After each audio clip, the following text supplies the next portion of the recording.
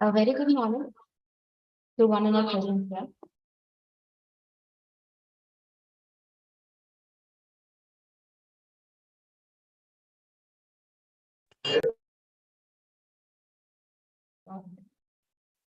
Sorry about that.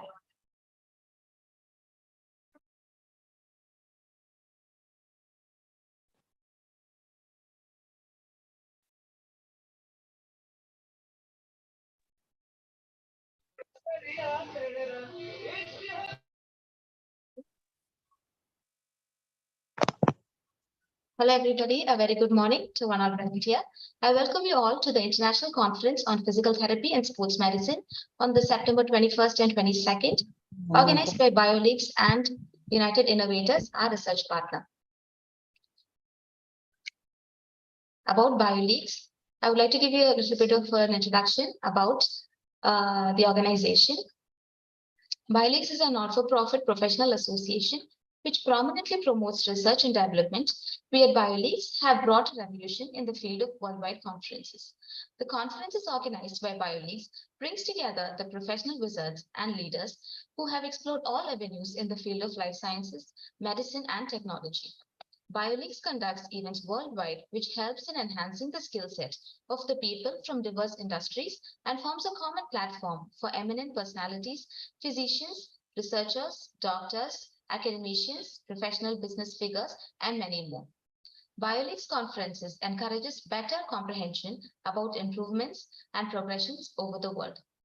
We work to help grow a better tomorrow with the help of advanced technology and help achieve it.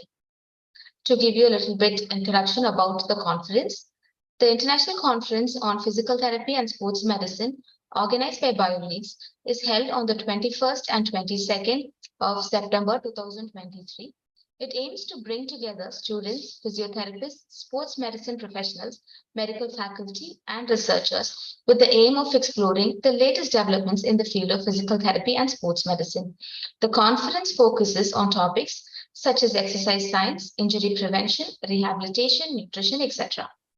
The unique event includes keynote lectures, workshops, and plenty of opportunity for brand visibility. Attendees also have a golden opportunity to participate in presentations and engage themselves in clinical case study discussions and win awards and recognitions. It gives me immense pleasure to introduce our honorable dignitaries. With much pride, I would like to introduce our founder and CEO of BioLeaks, Mr. Rudra Bhanu Satpathy, the organizing chairperson for the conference, Mr. Srinivas Naik, physiotherapist, National Institute of Mental Health and Neuroscience under the Ministry of Health and Family Welfare, Government of India, the organizing secretary, Dr. Sarfad Nawaz Shah, professor and head of the department, Musculoskeletal and Sports, College of Physiotherapy, Sumandeep Vidyapith, deemed to be University, India. I take this opportunity to proudly introduce and welcome the keynote speakers for today. Dr. Ryan Martin, co-founder, Advanced Musculoskeletal Ultrasound Center, AMSKU, partner, Modern Physical Therapy and Sports Medicine, United States of America. Mr. Sam Conard, Executive Director, New Ability Athletics Foundation, United States of America. Dr. Kannan Pugarendi, Director, SPARC, Founder and Chairman, Indian Institute of Sports Medicine, Founder, Trustee, SPARC Trust, India. Professor. Sorry about that. Professor Dr. Priyanshu Rathod, Professor, School of Physiotherapy, Director, Internal Quality Assurance Cell, the Dean, Faculty of Medicine, RK University, India. Dr. Nehal Shah, Principal in Charge, SBB College of Physiotherapy, India, Distinguished Faculty Member, American Academy of Clinical Electrodiagnosis, United States of America. I would like to welcome and introduce the session chairs for today. Dr. Zafar Asim, Associate Professor, Department of Kinesiotherapy and Movement Sciences, Dr. D.Y. Patil College of Physiotherapy, Dr. D.Y. Patil, Vidyapith, India. Dr. Jarapla Srinivas Naik, Physiotherapist, National Institute of Mental Health and Neurosciences, under Ministry of Health and Family Welfare, Government of India. I would like to welcome all the participants and we are looking forward to your active participation. I would like to thank each and every one of you who have gathered.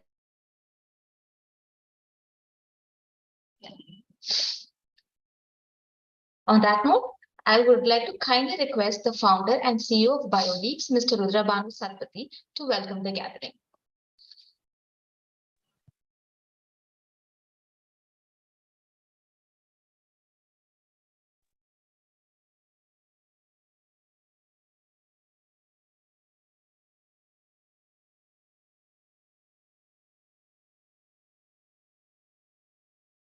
Very good morning, everyone, and this wonderful morning here for this wonderful scientific extravaganza and the scientific feast, international conference on physiotherapy, sports medicine, and it's a great opportunity and it's a wonderful introduction by Pauline. Thank you very much for this opportunity.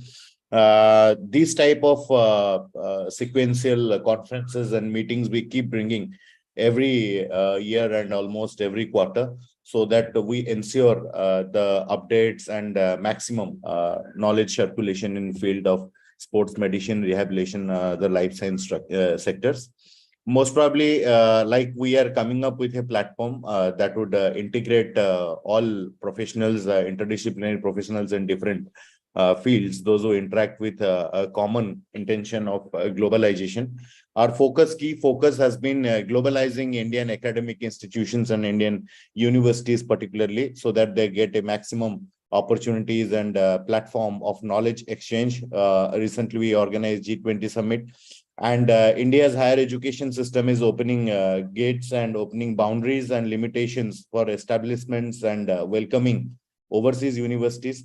So rapidly, we are collaborating with overseas universities, and we are, bridging the gap between the research and academic of our Indian universities and making them collaborated with them. And these collaborative approaches could be possible if we organize this type of conferences and scientific feast. We have more than 100 participants here today and almost more than 75 presentations that would add definitely value. We have great speakers today, thought-provoking keynotes, and the conference will be a wonderful experience for everyone. I greet everyone and I express my gratitude wholeheartedly to the organizing committee of the conference, the Honorable Conference Chairman, the respected conference organizing secretary, as well as the eminent speakers for their valuable time to be a part of this conference. I greet everyone who have spared their valuable time to make this conference a wonderful success. And I also welcome wholeheartedly all the participants, young researchers, faculties, professors, and research associates from different educational and research institutes from nook and corner of the country to be a part of this conference. Hopefully, this conference will be a great opportunity of networking, even though it's virtual, as well as a wonderful scope for learning and gathering knowledge. I wish everyone very all the best. Thank you very much.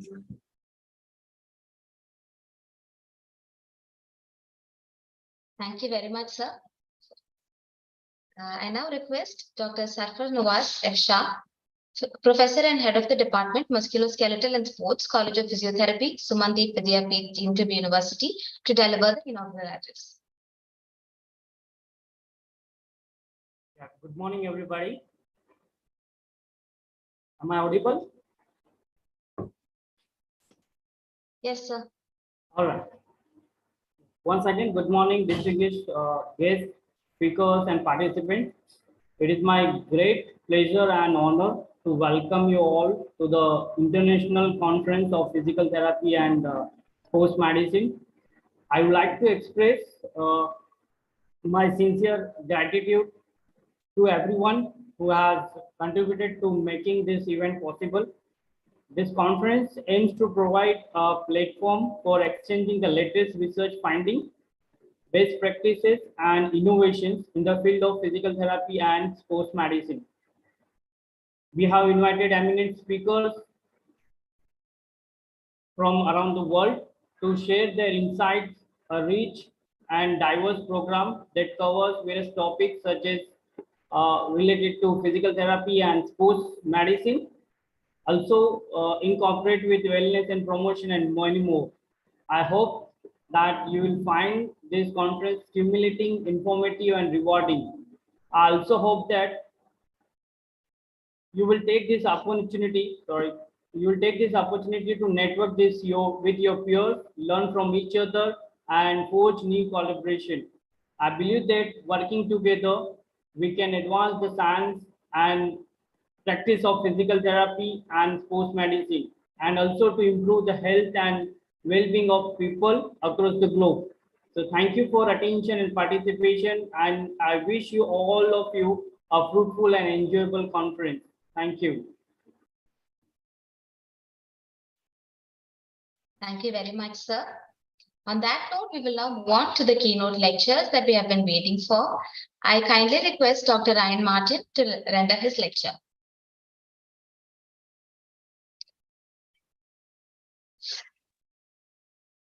Well, hello, everybody. Thank you for joining here. It is 8:30 p.m. here in Phoenix, Arizona. I am very happy to be a part of this. It was very kind of you to invite me out here and discuss kind of what I have to talk about. What I'm going to be talking about is going to be essentially physical therapy, sports medicine, and the integration of musculoskeletal ultrasound. So let me get my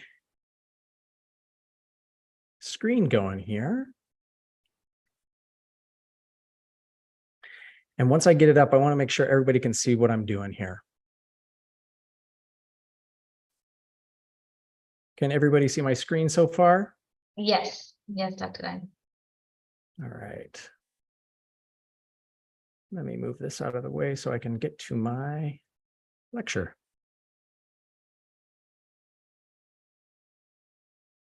Did that come up for everybody? Yes, sir. All right. All right. So real quickly, I am presenting physical therapy, sports medicine, a modern approach with MSK ultrasound. So I am Ryan Martin. Let me see if I can change this screen here. There we go.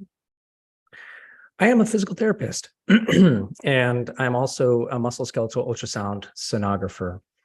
And with that, I do a lot of educating. So I am an educator, and I'm a business partner in a sports medicine and physical therapy clinic. Now, when I say that, what I really mean is I'm a partner in 5 clinics that we've integrated both physical therapy or physiotherapy with sports medicine. So we have physicians working with physical therapists, and we bridge that with imaging. When we bridge that with imaging, the biggest thing that I'm going to be talking about is MSK ultrasound, and hopefully a lot of people have a little bit of awareness of what that is, and we'll go into that. So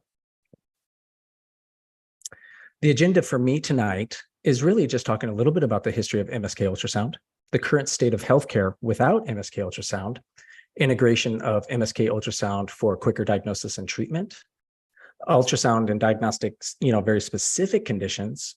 How is it going to streamline patient care with MSK ultrasound? And then I'll conclude it with a couple of things. I also put a little surprise in here for everybody. I put a case study in here for us. So I'll be talking a little bit about the early developments, first uses, and evolution of ultrasound technology and how it's been adopted in physical therapy and sports medicine. It is a little bit newer in the physical therapy realm. It's been around for a long time, but I think one slight disclaimer I should discuss here is, as a physical therapist in the United States, we might have different practice acts than other places around the globe. Now, I'm hoping that there's a lot of people here from different countries, and maybe we can spark up some conversations about what you can and cannot do as a physical therapist. But I've also included a lot of tips and tricks and discussions and talks related to the medical field as well. Let me get a little water here. Okay. So let's talk a little bit about history, right? So the first report of MSK ultrasound was published in 1958. Now think about what year we're in right now, right? So way back in 1958, K.T. Dusek measured the acoustic attenuation of articular and periarticular tissue, including skin, fat cells, muscle tendon, articular capsules, cartilage, and bone. So way back in the 50s was really when this kickstarted. So I got this really good article, and I think everybody should take the time to find it if you have any interest in MSK ultrasound. It's a brief history of musculoskeletal ultrasound from bats to ships to babies and hips. And so it goes over all of the history of MSK ultrasound, everything from just the start of ultrasound itself and how it got adopted into the musculoskeletal system. After that, all the way 20 years later, Daniel McDonald and George Leopold in the British Journal of Radiology, they came up with this technique. And what they did was they described ultrasound. What they were trying to do was they were trying to differentiate a Baker cyst or a popliteal space cystic appearance coming from the posterior joint space. They were trying to differentiate that from thrombophlebitis. And so now we even use that same technique trying to differentiate when we're trying to see if if it's going to be something more musculoskeletal from the joint space or if it's going to be something more from the vascular system. And so you can see on the right-hand side here, what we have is we have the articular side over here of the joint space, and we have the fluid comprised here of the synovial recess in that Baker cyst. Excuse me. So the growing role of imaging in sports medicine and physical therapy has been significantly growing in the past decade. Now, really, it's been growing for longer than that, but we've been seeing a lot more mainstream changes within the past 10 years or so.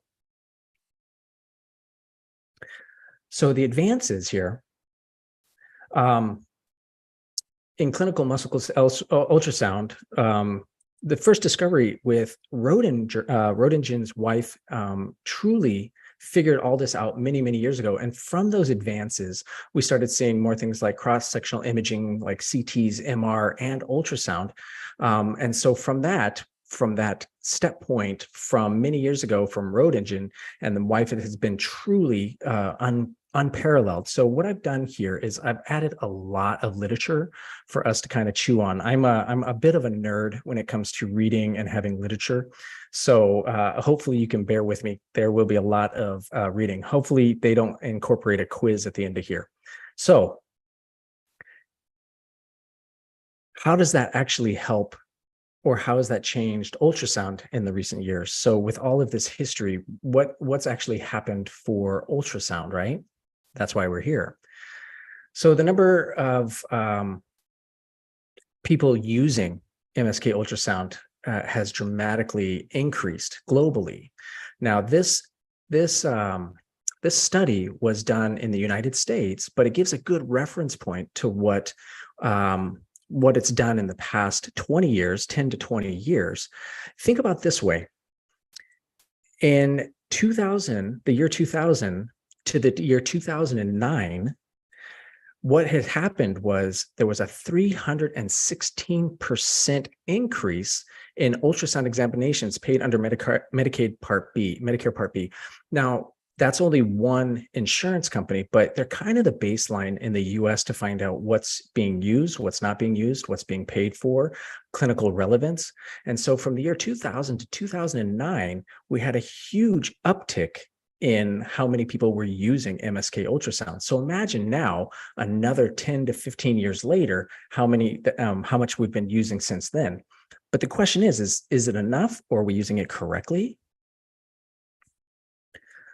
So another study here from the European Journal of Ultrasound in 2022, so just last year, musculoskeletal ultrasound has been shown to be used more of a routine imaging modality in clinical practice. That's good news, right? It's been increased substantially, not only in radiology, but think about this. It's been used in rheumatology, orthopedics, PNMR, so physical medicine, rehabilitation, sports medicine, podiatry, neurology, anesthesia. So a lot of different people can use this technique, not just MSK ultrasound, but ultrasound in general has been widely used. One thing that I did notice from these articles that I've been reading is one of the largest upticks in the use of MSK ultrasound was in podiatry. So if anybody has any clues on that, please fill me in. Another thing that's really, really important is that not just in the US, but in other countries and all over the world is becoming a lot more influential in how we manage care. So in Europe alone, there's 4 or 5 different bodies of governing bodies that are putting together standardizations, utilization, education. So you imagine in Europe, significant work has been carried out. So the League Against Rheumatism, European Society of Musculoskeletal Radiology, the European Federation Societies for Ultrasound in Medicine and Biology, they're all coming together to try and make MSK ultrasound more of a front line and a utilized modality in sports medicine and physical therapy. So I always put a lot of research in here. So this guideline and recommendation of musculoskeletal ultrasound, the extra-articular pathologies, is a must read. I can put together an entire list of all these literatures and cite them for you, and I can pass them down for you. But this one was really good because not only did it describe what MSK ultrasound was, but it breaks down compartment by compartment some of the use cases. And later in my lecture, I will be going over some of that as well. So this is most definitely a must read. So this is where it gets to the fun part, because now we know a little bit of the history and we know who's, working to bring it up front to us. But the real question is, what is it being used for right now? So in the US where I'm in Phoenix, Arizona. And in Phoenix, Arizona, it is almost an epicenter of healthcare. One of the reasons for that is the weather in the wintertime is very nice. The summer, okay, maybe not so much, but in the wintertime, we get a huge influx of people from all over the country to live here. And so what happens is it builds this steam for having more medical care. So I'm really speaking to what I've seen locally here and how I see it done here. I travel all over the United States and do lectures. I travel and teach all over to hospital systems, to clinics, to all sorts of different providers. And one of the things that I've noticed is this is how it kind of breaks down and how I've seen it, and again, in Europe or in India or in China or in all over, Australia, it might be a little bit different, but this is kind of a typical presentation of what I see. So the patient gets hurt, some sort of injury, whatever it's sports medicine, or it could be chronic repetitive trauma. They go to their primary care doctor, and their doctor, family practice most likely, does a lot of the tests that they know. They may not be highly skilled in musculoskeletal pathology. So what they do is they send them off for physical therapy. Within physical therapy, they do their testing, they do their measurements, they do their special testing, they do everything that they can that they've been trained to up to this point. But sometimes there's a possibility of unsuccessful therapy episodes. So what happens to that patient? Well, they go back to their referring provider, right? So if they go back to their referring provider, that primary care, that family practice doc might say, okay, let's send you to a specialist, whether it be sports medicine or orthopedics, right? So from that point, that specialist may now refer for imaging, including X-ray, MRI, possibly MSK ultrasound, but typically the go-tos are going to be the X-rays and the MRI. And then depending on what's found on that imaging, that specialist might say, okay, now we have a better running diagnosis. Let's go back to physical therapy with a better diagnosis. What ends up happening is the patient goes from provider to provider. A lot of time is spent. The treatment's not getting done in the most appropriate fashion. And there's frustration all over the board. In the US with PPO insurance-based type things, there's going to be copays, there's going to be charges, there's going to be all sorts of things. So it's a huge burden, not just to the patient, but to the providers and to the healthcare system. So realistically, we need a better path for patient success. We need some sort of guide or some sort of new journey that's going to help these patients get into a quicker diagnosis, or at least a more appropriate diagnosis. So where does that lead us? So the role of MSK ultrasound in early diagnostics. Okay. What I did was I put together some comparative results here, and again, more studies. Feel free to ask me later if you would like all of the literature put into a format for you. But with Grassi and Filippaccio, what we noticed here was a comparative effectiveness in diagnosing differential conditions. So ultrasound can be considered the best method for the study of tendons. MRIs are the alternate in this specific case.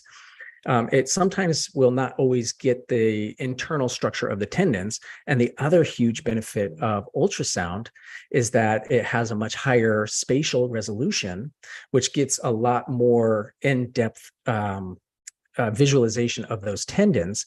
And you can also really check quickly side to side. So sometimes we have anatomic variations, or we have something that looks chronic or degenerative, or something that just doesn't look right. We can just pop it on the other side. I'll talk a little bit more later about pros and cons of MSK ultrasound, but this is one thing that we're comparing for MRI versus ultrasound.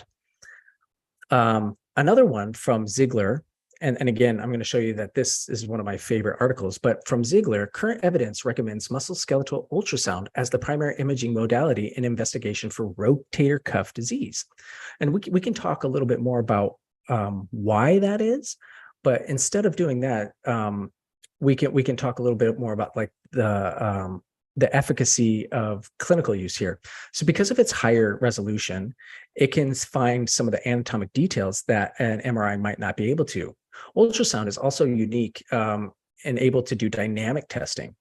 I'll talk a little bit about that in a second, but dynamic testing is the ability to move the human body while you're scanning. So the last I heard is when we tell patients, or when a patient's in an X-ray, the first thing that they say is, don't move. MRI, don't move. CT scan, don't move. Ultrasound, move. We want to see this dynamic.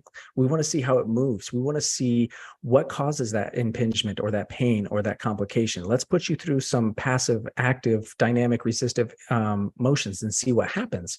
And you can do that in one clinical setting versus sending them off to an MRI and waiting for the results.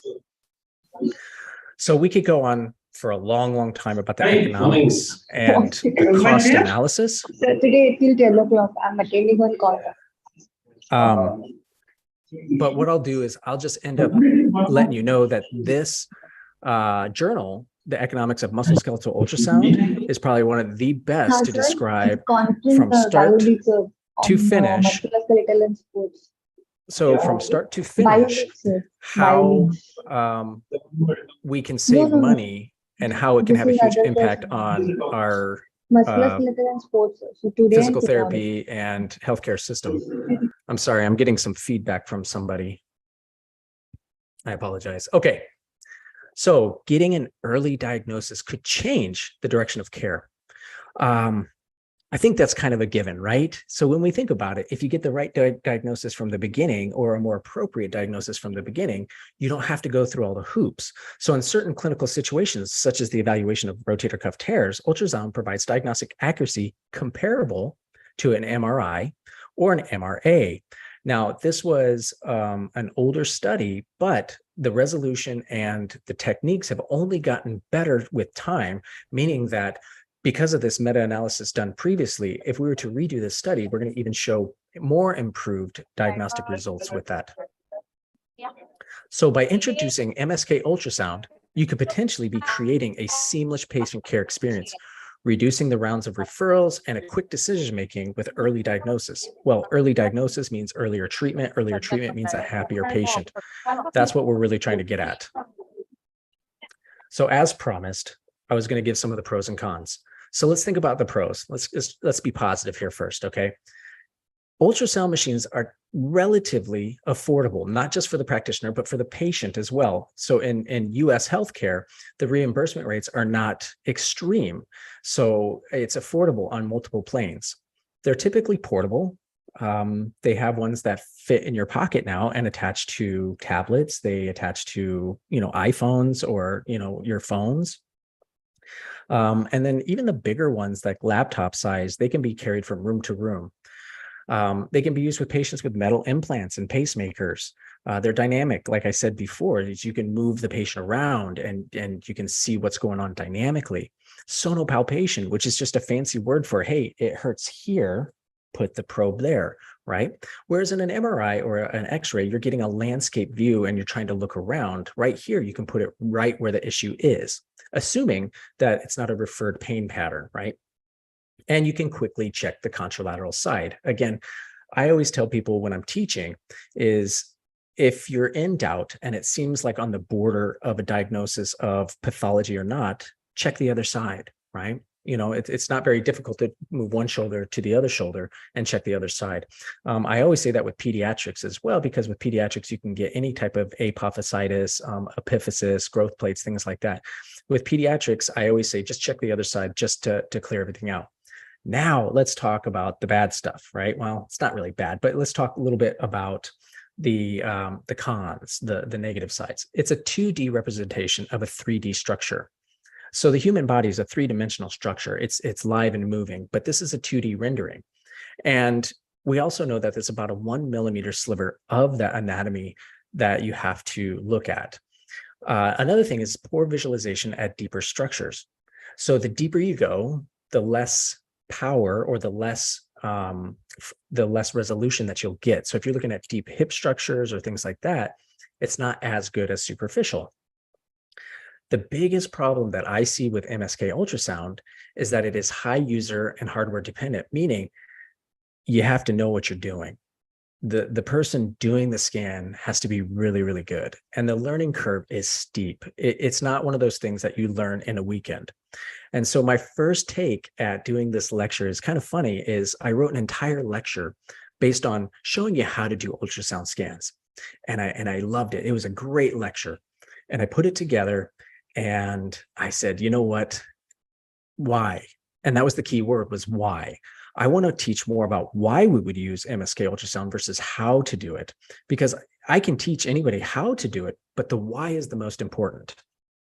The last thing on the cons would be unable to see past bones. So bony edema or interarticular spaces, joint spaces, inside joints.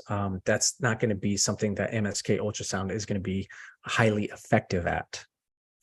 So let's just talk about some common tissues seen with diagnosing using MSK ultrasound.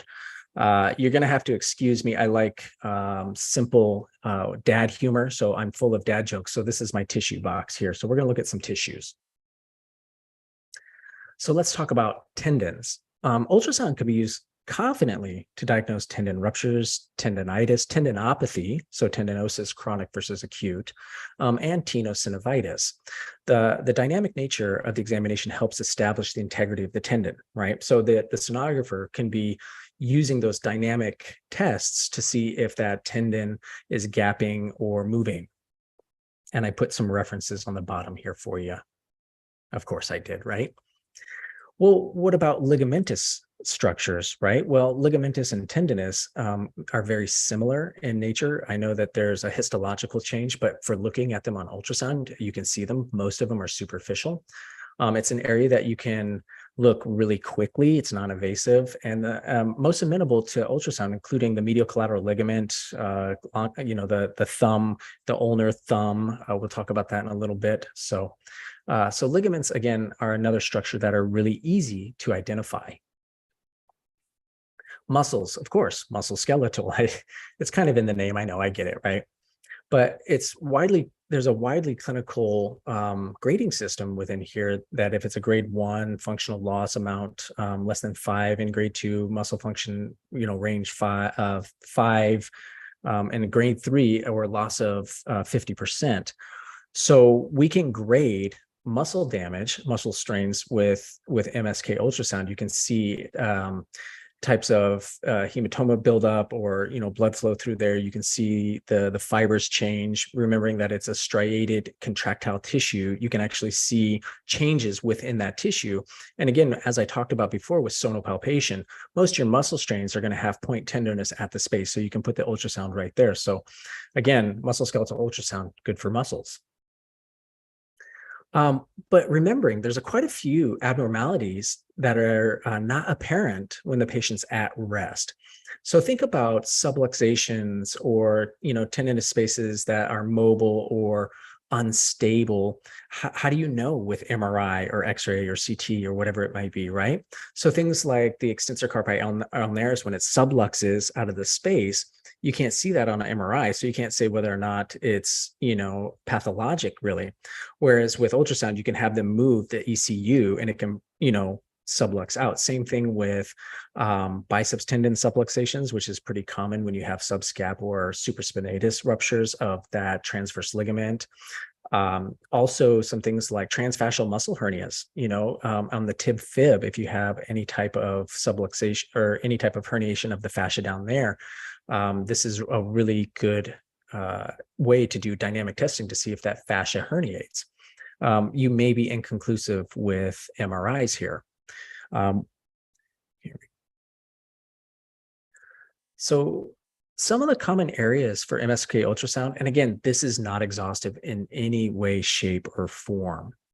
So in the shoulder, you can look at things like the rotator cuff. You can look for rotator cuff tears. You can look for tendinopathy. You can look for posterior capsule distension. You can look for adhesive capsulitis through the coracohumeral ligament that has plenty of research to back that up. You can look for strains in the bicep tendon. You can look for those subluxations that I talked about before.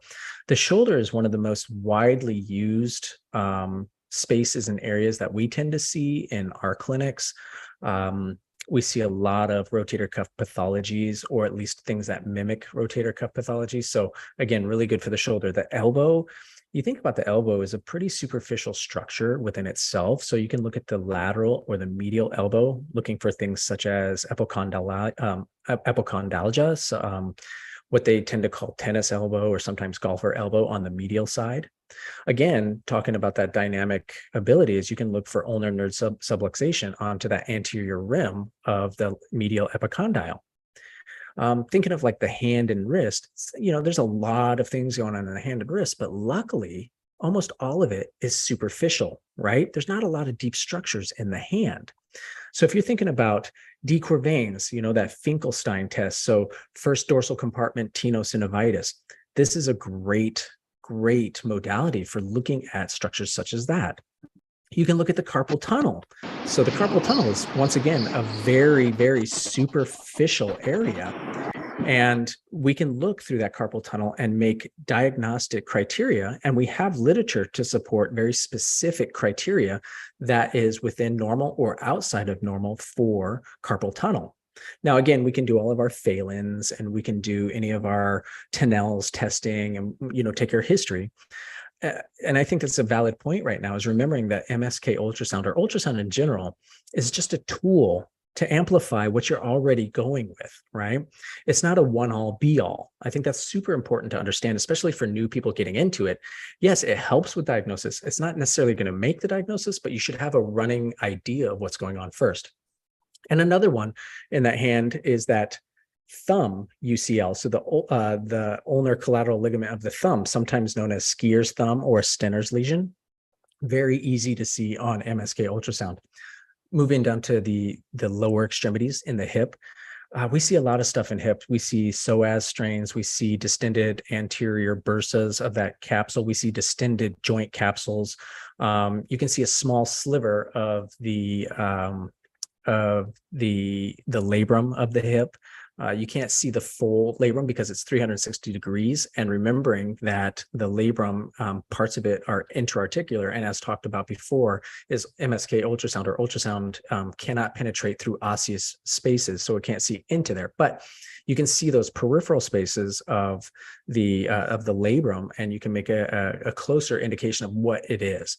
Thinking of trochanteric tendinopathy, most people call it trochanteric bursitis. I'm going to step out a little bit here and say I rarely see distended bursas per se. More commonly, what I see is tendinopathy of the glutes, whether it be glute minimus and glute medius. And glute medius has two heads, so that lateral and that superior posterior head. I see those as most tendinopic and causing that lateral trochanteric pain. And MSK ultrasound is very good at finding that. Moving on to the knee, and just so everybody's aware, is I lecture with OrthoSono, which is a large conference in the US held 2 times a year with Dr. Don Buford. He's an orthopedic surgeon. I am actually the lecturer for the knee, and I get so much flack for it because most people say that you can't see anything in the knee with MSK ultrasound. And so, of course, I'm going to have to say you can see a lot of pathology. You can't see intra-articular. You can see the ACL, but it's not readily seen, and you can't see the whole structure. So you can't necessarily make a diagnosis off of that. But in the knee, you can look for suprapatellar effusion. Now, looking at sensitivity and specificity, you know that something's going on interarticular. You may not know exactly what it is, but you'll know that you have that recess that's filled with effusion. Looking below that, you can have things such as infrapatellar tendinopathy, that typical jumper's knee. You can even look distal to that Osgood-Schlatter's in the younger populations on the apophysitis of the tibial tuberosity. You can look at the medial and lateral collateral ligaments, and you can check them dynamically with extension testing and varus valgus testing. So, and again, posterior, you can look for hamstring strains. You can look for popliteal cysts or Baker's cysts of that nature. And then the foot and ankle, oh goodness, I go to a lot of podiatry clinics and surgical podiatry clinics here in Arizona, and I help them and I teach them how to see all the structures under ultrasound.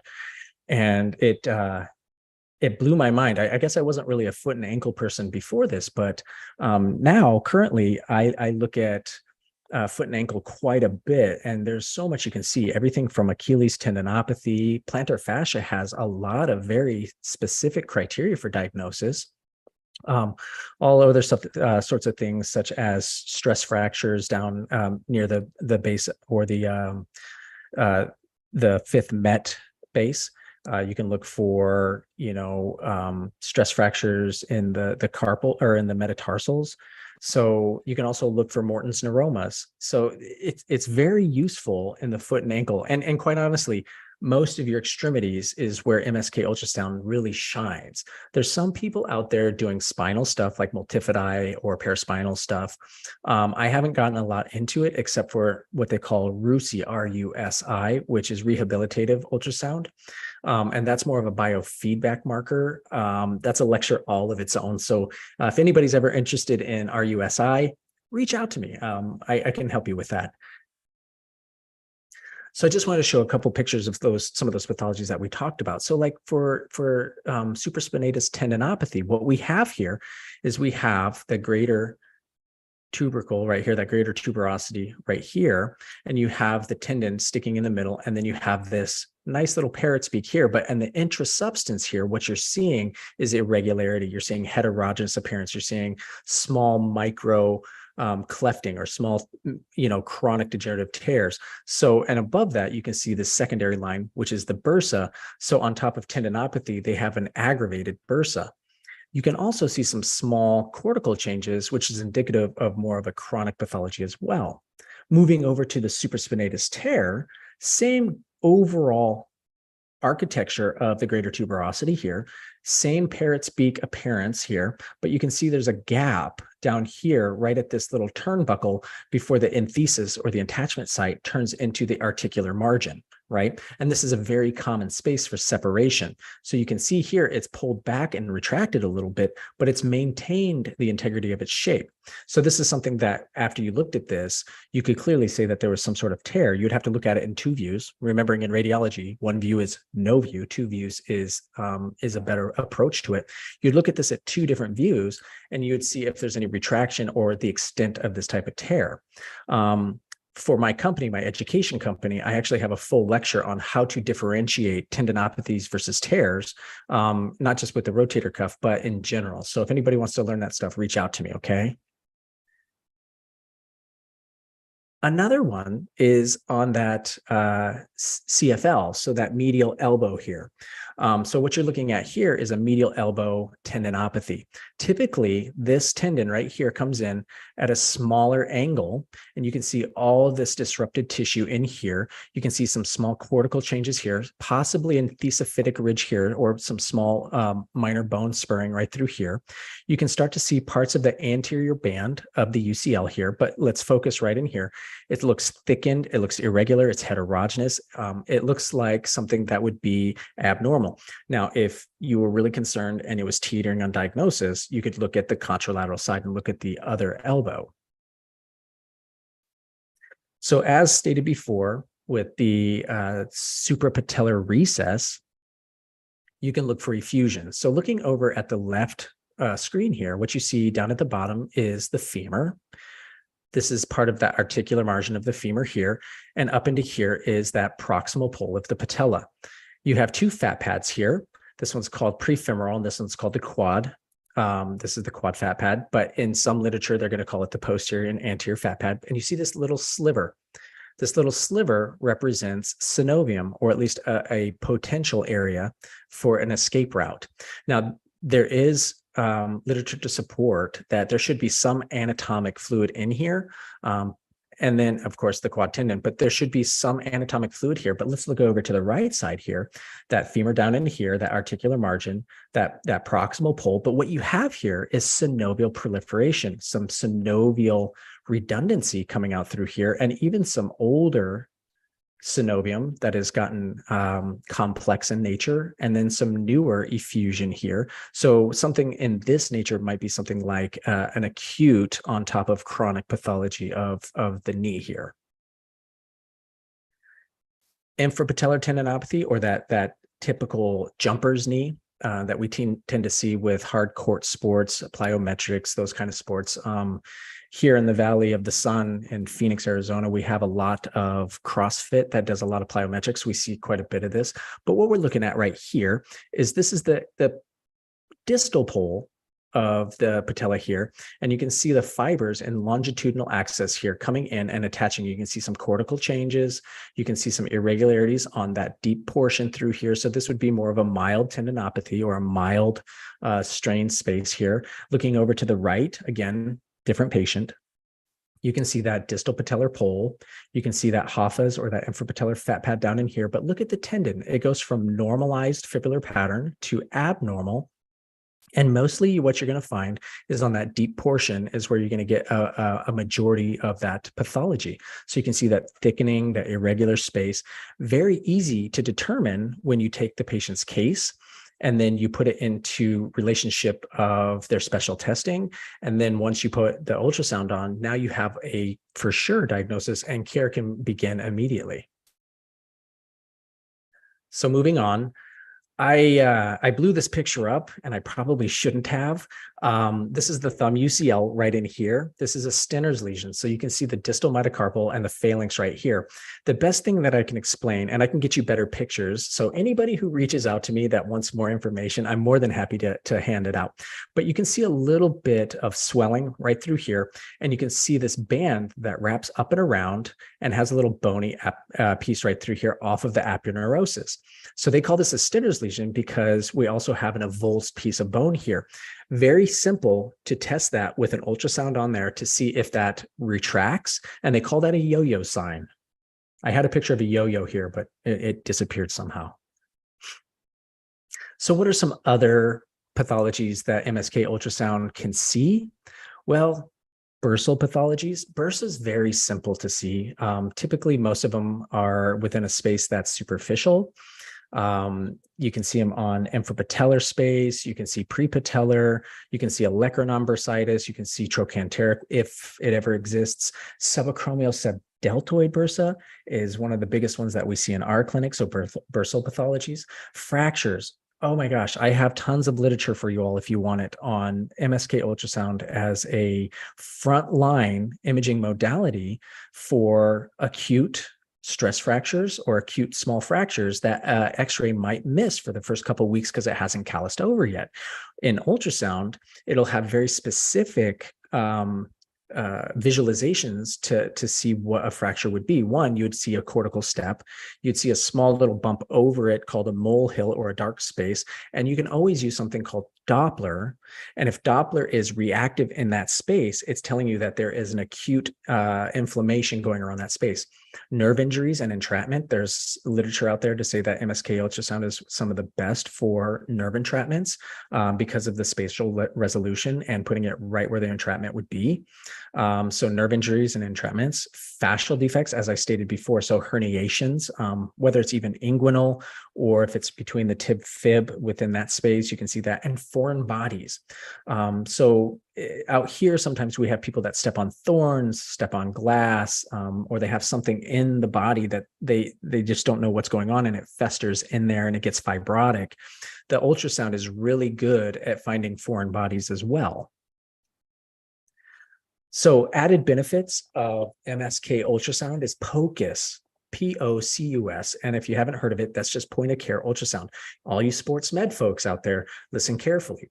Some of these handheld devices can just go in your pocket and attach to a cell phone. You have an athlete out there that gets injured and you suspect something that is medically warranted for an MSK ultrasound.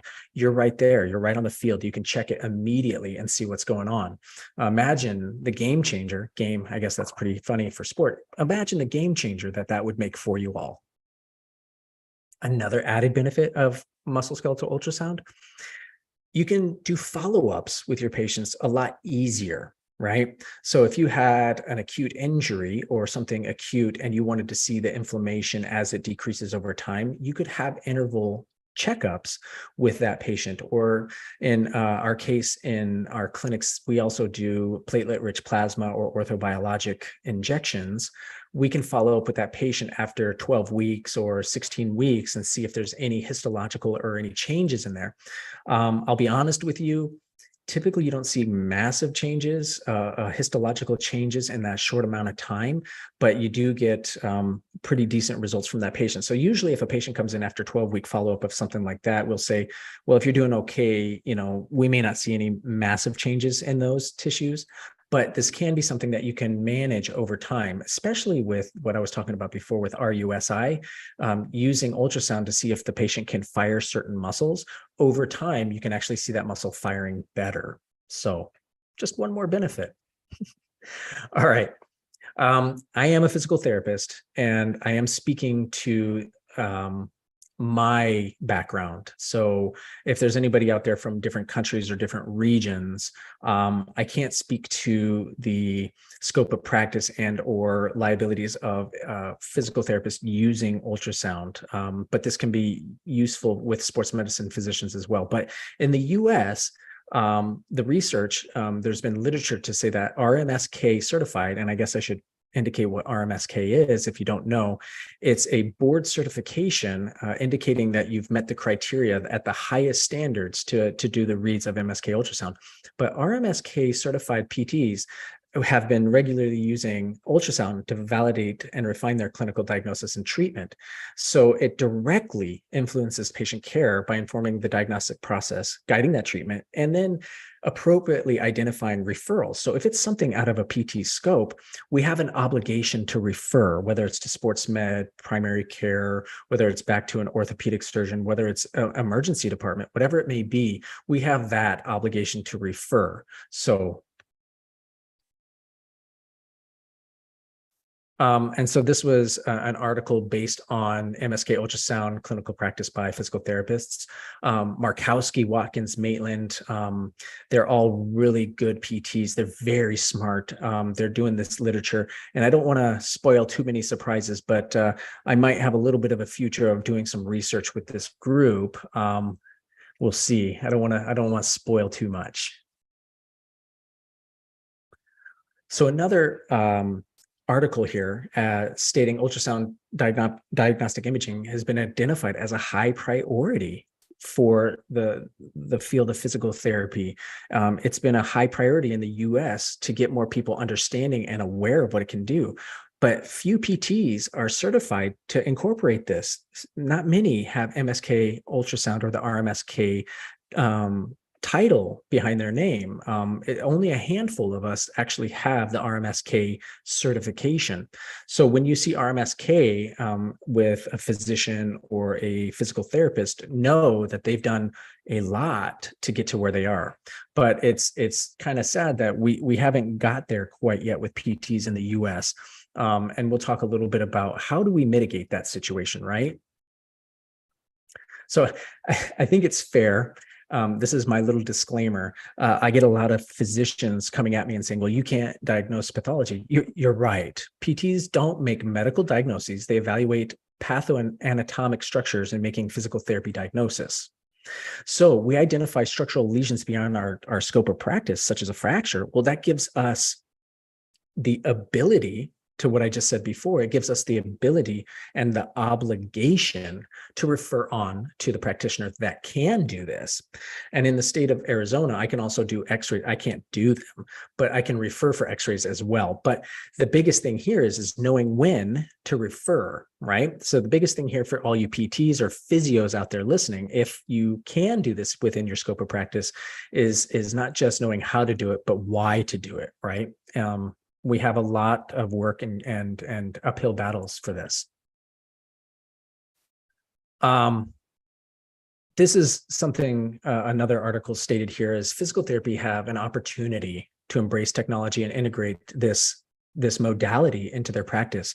Emerging research continues to support it in the use for physical therapy, and stating the physical therapy practice as one of the leading, people that know how to read it, not just do that, but they understand the human body. So if you look at the research, PTs are really good at doing MSK ultrasound. So what are some of the major barriers of getting MSK ultrasound to that clinical level? Well, of course, it's the cost of the equipment, right? And the time and cost of education. The other big one is it in the scope of practice for physical therapists? Now, for medical doctors, yeah, absolutely. But the two big ones are the cost of the equipment and the time and cost of education. But for physios or physical therapists, it's whether or not you can actually do it, right? So the initial cost for the machines can be pretty daunting, but the prices have gone down. It's like looking at that big screen TV. You got that 55-inch TV 10 years ago, and it cost you an arm and a leg. But this year, you could get it at a fraction of the price. Well, anything with technology is going to be very similar, right? So MSK ultrasound or ultrasound machines are getting cheaper and cheaper, and the resolutions and the quality are getting better and better. So you can get devices as low as $2,000. So think about if you're billing out for this or you're charging for this, how many would you need a month to pay off $2,000, right? But they go up from there. The other big one, I went too fast. I am sorry. Currently, there's so many options in education, ranging the price, ranging of quality of who's teaching it. It's probably right now, as we speak, it's probably the lowest barrier to entry for your education, because there's so many resources available. I'm not going to sit on my high horse and say I'm the best out there, right? But I'm one of them. I'm one of the people out there teaching this, but I can also lead you towards a bunch of other people that are teaching this, whether it's books and resources and courses and online and all that kind of stuff. There's everything out there. But right now is finding who's good and who's not. I might be biased, but I can help with that. I wanted to look at the time here, so I got some time. I wanted to go through just real briefly what we do in our clinics. So as I stated before, I am a physical therapist. I am an MSK ultrasound specialist, but within the clinic, we run a system to where we have physio or physical therapy and medical working in tandem together. So we have to have them talking. The communication has to be pristine. So what we do is we have a cohort of residents, of physical therapists that go through our program and work with us. So they get an entire education from start to finish until they get to go sit for their RMSK exam. But we go through interval training. So throughout the entire course of them getting trained for 18 months, weekly, we do case studies, we do all sorts of other educational highlights throughout that week. So what that means is I'm going to give you a little freebie here on one of our case in points that we did in our cohort. So case in point is just a case study that we go through and we try and figure out the algorithm of how are we going to treat that patient. So that first topic is going to be a 55-year-old male. And these are designed to improve clinical reasoning and promote discussions on the plan of care for that patient. So imagining if your clinic had PT or physio and medical in the same office, this is just one way that you could potentially work this, right? So a 51-year-old male comes into the clinic, right? He came from family practice referral. He recently returned to the gym 2 months ago and started having pain of that right shoulder intermittently while working out. And the pain has been getting worse and more constant. Pain with overhead motions, pain with lifting objects, reaching outward. He's discontinued lifting weights. He's had some relief, but he wants to go back to the gym. He had x-rays and there was no osseous lesions. So that's only part of it, right? So during your clinical examination, a lot of normal, but some of the things that were abnormal popped out as full range of motion with exception of shoulder abduction, external rotation, and a little bit of limited terminal flexion. So they couldn't lift all the way up. Manual muscle testing was 5 out of 5, but there was some apprehension with abduction, external rotation. Throughout the entire gamut of your algorithm of testing, the things that stuck out the most was a positive NIRS and a positive Hawkins-Kennedy. So here's my question. This is what we pose to our cohort, to our residents in-house is, do you scan that shoulder? Do you have enough information? Well, a lot of the times you could just say, yeah, I have enough information that this is possibly an impingement or rotator cuff pathology. But what if there's an underlying tear? What if there's something else, right? So there is enough there to say, yes, we could theoretically do an ultrasound scan. So scanning of the shoulder was found to be beneficial at this point in time. With that scan, these are some of the images that you got. I'm not going to give you them all, but I'll just give you 2 pertinent images here.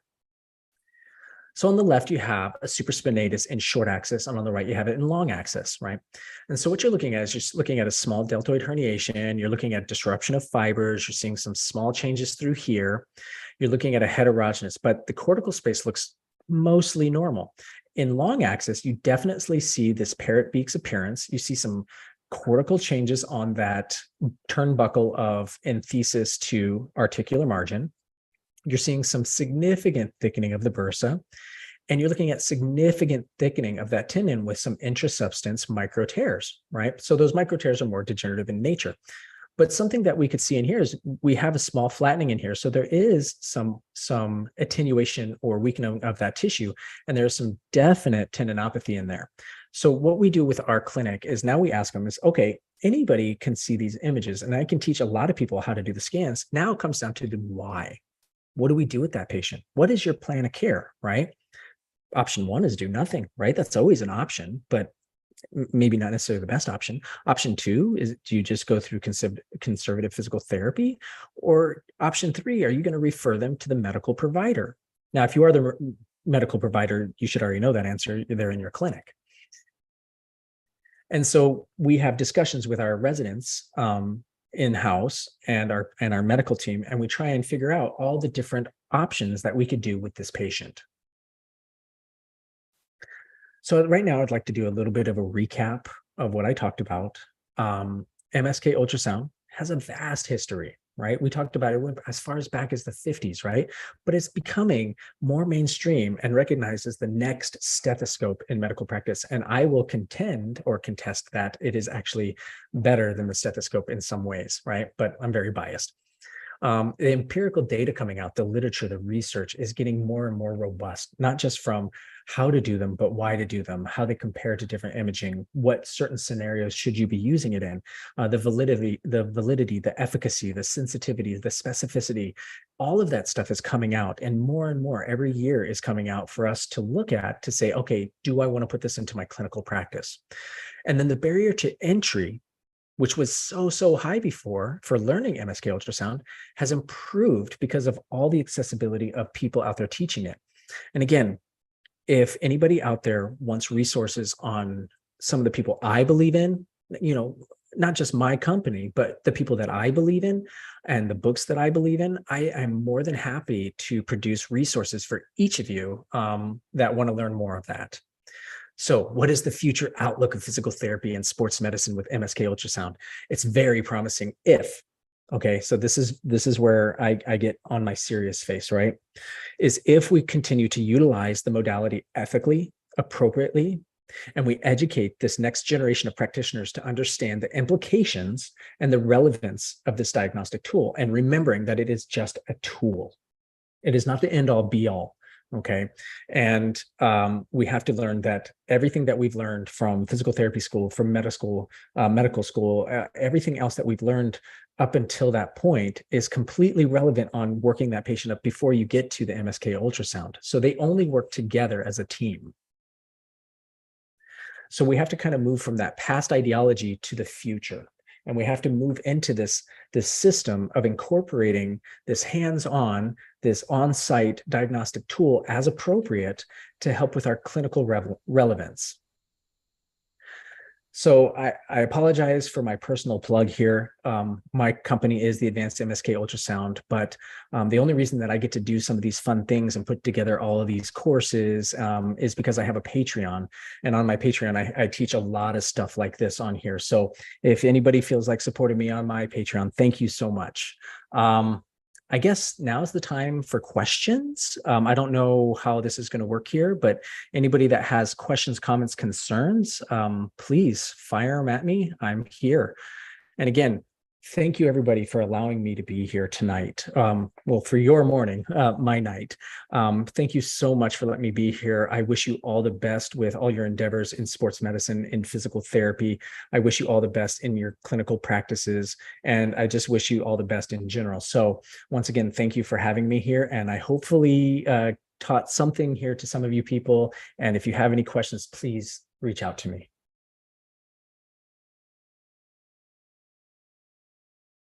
Thank you so much, Dr. Ryan.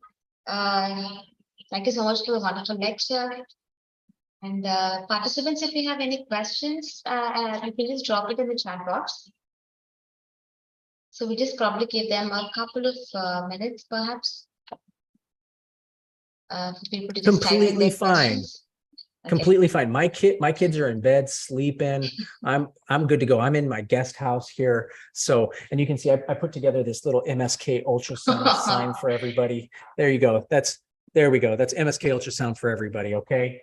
So yeah, I'll sit here and wait for any questions, comments, or concerns. More than happy to answer anything that I possibly can. Yeah, participants, if you have any questions, any comments that you would like to ask Dr. Ryan, kindly drop it in the chat box so we can take them. But in the meantime, thank you so much, Dr. Ryan, for accepting the invitation and putting together such an engaging lecture.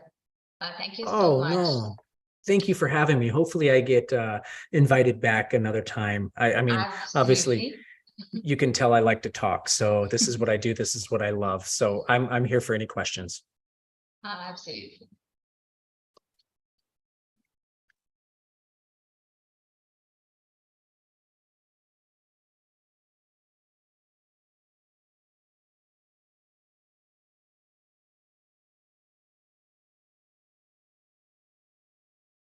And I love controversy. So if anybody wants to grill me on anything that I may have said, or on any of this, I bring it on. I love it. So I'm more than happy to bring it. So I love this stuff.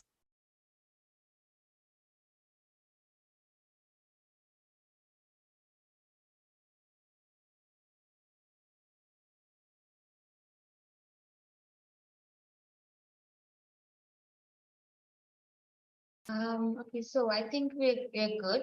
Dr. Ryan, you don't have any questions. But I think, yeah, but I think they've seen you, they know the company's names, they can still reach out to you on LinkedIn or Yeah. like that. Yeah. So reach out to me on LinkedIn, Patreon, my website, whatever you want to do, reach out to me and I'll answer any questions that you might have. Thank you so much. Thank you so much, Dr. Ryan. Thank you.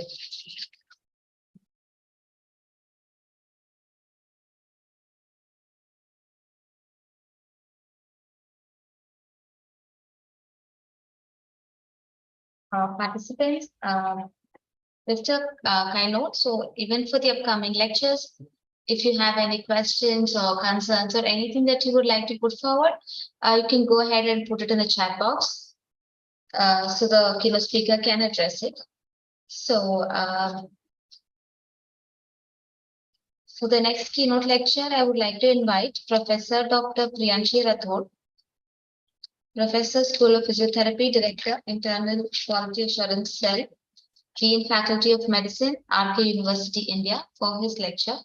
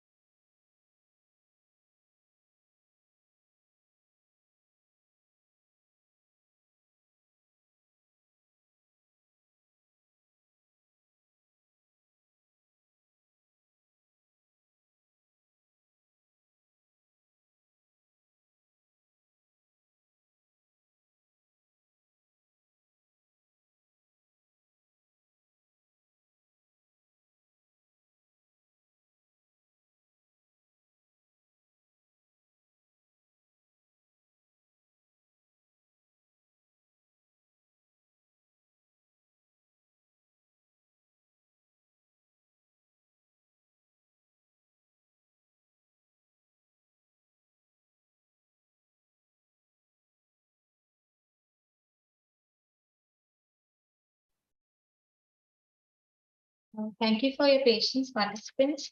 For the next speaker lecture, I welcome Professor Dr. Priyanshu Rathod.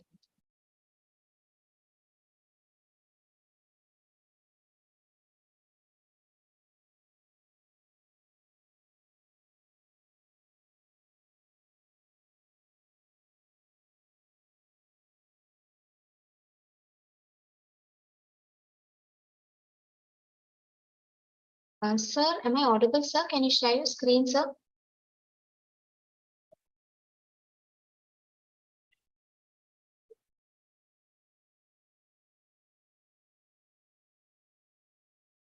Priyanshu, sir, am I audible?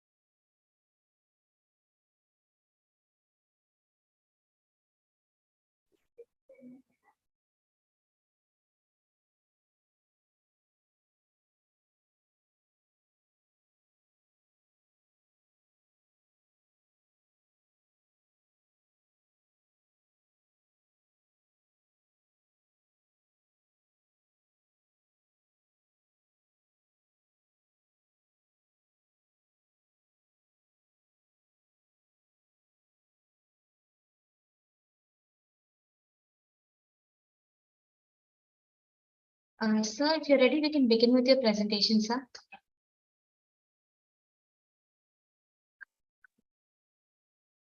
I'm not able to hear you, sir. I think you're on.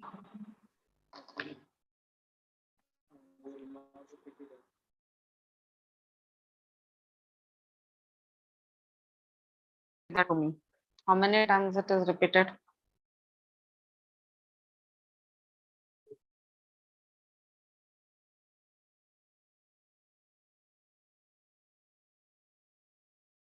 Sir, I'm unable to hear you, sir. I think you're on mute. If you can, sir, I've given the request to unmute, sir. Can you try? Yes. Okay, okay. Okay, sorry for that.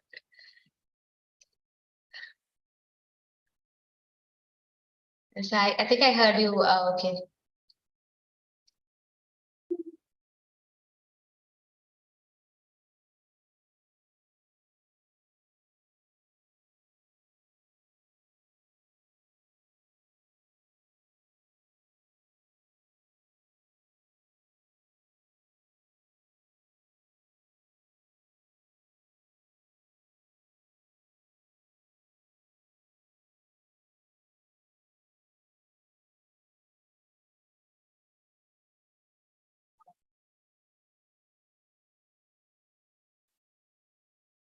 Let me know when to start.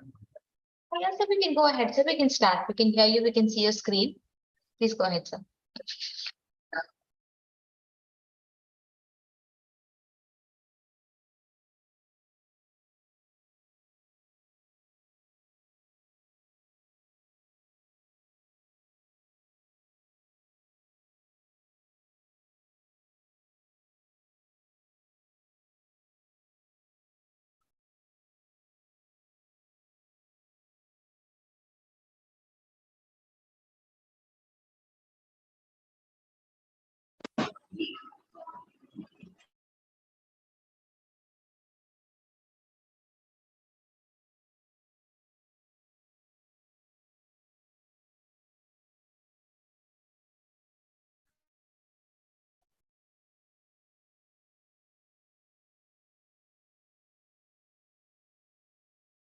Then let me know when to start.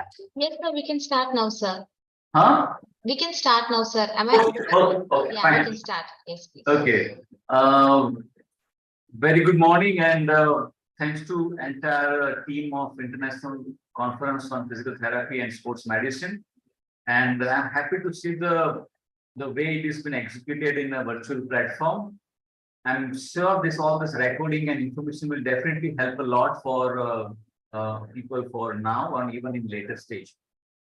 Even I was going through the earlier presentation on ultrasound. Musculoskeletal ultrasound was very nice, very informative. And I'm sure that everybody who have joined, they take advantage of this wonderful gala gathering. So once again, myself, Dr. Priyanshu Rathod, I am serving as a Dean Faculty of Medicine. I am a professor in a School of Physiotherapy, and I also take care of the IQAC department at RK University. And my 20 years of experience, I have understood that exercise having a very meaningful role in physiotherapy practice.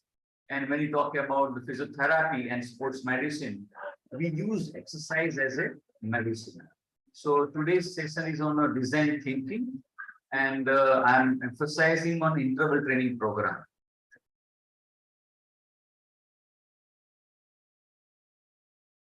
So when you talk about sports performance and training, we have a number of areas we are concerned. If it is a high intensity interval training program, we also have a good support from the technology derived interval training program, performance assessment and training.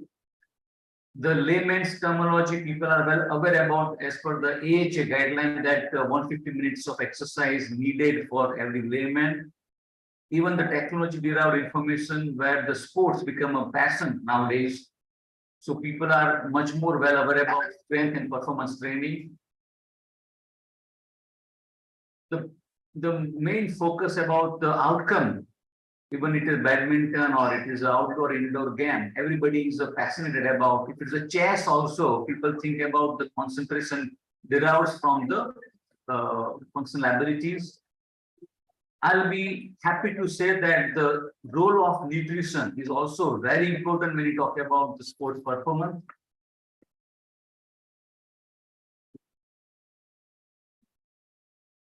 Even people are much aware about the important about the protein, carbohydrates, and even about how to load the carbohydrate before the day of the event. So that is also very much known to the sports people. In context to the aerobic and anaerobic nutrition and aerobic capacity goes hand to hand. We cannot just depend on the exercise therapy, but we have to understand the need of the sports and the nutritional importance and adding with the exercise regime. And definitely yoga, it has become one of the areas where the people are much more involved nowadays. So we have to think about exercise and physio yoga for enhance the sports performance. Sports psychology, we cannot be away from the sports psychology as a physiotherapist when we work as a team with sports people. Functional training program are become now very much famous. All the sports personality are well aware about it. Those who are hiring their experts or physical trainer or fitness trainer or even physiotherapists, they are much well aware about it. So today's learning objective, it is a sports performance outcome during match play. My interest is that whatever the training we do for sports personality, but it is a match day play or day is very important. So if it is a prescribing exercise or utilizing the both aerobic and anaerobic energy system, or even the limitation of performance with mechanism of onset of fatigue, everything if you consider as exercise prescription, training remains integral part of it. I'm pretty sure that even if you talk about the yoga, sports psychology, nutrition, everything is a continuous supporter system. But training, which is utilized the way we muscles and neural system adapt the way of training, which actually lead into the performance during real-time match day. Types of exercise, aerobic, strength performance, all exercise are being well studied from the Lina Gardina or McArdle or any book of exercise physiology. Time for response, it's very important thing. Work up, warm up, exercise circuit and cool down. So when you think about the sports performance to time for response, it matters a lot. Like when I was looking for an article where like Virat Kohli has a reflex is much higher, which is responsible for his ball to ball connection. So a lot of reflex, reaction force are also equally important with the fitness and endurance. So let's start with one small case study. The importance of cardiovascular and metabolic demand on 13 players' performance. Estimate energy expenditure in regular on-court training and matches in tournament. So this is just comparison between the energy expenditure on-court training with match in tournament. Okay, so they are monitored over 7 weeks period on a total of 18 training sessions and 5 matches played in actual competition. So what this study says here that response of cardiovascular and metabolic system based on on-court training and how they perform on on-court training program and how they perform in actual matches in tournament. So if you understand, there is 2 different things about matches in tournament and on-court training. These 2 things, if you compare the 7 weeks period of total 18 training session compared to 5 match played in actual competition. Very interesting result you can find here. The cardiovascular strain and metabolic demand. So what you can see here, it is about on my left side, average heart rate and total energy expenditure by highest blood lactate level. Okay, when this player is to go on-court training, it was 142 beats stage to achieve at maximum and the 7.9 mmol per liter lactic level. Okay, so if you consider the lactic level is one of the threshold of starting of anaerobic mechanism, and there was a 7.9. Usually we have a 2 to 3 mmol per liter with rest position. So when this player was to perform on-court training, it went for 7.39. So one more during competition. If you think about the during competition average, the average heart rate was 172. So all the 5 competitions when they played, their average heartbeats went for 172 as compared to 142 heartbeats during the on-court training. So I would like to focus here this 2 important part, because here what you can see, this point and this point, both are different scenario. When person is working on a person is on a competition mode, you observe different thing. Even in a blood lactate level went significantly 8.4 as compared to working on-court training. So even in certain high intensity exercise program and football training on kind of basketball, sometimes blood lactate level goes higher, till even 12 to 14, 16 mmol per liter also.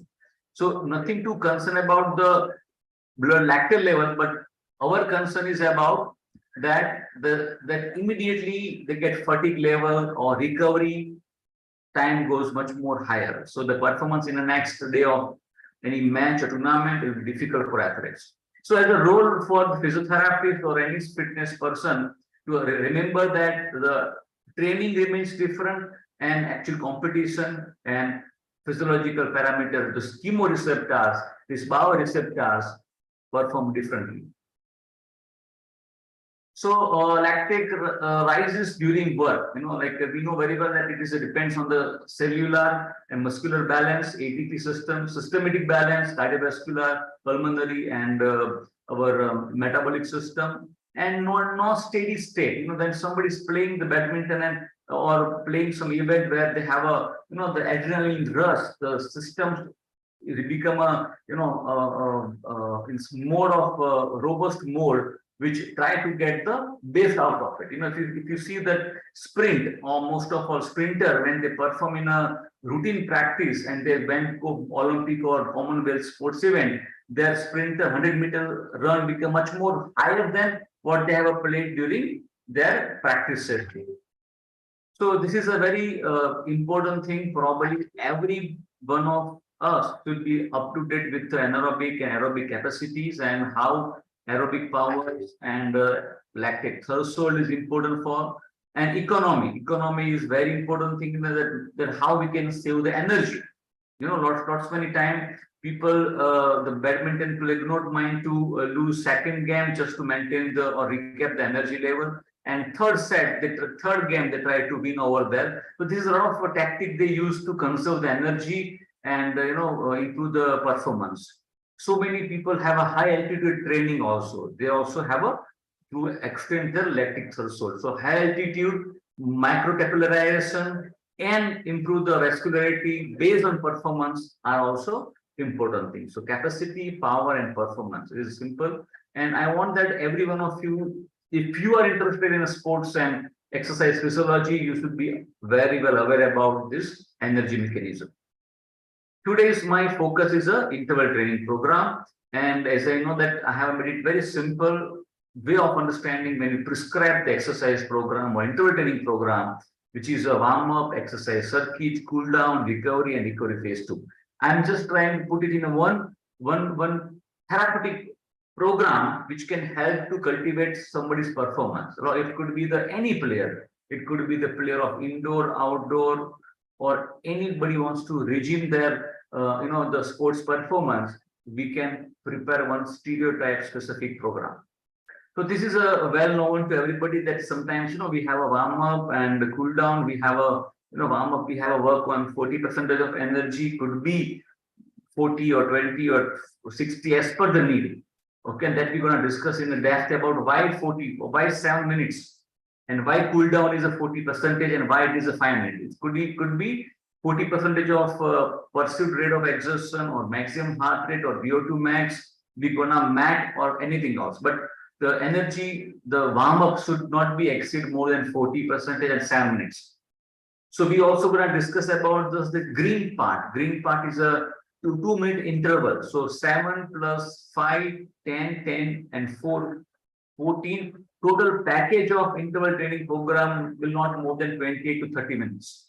One package, one tailor-made program is prescribed to the person, not only to improve the cardiovascular or even the skill, also get improved with this program. So today we're gonna learn, understand about how to prepare the interval training program for your clients. Most of physios work for prevention of injury, and they work for cure of injury during the sports as a interest of sports therapists. But I prefer that at least 3 days a week, if they want to prevent the injury, this exercise interval training program will make a big impact on them. So we'll go in depth of it. I don't want to spend some time, but it is a lot of sports psychology.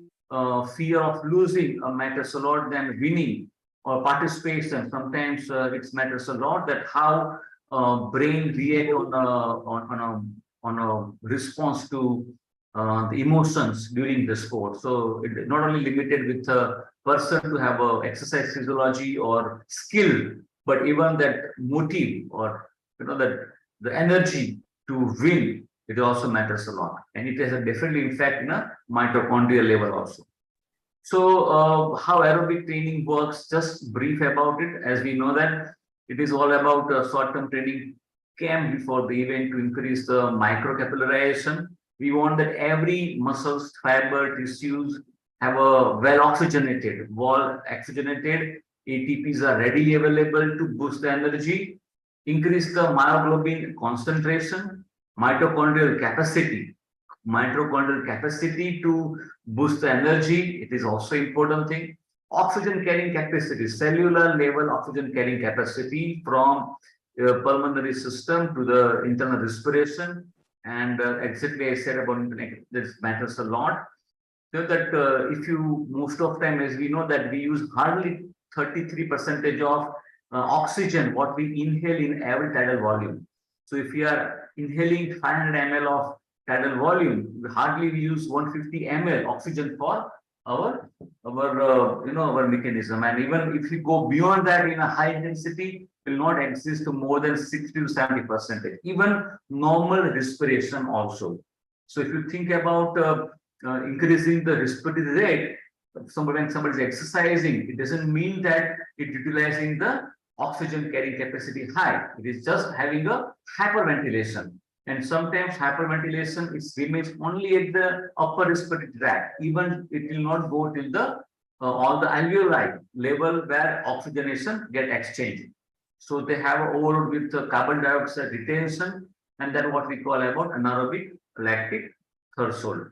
So it is a very important thing that breath control also matters a lot, and exercise.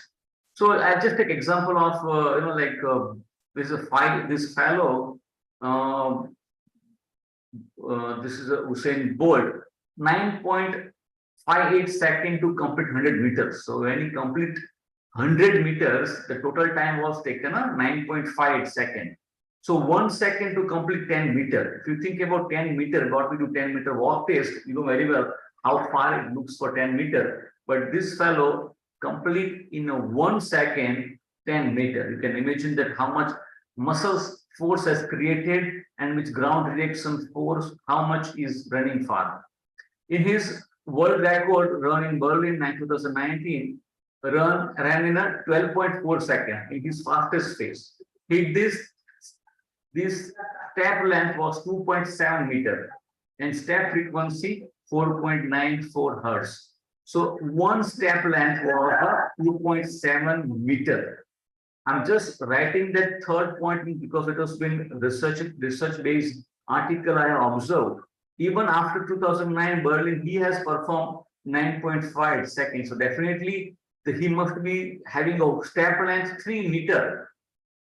3 meter step length and frequency must be much lower than 4.49. So you can see that how it is a just 10-second anaerobic work. It is just before you start aerobic system, this phase get completed in an anaerobic phase only.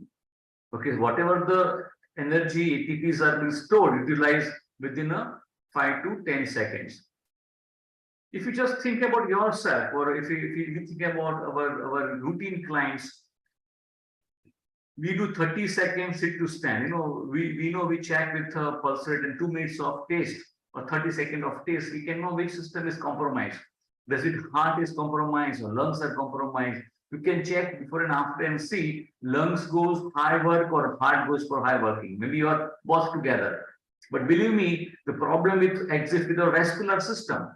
If it is vasomotor tone is efficient, which lead to the dilate the capillary in right time, we don't need to go for increase the respiratory rate and heart rate. So once again, when we talk about aerobic exercise, the community what we are focusing, super healthy people, athletes, sports person, we have a different view of practicing with them, healthy people, and even people with sedentary people, even people with the sports person. When they go for a sports injury or some kind of rehabilitation program, we have to go smoothly with their improvement of the performance. So now I think if I put it a 3 regime, intensity and time, for improve the intensity, increasing intensity in 3 different regime. So probably if you select 1 out of 3, right? So if I ask that which graph suggests for sedentary people, which graph suggests for people are recovering, and which graph suggests for athletic people. So if anybody can, this is a people for sedentary people. Anybody can think about second and third graph. Just keep in your mind, it goes for patient community. And last is the athlete community. When intensity and time subsequently increases, sedentary people that increase in 2 minutes and pause for 1 minute. Again, 2 minutes increase intensity and continue. So they have a more adaptation. And extremely adaptation are patients community, those who are recovering. So they get time to vasomotor tone to get adjusted. But in athlete community, every second we want that they continue increase in incremental training program where they increase the efficiency and same time increase the intensity also. So just keep in your mind that even end of the day, a workout could be equal. A amount of energy, all the three group may spend equal. Amount of work could be equal, only differs in time. Okay, so time and response matters a lot. So this is a very known system. I just put it as like a phosphogenic pathways and glycolytic pathways, oxidative pathways is together known as the energy system. So phosphogen, glycolytic, and oxidative. So this is what you can see in my vertical maximum rate of energy production, and in y-axis threshold point. Okay, 2 seconds, 10 seconds, 60 seconds, 2 hours, and time. So how aerobic system works, how the lactic system works, how ATP store ATP, and ATP PC system. What you can say about ATP PC system, this one, it is about 10 seconds last. So there is a one time when the Usain Bolt finishes a 100-meter run. So ATP PC system is a 10-second bounce. A lot of weightlifters, wrestlers, weightlifter, boxing, they have a short span of punching performance. And then they have a second threshold with the lactic. Yeah, so this is about this ATP, and this is what I was talking about, ATP and phosphocreatine system. This provides the immediate energy through the breakdown of stored high energy phosphate. So here there is no requirement of oxygen, means system is self-sustained. There is stored and phosphate are required, they become the blood oxygen, with presence of blood oxygen, they react and energy comes out of this system. So they can go till 10 seconds. Somebody continue for longer time. So they is also called lactic acid system. It is not, people don't use lactic system in the body where the creating energy from the ATP quickly. This come from aerobic system. Okay, so lactic acid means system, it comes from all this carbohydrate and glycolysis and the protein and fatty acid. So when it goes to the shift to the carbohydrate to protein and protein to the fatty acid, it creates more anaerobic kind of work as compared to aerobic from the readily available glycogen in the blood. So this aerobic system, classically depend on it long term. Okay, so what you can see after 2 hours and more, person is breath and get the oxygen supply to maintain the energy reinforcement. So this is the 2 places where you get a threshold check and where the system switch over. So within 8 seconds to 10 seconds, aerobic to aerobic, aerobic to anaerobic, the 2 points, or even aerobic also. In aerobic system, after sometimes they depend on anaerobic system. So energy, person become a fatigue. The sign of fatigue is a switch over with aerobic to anaerobic and increase the lactic level. So it is very interesting, and I'm sure that everybody must be much well aware about it. And those Guyton, few last pages and matter with all these books of exercise physiology will help you to understand. That is the way you can develop the interval training program. So what probably I'm presenting the interval training program based on this model of energy conservation and expenditure. So it is about intensity, mode, duration, repetition, frequency, and specificity of exercise. And even definitely we know that FIT principle, rate of progression of exercise. So intensity, we have a target heart rate, even we have a incremental mode, we have a duration and repetition, frequency, specificity, and like when you talk about the repetition, 10 times per session, like sit to stand, or maybe the weight lift, or frequency of 3 to 4 sessions a week for upper limb, lower limb, or specificity, like you want to go for proximal muscles, okay, which increase the venous return. So if you want to go for proximal component or distal component, which increase the arterial venous support. So it depends on what you want for the kind of regional specificity also important. Progression, so weekly, maybe mode, intensity, duration, repetition. If somebody asks that, okay, I have intensity, mode, duration, repetition, and frequency, which should be progress for which kind of sports? Very important thing, like if I want to improve the next week or subsequent week for intensity, or shall I improve the repetition, or shall I improve the frequency?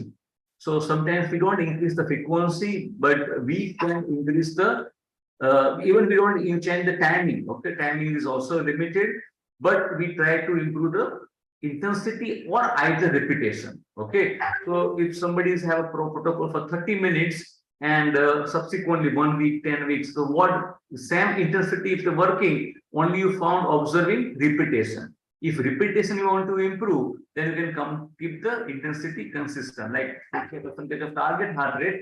We want to go for every week how much repetition of exercise is improving. Could be strength training or performance training or either or weightlifting. So intensity is a VO2 max, maximum heart rate, MET, and pursuit rate of exertion. This is all four extraordinary, and they have very much clinical significance, statistical significance that are matching together also. Like VO2 max and heart rate, like VO2 max, we don't need laboratory-based investigation. We can do with the heart rate analysis. MET is also very much people in the UK well utilized in a metabolic equivalent.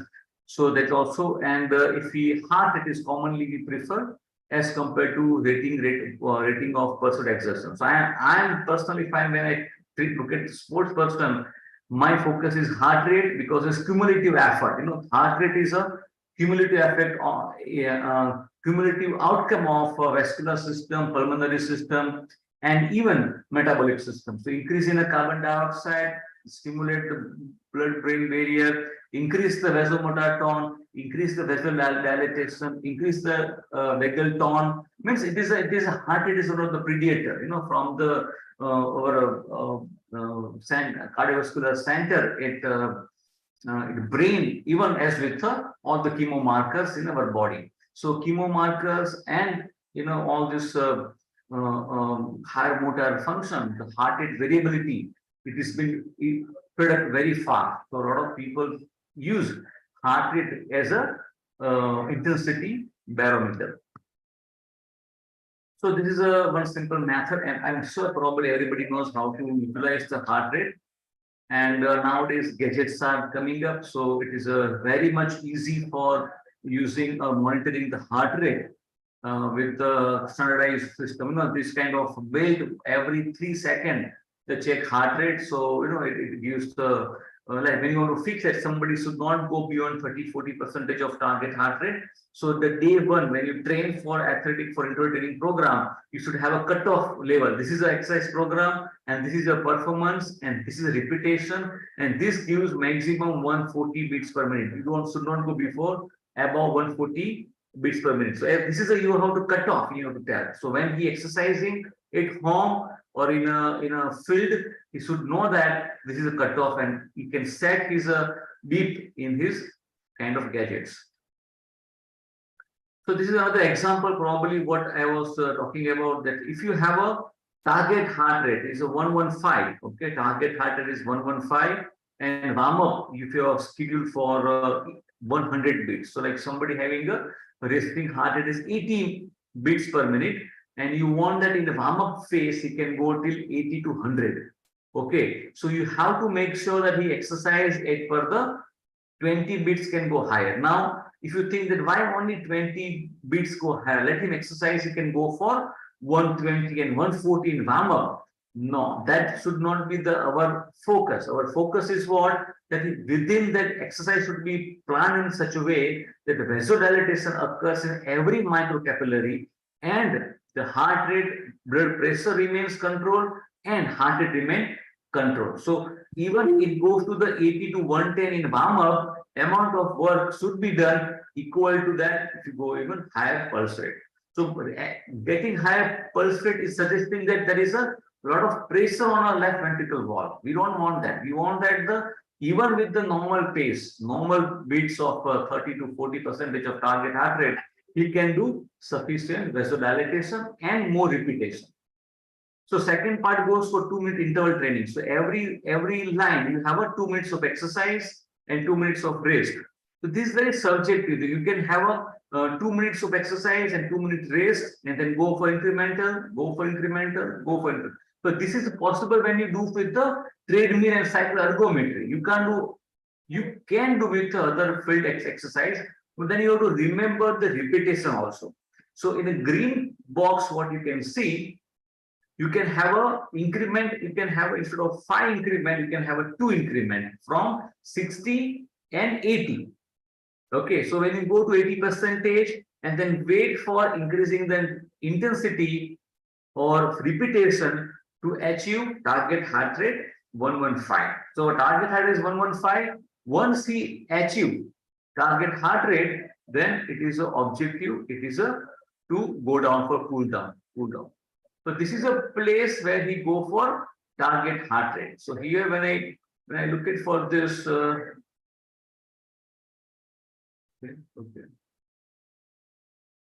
Yeah, here is a red. So this is a place.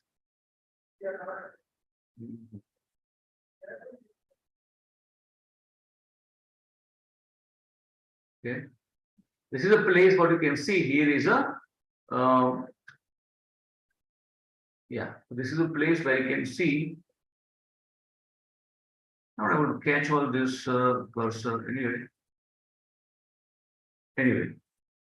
So this is a way you can plan your program where give the specific time, 7 minutes, achieve warm-up, heart rate, go for the 2-minute interval circuit program, and you achieve target heart rate, and then go for cool down period. Now 7 minutes plus 2 minutes interval. So you have a 1, 2, 3, 4, 5, 6, 7, 8, 9. 9 into 2. 18 minutes of program you have in green box. What you can see in green box is 18 minutes. Means 60, 70, 80, 90. Once you reach the 90%, then you go for cool down phase. So we'll go for 80. So that all the spike bars are 2 minutes of exercise and 2 minutes of rest.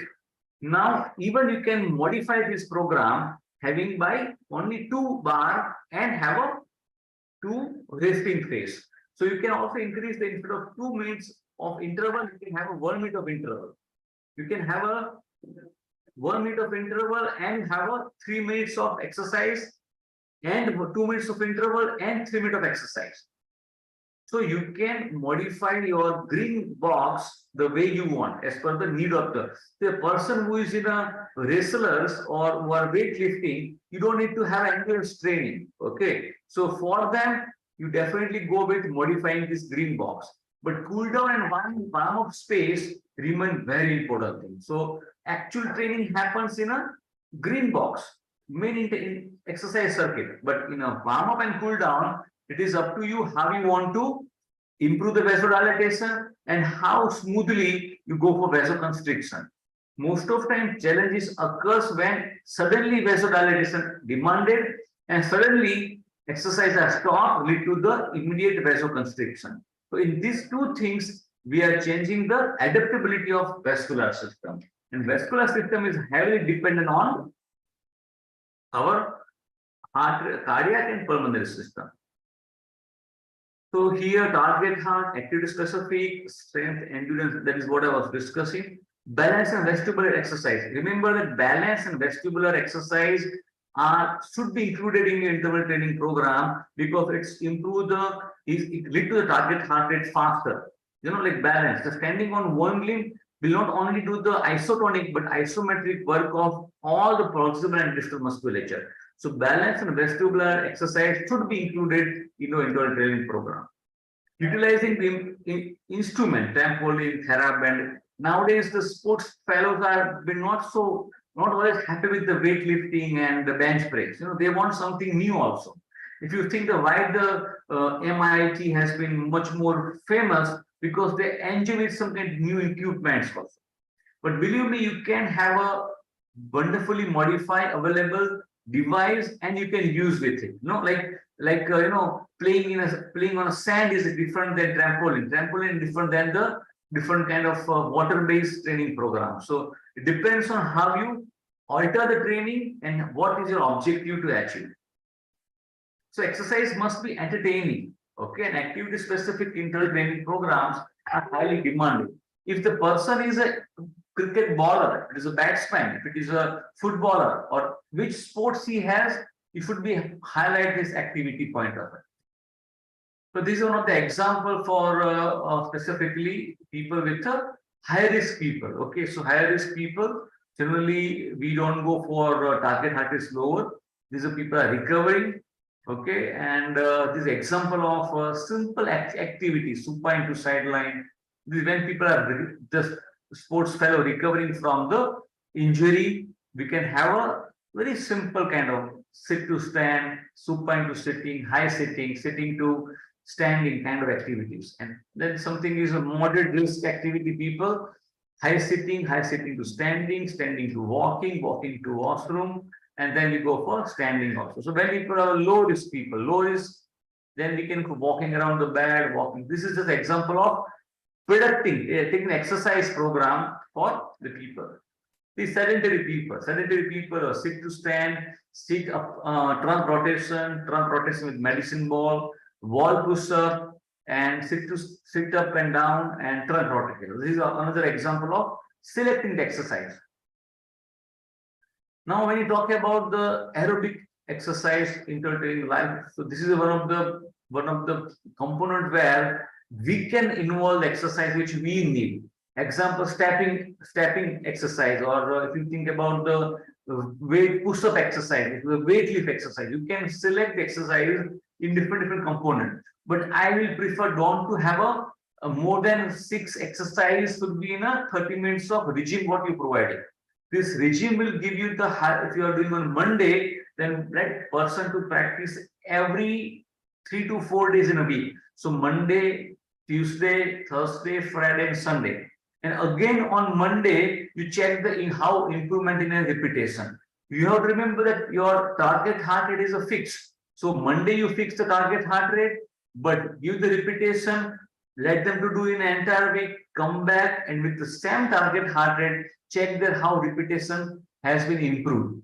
So with the same 1 week of practice, definitely that given a target heart rate, that means the heart rate was selected for last week, and the repetition on Monday again will go higher. So if you're doing for 30 times, person will perform at least 40 times. So you can analyze with the same heart rate, same target heart rate, performance has gone higher. So now what you can do, you can go for higher the heart rate. So increase the target heart rate and improve observe that changes in a repetition. So you can give a new regime on a Monday, or even you can do second week or third week. So every week you can go for high increasing the target heart rate and observing the repetition for given exercise.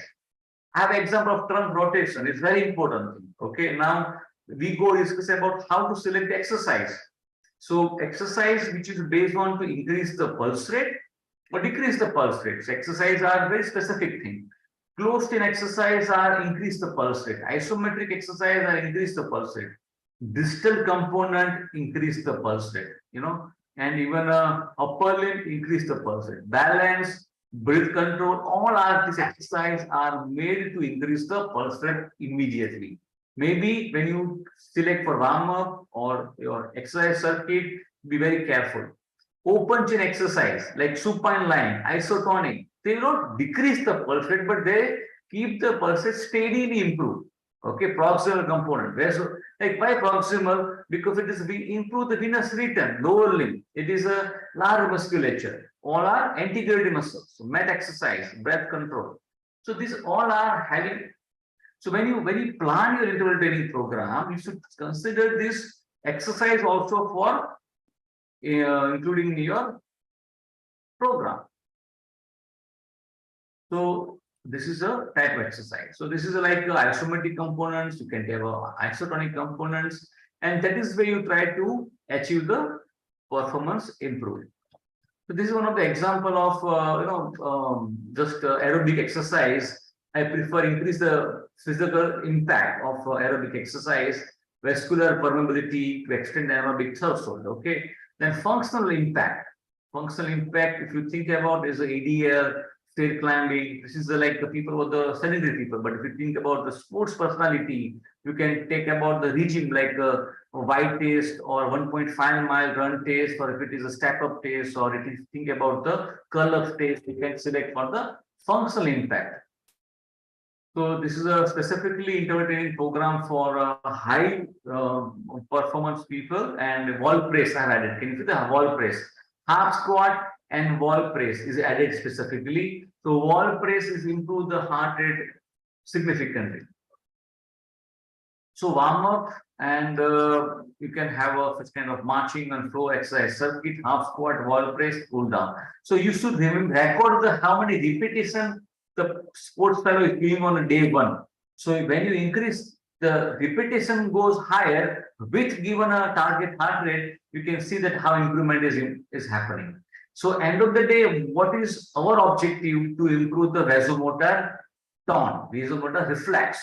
So heart rate work and lungs works efficiently when capillaries smoothly get dilated and smoothly get constricted in cool down phase. We don't want the suddenly dilatation of capillary and suddenly constriction of. We want the subsequent equal vasoconstriction, equal vasodilatation in all the musculature of the body. If you think that somebody is a sprinter, you don't want only the lower limb become a vascular. You also want the upper limb, heart, lungs, abdominal muscles. Every muscle should be have a well vascularity, so the performance become enhanced.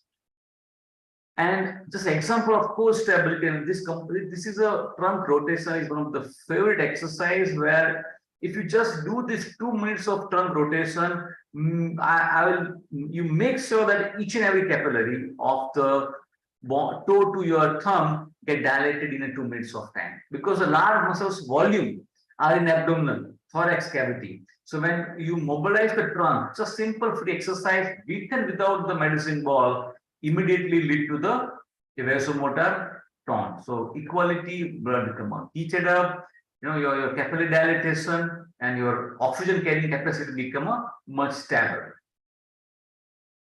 So this is another example of what we're talking about, strength and conditioning, which is very famous. People enjoy the kind of exercise. Now they bored with the weightlifting, so they're looking for something else. Okay. And when you add this target heart rate based interval training program, they can monitor, they become part of the team to monitor their performance even. So this is one of the example of it. And now it is important that if somebody is a critical, like if a wrestler fellow or weightlifting fellow, I prefer to have a in a short warm-up period as compared to long cool-down period. Okay, if it is a anaerobic requirement fellow, so I will prepare the interval training program with the short, means 3 to 4 minutes of warm-up, but 6 minutes of cool-down period. If it is a sprinter fellow, I'll do the 5-6 minutes of warm-up and 6 minutes of cool-down period. So depends on which community you are training, you have to make a time for the warm up and cool down also. Recovery phase also you have to monitor, become a cool down. Then even for the same, even for the exercise also, activity also is very important thing. Like if you want to go proximal muscles, if somebody is a weightlifter, he need anti-gravity muscles much more. He need stronger stability. So core stability matters, is good stability in a vertical spine, proximal stability. Then it go for distal mobility. So if the shoulder is stable, hand movement is much more possible. So you have to think that large muscles work in a proximal way and small muscles work in a distal way for mobility. So you can have a kind of task of weightlifting or exercise, which is the work on this regime of it. So thank you very much for listening me. And here I'm ending my session, and I'm sure that something probably what we have discussed is I will add some value for your learning. Thank you. And this next we have 2-3 minutes. We can discuss about your question answer. Over to everybody. Yeah, Nivetha Maha. Anybody can unmute the Nivetha? Yes, sir. Just give me a minute. If anybody has a question, just raise the hand. Yeah, that would be a good idea too. So if you have any questions, you can raise your hand so we can unmute you, or you can drop your questions in the chat box, or any feedback or any queries you have, you can drop it in the chat box. We have a question, sir. From, Yeah, what should we prefer, circuit training or interval training? So I think, see, there is a, if you go to the research support systematic review, circuit training and interval training, it is a concept of training, okay? And I prefer that what you are watching for the warm up, cool down, and interval training program. So circuit training is a central part, which is a core part where you want to use the exercise which really help him for his sport which is selected. So in my context, if you talk about interval training is a concept, interval training, like pause. Somebody is not able to walk 100 meters, you make him to walk 50 meters, take a break, and 50 meters. Simple concept. Now, circuit training, we add some different kind of exercise. But concept of warm up, exercise circuit, and cool down remains same in a flow of it. Okay. Thank you. I hope I'm able to. If you have a question, you can drop in a chat box. I'm very happy to help you. Thank you. We can probably give a few more minutes, sir, to see if anybody is typing. Yeah. Just wait for them for a couple of minutes.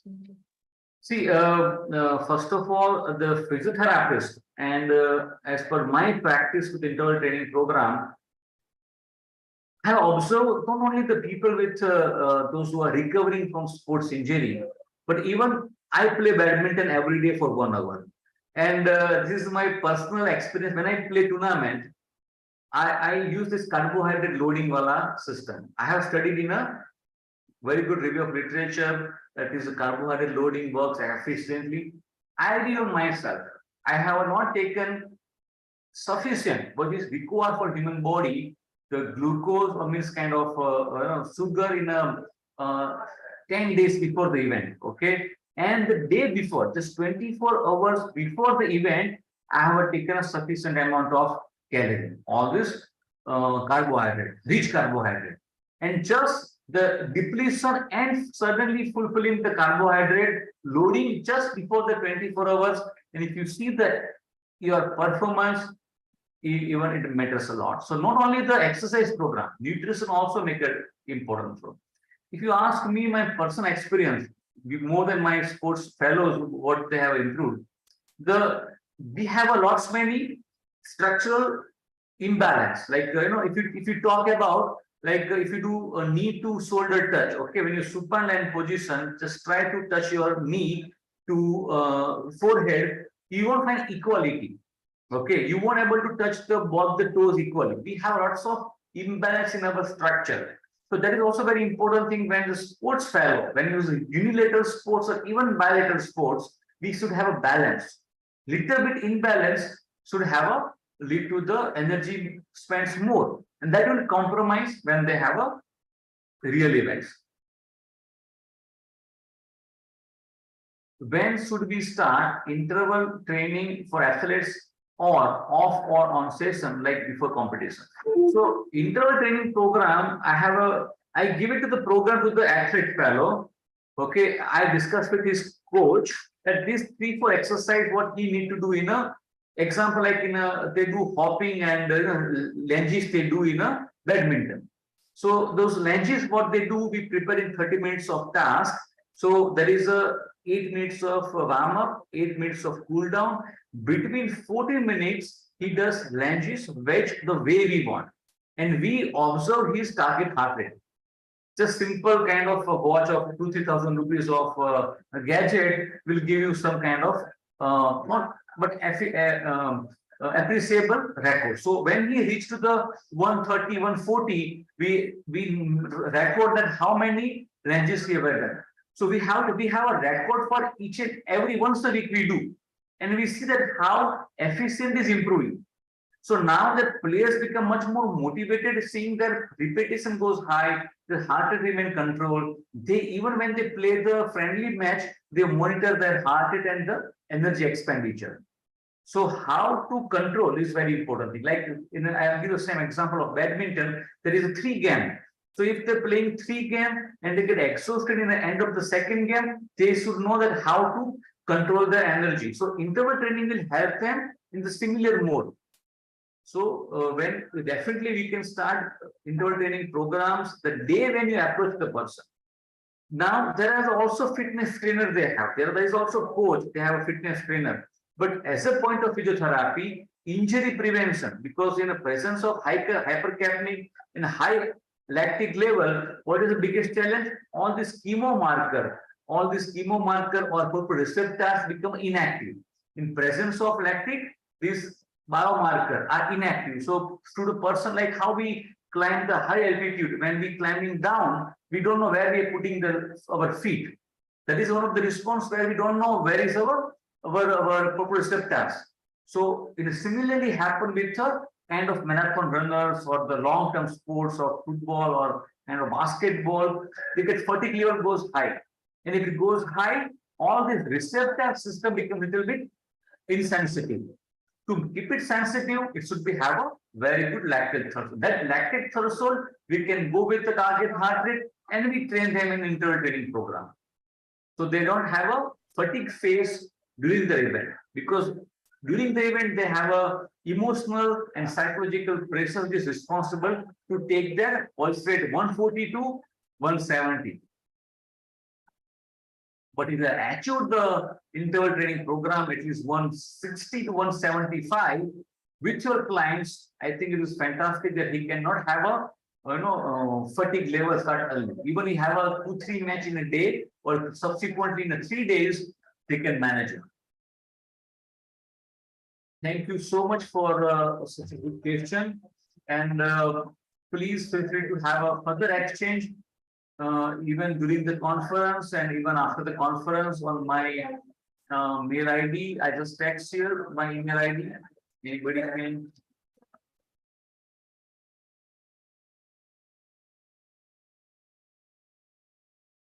And my mobile number also, okay.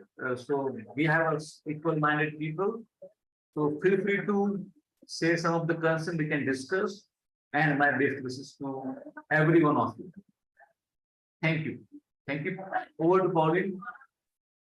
Thank you so much, sir. Thank you for accepting our invitation and delivering such an engaging and a very interesting lecture.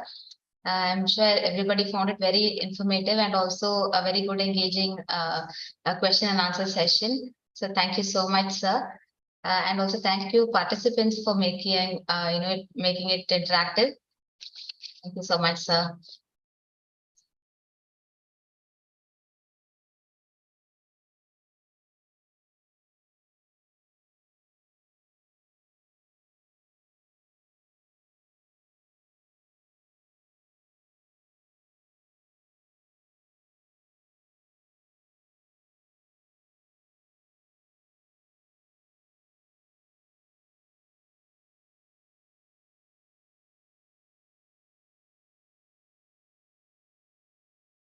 At this juncture, I would like to brief you all about an upcoming conference that we have happening in Hotel Hilton, Chennai on October 7th and 8th. So it is the conference called Second Cardiometabolic Congress. It is, I'm going to share the screen.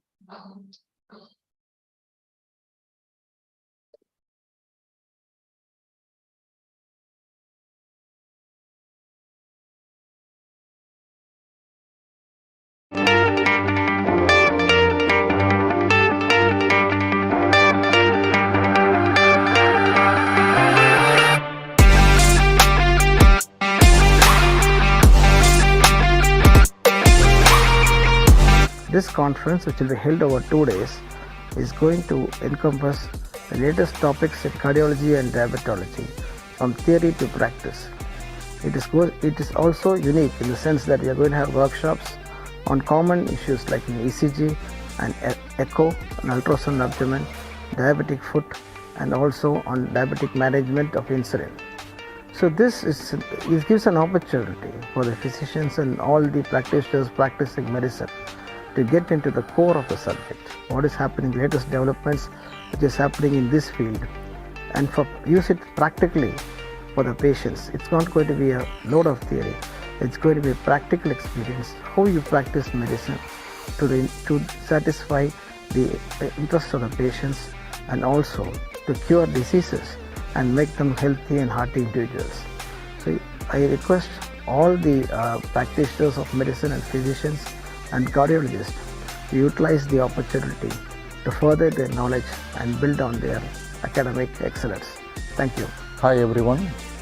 I extend my warm greetings and pleasure to invite you all for the Cardiometabolic Congress, which is going to be held on October 7 and 8 at Hotel Hilton, Chennai.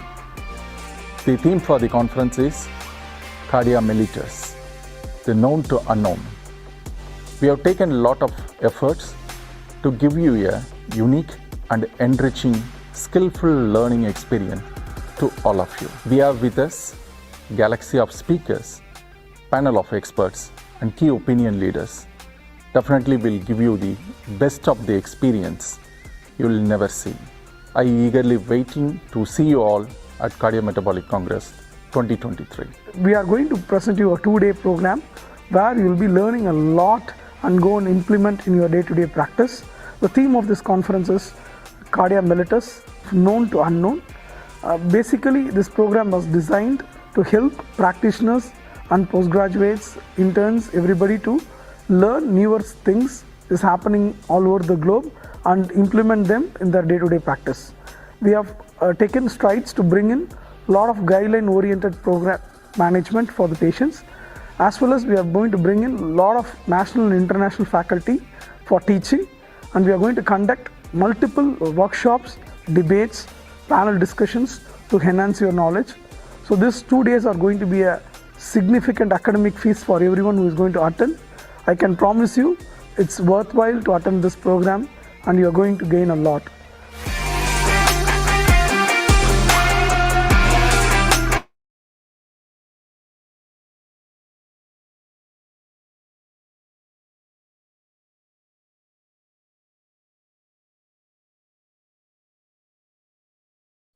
And like I mentioned, the conference is happening on the 7th and 8th of October.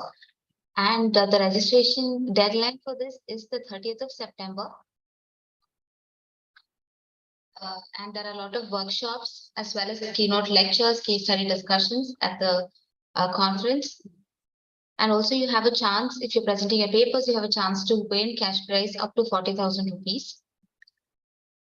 And anybody who's interested, you're welcome to register for the conference. You have my contact number, so if you're interested, you can always let me know.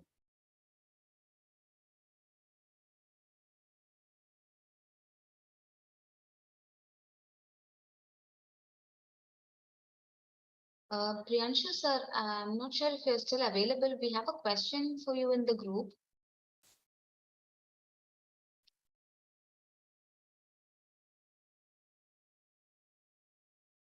If you're available, sir, you can take the question.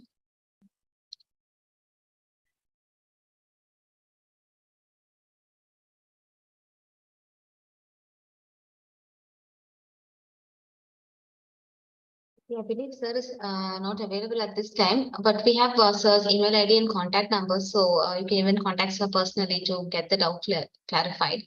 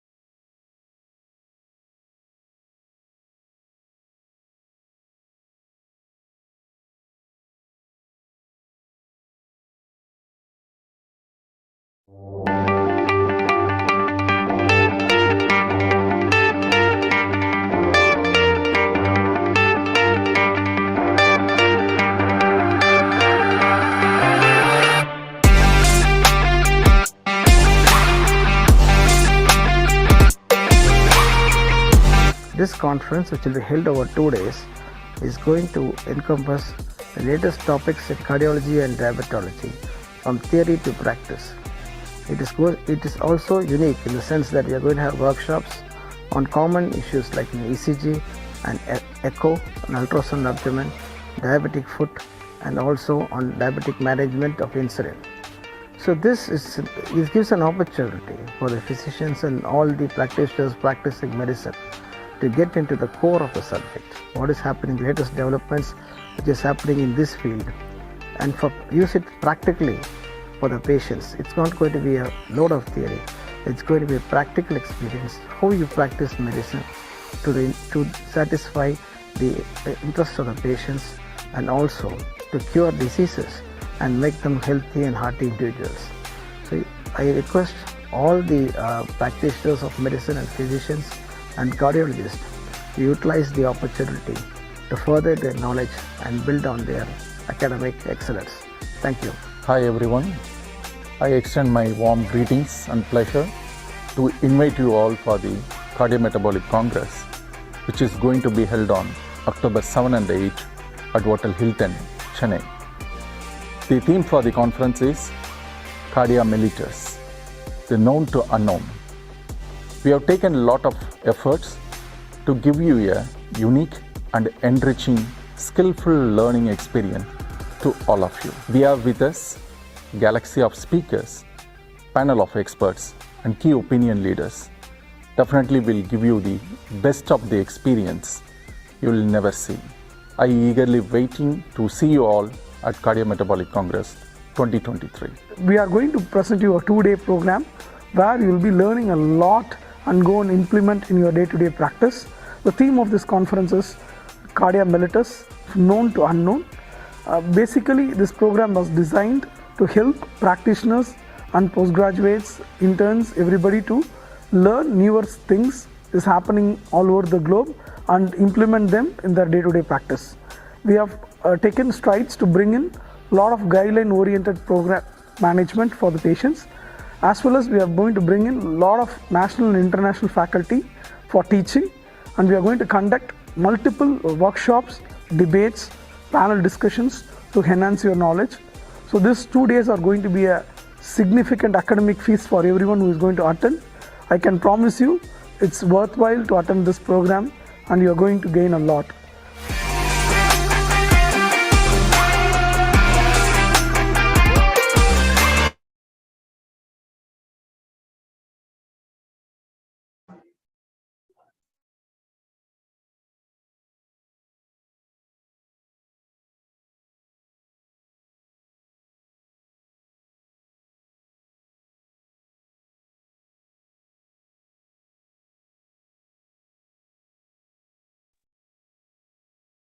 All right, participants, again about the conference. So if you're interested to participate, you are most welcome. And you can let me know if you are looking to register, or if you need more information, you can always reach out to me. On that, I also thought it would be good for me to brief you about the other upcoming conferences that we have. We have the 6th International Conference on Food and Nutrition with the theme Emerging and Future Trends in Food, Health and Nutritional Wellness. It is a virtual conference. It's happening on the 25th and 26th of October. And we have the Global Nursing Congress 2023 with the theme Research-Based Practice and Education in a Nursing Perspective. It is a virtual conference happening on the 27th and 28th of October.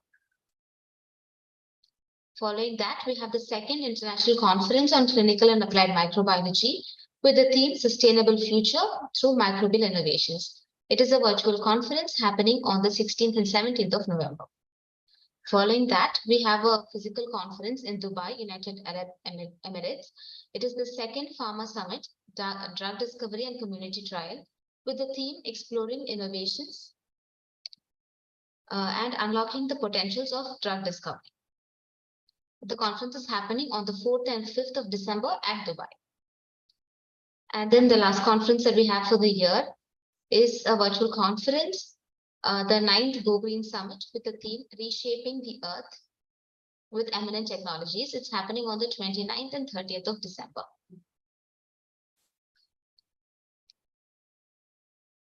So if you may be interested to participate in any of these conferences as well, please feel free to reach out to me. And at this point, we can take a quick 30-minute break, and following which we will be starting the technical sessions of your paper presentation. And I hope everybody received your schedule for today and also the instructions to set up the background banner and then to have your presentations ready. So please make sure you have all of that ready in this break. And also a kind notice that if you have signed up for your oral presentation, your time limit is 8 minutes. So you can present for 8 minutes, and then there will be a Q&A. If the session chair has any questions, it'll be for the 2 minutes. And if you have signed up for a poster presentation, your presentation is going to be for 4 minutes, and the last 1 minute we would save it for the question and answer sessions. If you have any questions, please reach out to me. And I will see you all back soon here. And once we are back, I will inform you about the breakout rooms, because in the agenda you would see some people have their schedule in Hall A. So this is the main hall. So the breakout room would be Hall A. And once we are back from the break, I will let you know how to join the breakout room and the other information. Okay. I will see you all very soon.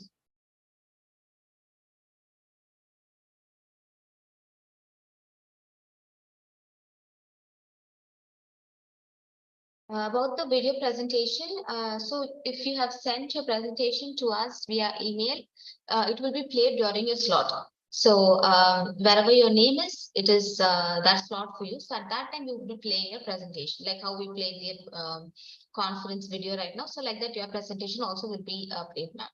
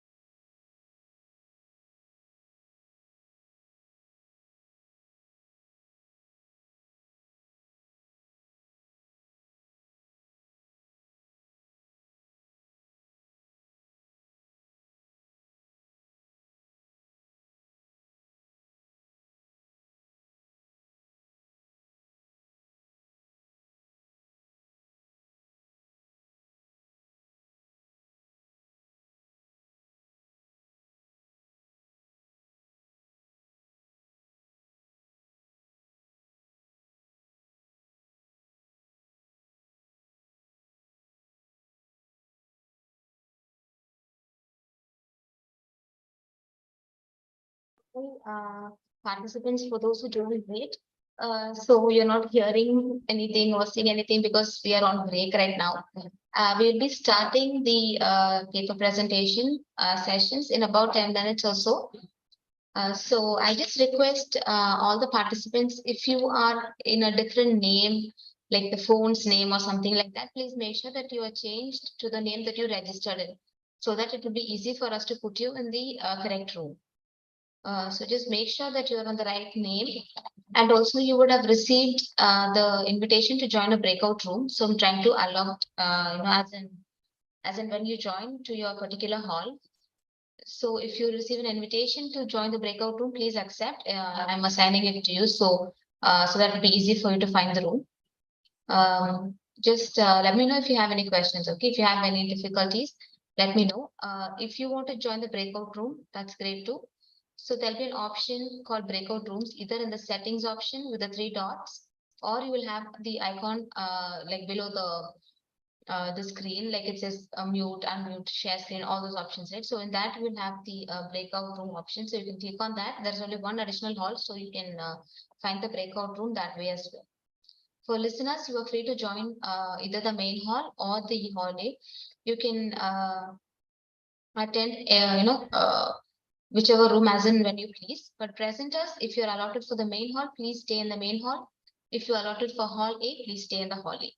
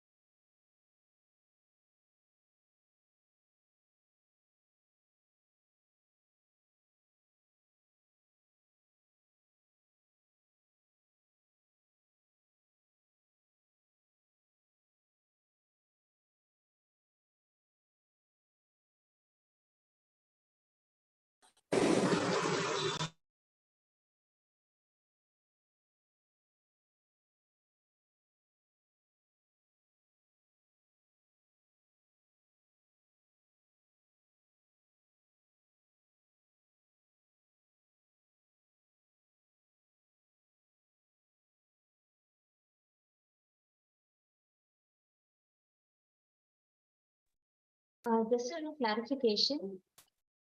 If you can find in your agenda, the hall that you're allotted in. So if it says main hall, please remain here. It's the same link for both the halls. So if your agenda says main hall, please stay here. If it says day one hall A, you have to go to the breakout room. So there's only one hall. So you can go to the breakout room if your agenda says that your presentation is in hall A. We will just wait for a few more participants to join in for their presentation, and then we can start.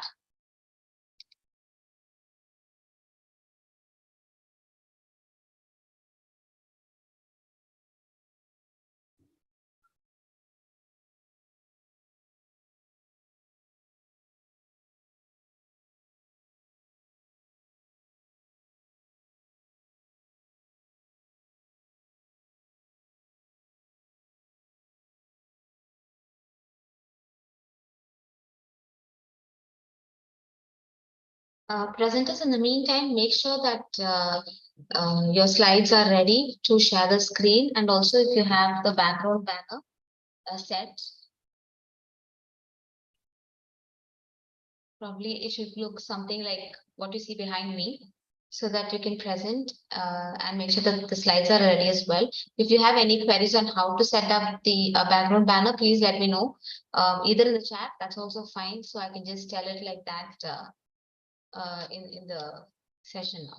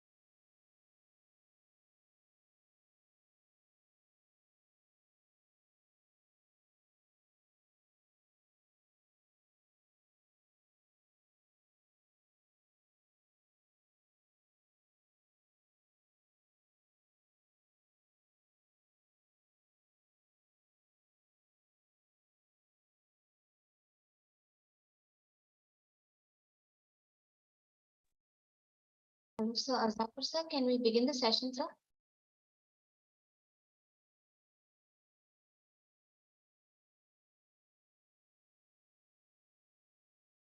Zafar sir?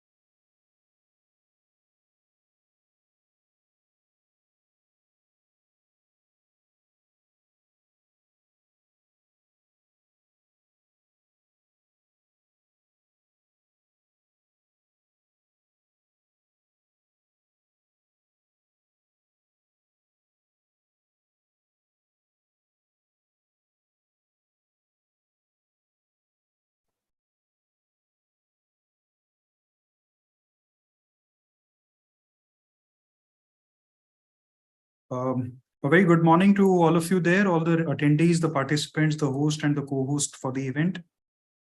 I hope I'm audible to each one of you. Yes, sir. Audible, sir. Okay, okay. Wonderful. So beginning with the first session for the day in the main hall for the International Conference on Physical Therapy and Sports Medicine. I, Dr. Zafar Azim, Associate Professor at Dr. D.Y. Patil College of Physiotherapy, as an organizing committee member, would like to welcome you to the first technical session of day one. And we have an exciting range of presentations lined up, approximately 23 papers to be presented in an oral format or a poster format will be presented by the presenters to give us an insight about what they have done scientific fraternity. So the first technical speaker for the day, Miss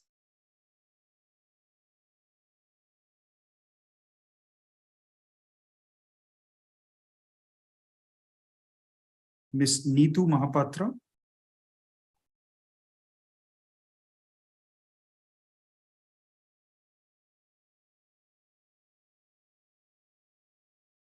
Miss Pauline, Miss Neetu Mahapatra is not around, is it? No, sir, she was there. Just 1 second. Okay, I think she might have left. So we can go with the second one. I think Dr. Neeti Mishra is available. Yes. I will so- just contact Ms. Neetu Mahapatra in the meantime. Okay, okay. So the second presenter for the day, who happens to be the first one for the day now, Dr. Neeti Mishra, is going to take us through to compare the effectiveness of a 4-week of neuromuscular training with conventional strength training on the physical fitness of adolescent cricketers. Ma'am, we will be allocating 8 minutes for your presentation and we'll have another 2 minutes for a Q&A at the end. Thank you, ma'am. You can begin now. Okay, sir. Can you hear me? Yes, I can hear you, ma'am. Yeah.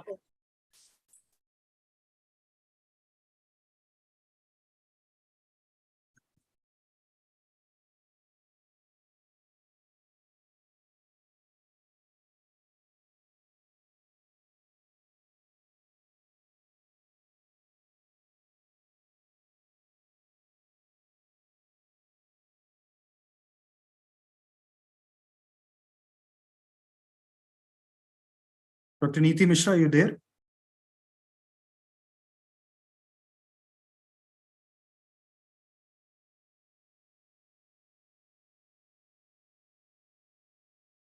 I think Madam has been disconnected for us.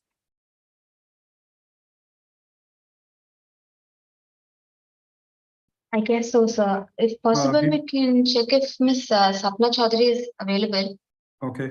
for Do her we have presentation. Ms. Sapna Chaudhary, the next third presenter? Ms. Sapna is here. Ms. Sapna Chaudhary.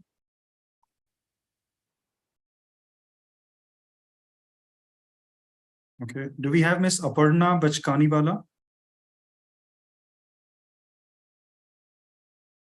Ma'am, shall we give the attendees a little bit of a time to join in? Yes, sir. I think that'll be good. Yeah. I think that'll be good instead of moving on. Yeah. Yes, sir. Sure. We'll I'm wait also for in touch another, with- say about 5 minutes and then ask the participants to get back. Yes, sir. Sure. That sounds great.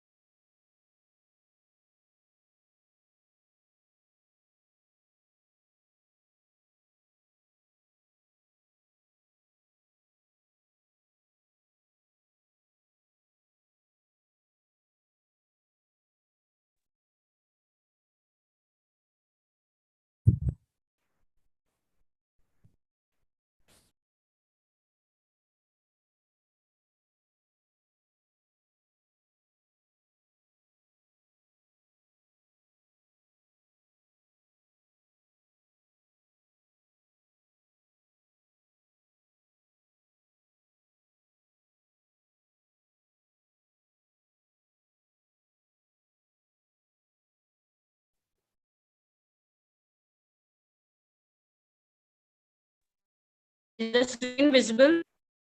Yes, Dr. Neeti, we are just giving another minute for all the other presenters to join in. Okay, sure, sure. Yeah, sir. yeah. Yeah.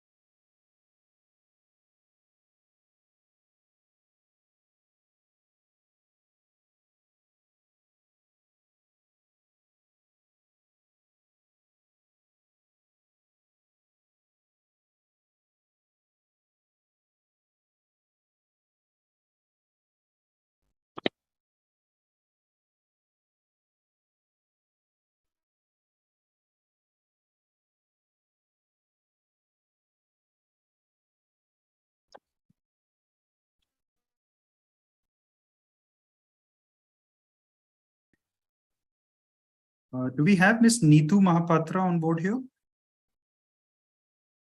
Hello. Hello, Miss Neetu Mahapatra, is she on board? She will be giving other presentation. Okay, no But, problem. like she was with me in the preparation of the article, she was with me. Okay, no problem. So She's in I the room, believe- sir, but I'm not sure why she's not responding. In the actually she's in some examination, so we will be joining at her time only. Okay, At the okay. presentation. Yeah. Okay, fine, no problem. So I'll welcome all the delegates, attendees, the co-host and the host and the entire organizing committee for the first technical session for the day. And we are good to go with the conference presentations to help us understand the various scientific works which everybody in the field of physiotherapy and sports medicine are doing.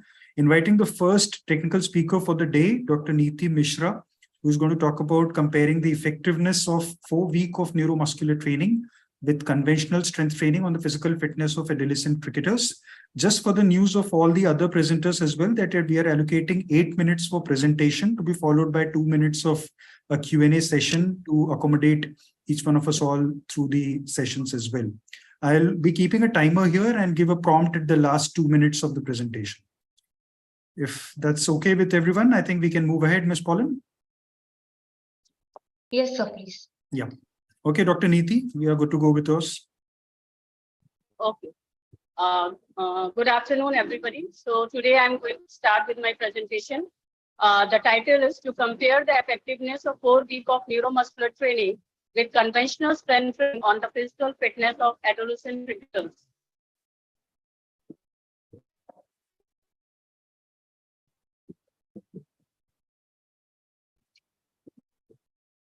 Slides. Ma'am, your slideshow is not moving ahead at this time. That's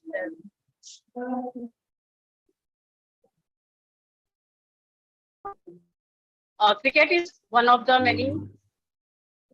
Ma'am, we can see your title slide, but now it's moving. Yeah, it's introduction now. You can move ahead. Is it coming, sir, now? Yes, ma'am. Yes, okay. Thank you, sir. Cricket is one of many games in the club ball sphere that basically involve hitting a ball with a handheld implement. Neuromuscular training has been considered an elemental therapeutic strategy to enhance the neurophysiological entirety of joints for coordinated functions. Agility is the athlete's ability to change direction quickly and appropriately while maintaining the maximal speed, balance, and power. T-test is a test for agility for forward, lateral, and backward running. Balance test is a reliable and may be used to predict injury risk. The functional movement screen is a screening tool used to evaluate 7 fundamental movement patterns in individuals with no pain complaint or muscle shelter injury. Hence, the aim of the study is to really focus on performance and find the effectiveness of neuromuscular training on agility, balance, functional performance in young cricketers. Coming to the aims and objectives, so the aim of the study was mainly to compare 2 interventions, that is neuromuscular training program and conventional program, agility, balance, and functional performance in young cricketers. Coming to the methodology part, the study designed basic experimental study. The sample size consisted of 30 Excuse me, young ma'am. cricketers. Yes, sir. Can you hear? Yes, ma'am. Your slideshow is moving very slow. Actually, we are at the aims and objectives right now. Okay. Yeah. So the aims and objectives to compare neuromuscular training program and conventional strength training program on agility, balance, and young cricketers. The objectives were individually evaluate the effect of neuromuscular training program on the outcome measures, and then to evaluate the effect of conventional strength training program on all the outcome measures, and later both compared on the agility, balance, and functional performance. Coming to the methodology part, the study design was pre-post experimental study, and the sample size consisted of 30 young cricketers of age group 13 to 23, taken from Sri Sai Cricket Club. The medical questionnaires, informed consent form, were obtained before the start of the study. Purposive sampling was done, and the duration of the treatment was 6 weeks. It included 4 weeks of neuromuscular training and 2 weeks of familiarization at Sri Sai Cricket Club, Surat. Coming to selection criteria, following were the inclusion and exclusion criteria. So first, inclusion criteria. So the healthy cricketers having no systemic illness were included. The age was 13 to 23. Cricketers with poor agility, that is less than 11.5 seconds, were included, and the participants must have played cricket for at least 6 months. Then in inclusion criteria, any injury that is within 6 months were excluded. Uncooperative and less motivational subjects were excluded. Participants taking any kind of drug therapy were also excluded, and subjects taking any personal training or gym were also excluded. Now, coming to outcome measures, as we know, the study had the outcome measures: agility, balance, and functional performance. So the agility was measured using t-test, having high intra-class reliability. Then balance was measured using y-test, having ICC coefficient of 0.8, 0.99, and the functional performance it measured the materials and tools used were codes, measuring tapes, stopwatch, weighing machines, radiometer, oximeter for heart rate, and even SPO. Now, to the intervention part. In the intervention, the 30 participants were randomly selected using computer randomization.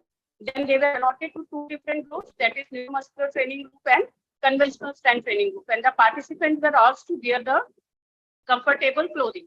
Then on the first day, the participants were evaluated for the demographic variables like height, weight, BMI, etc. And then the pre-participation evaluation was done, that is t-test, y-test, and test for functional performance. As we know, the study setting was Chiefs Cricket Club, and the intervention was actually given for 4 weeks and with a frequency of 6 weekly session of 50 minutes and minimum recovery time of 15 session. And both the neuromuscular training group and the conventional strength training group, it included the warm-up period, the training period, and the cool-down period. And warm-up period and cool-down period were same for both the groups. So the warm-up period basically included the running for 4 minutes, jumping for 4 minutes, and marching for 3 minutes. And the cool-down period, it included 3 minutes stretching and 2-minute relaxation. Now coming to the protocol, first we are here seeing on the slide is the neuromuscular training protocol. So the neuromuscular training protocol actually was given in progression. So it was given different exercises for the first week, second week, third week, and fourth week. So included all these exercises. So I'm just taking 1 or 2, 3 names like quadruped knee to elbow static, pike walk, then half plank, band pulls in the first week. Then in the second week again lateral band walk, static lunge and twist plank. Then third week lizard walk, pike walk, lateral band walk with some variations. And in the fourth week again there were variations like walking lunge with a stand, planks up, full press up and down, tandem, fast, single leg hop, etc. Coming to the conventional strength training protocol, so since it is conventional, so traditional methods were used. The exercises were focused for overall, that is for upper limb, lower limb, core stability, and for full body. So for upper limb, maximum ball throws, biceps curls, hand pull, hammer, rows, dips were given. For lower limb, squatting, frog squat, lunges, lunges with twist, walking, lunges, box, jumpers given. For core stability, Superman exercise, plank and crunches, squat, hip lift. And for full body, deadlift and single deadlift was given. So these are the images. You can see the participants are performing the exercise. You can see the deep squatting. Then you can see in the second picture, that is pike walk. Then you can see 3-point planking progression. Then you can see quadruped knee to elbow starting position. Then you can see walking lunge with a stand. So these are some of the pictures. All the pictures have not been included. Now we're in the last 2 minutes, ma'am. In the second, yes, sir. Last 2 minutes, ma'am. Yes. In the second slide, you can see the components of MFMS. Now coming to the stats part. So SPSS version 22 was used and the descriptive analysis was carried out. Normality test was done, that is chaperovilate. So data was normally distributed, hence pair t-test was done within the group and independent t-test was done between the group, and the level of significance was p less than or equal to 0.05. So in this image, you can just see the mean and standard deviation of age and BMI. In the second table, you can see the pre and post of t-test, y-test, that is for both left and right, and the FMS within the group. So I have mainly included the slide for the neuromuscular training group. In the second slide, you can see the mean difference values for pre and post for both the group. That is between the group, differences have been shown. And in the t-test And in the mean difference FMS, significant difference have been found.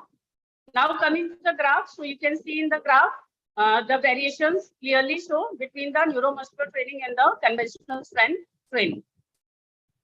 Now coming to the discussion part, so the results revealed that 4 weeks of neuromuscular training had a positive effect in improving agility, balance, and functional performance.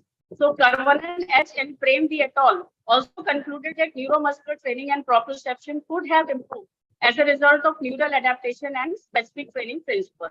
Whereas in the case of conventional strength training, the basic principle was to apply a load and overload the muscle. So it needs to adapt and get strong.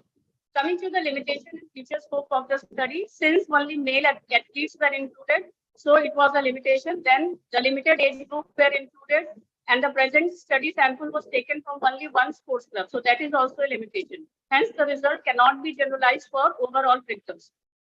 Now, future study can be done, including the female athletes also, taking population from different age groups, taking sample from different cricket clubs, and taking sample from different regions of Gujarat. So coming to the conclusion that both the intervention NMT and CST were effective in improving physical fitness, although when we compare the mean difference values, we see that the neuromuscular training showed significant improvement in improving agility, balance, and functional performance in young cricketers than conventional strength training. Thank you. These are my references. All right. Thank you so much, ma'am, for your insightful session on comparing the effectiveness of 2 different training protocols in adolescent cricket players. We would like to know from the clinician's point of view, how do you think your findings could be implied in a more injury preventive program for amateur cricketers? Actually, what happens that today the cricketers, the premature cricketers, what they do, they start playing, but they do not apply the conditioning of the body. That is, they are not focusing on the basic flexibility and the strength program or the core stability of the body. So, if for participating in any cricket or in any type of sports, if they have prior conditioning, that is, if they go for strength training, normal flexibility, normal core stability exercises, then definitely they will have less injury as compared to the others. Fine. We've got one quick minute to look into if we have some questions from the attendees here. We can take one question from the attendees. Somebody has a...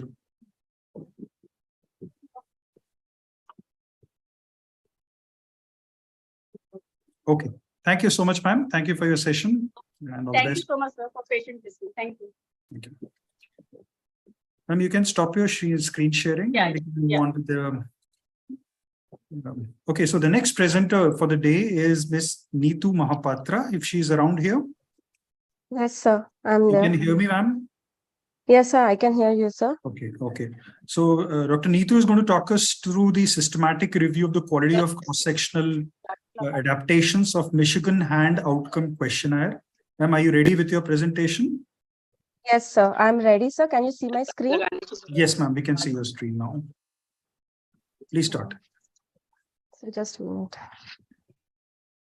A very good afternoon. My title is Systematic Review of the Quality of Cross-Cultural Adaptations and Validation of Michigan Hand Outcome Questionnaire. Michigan Questionnaire is actually patient self-reported, originally developed in English language by Chung et al. In 1988.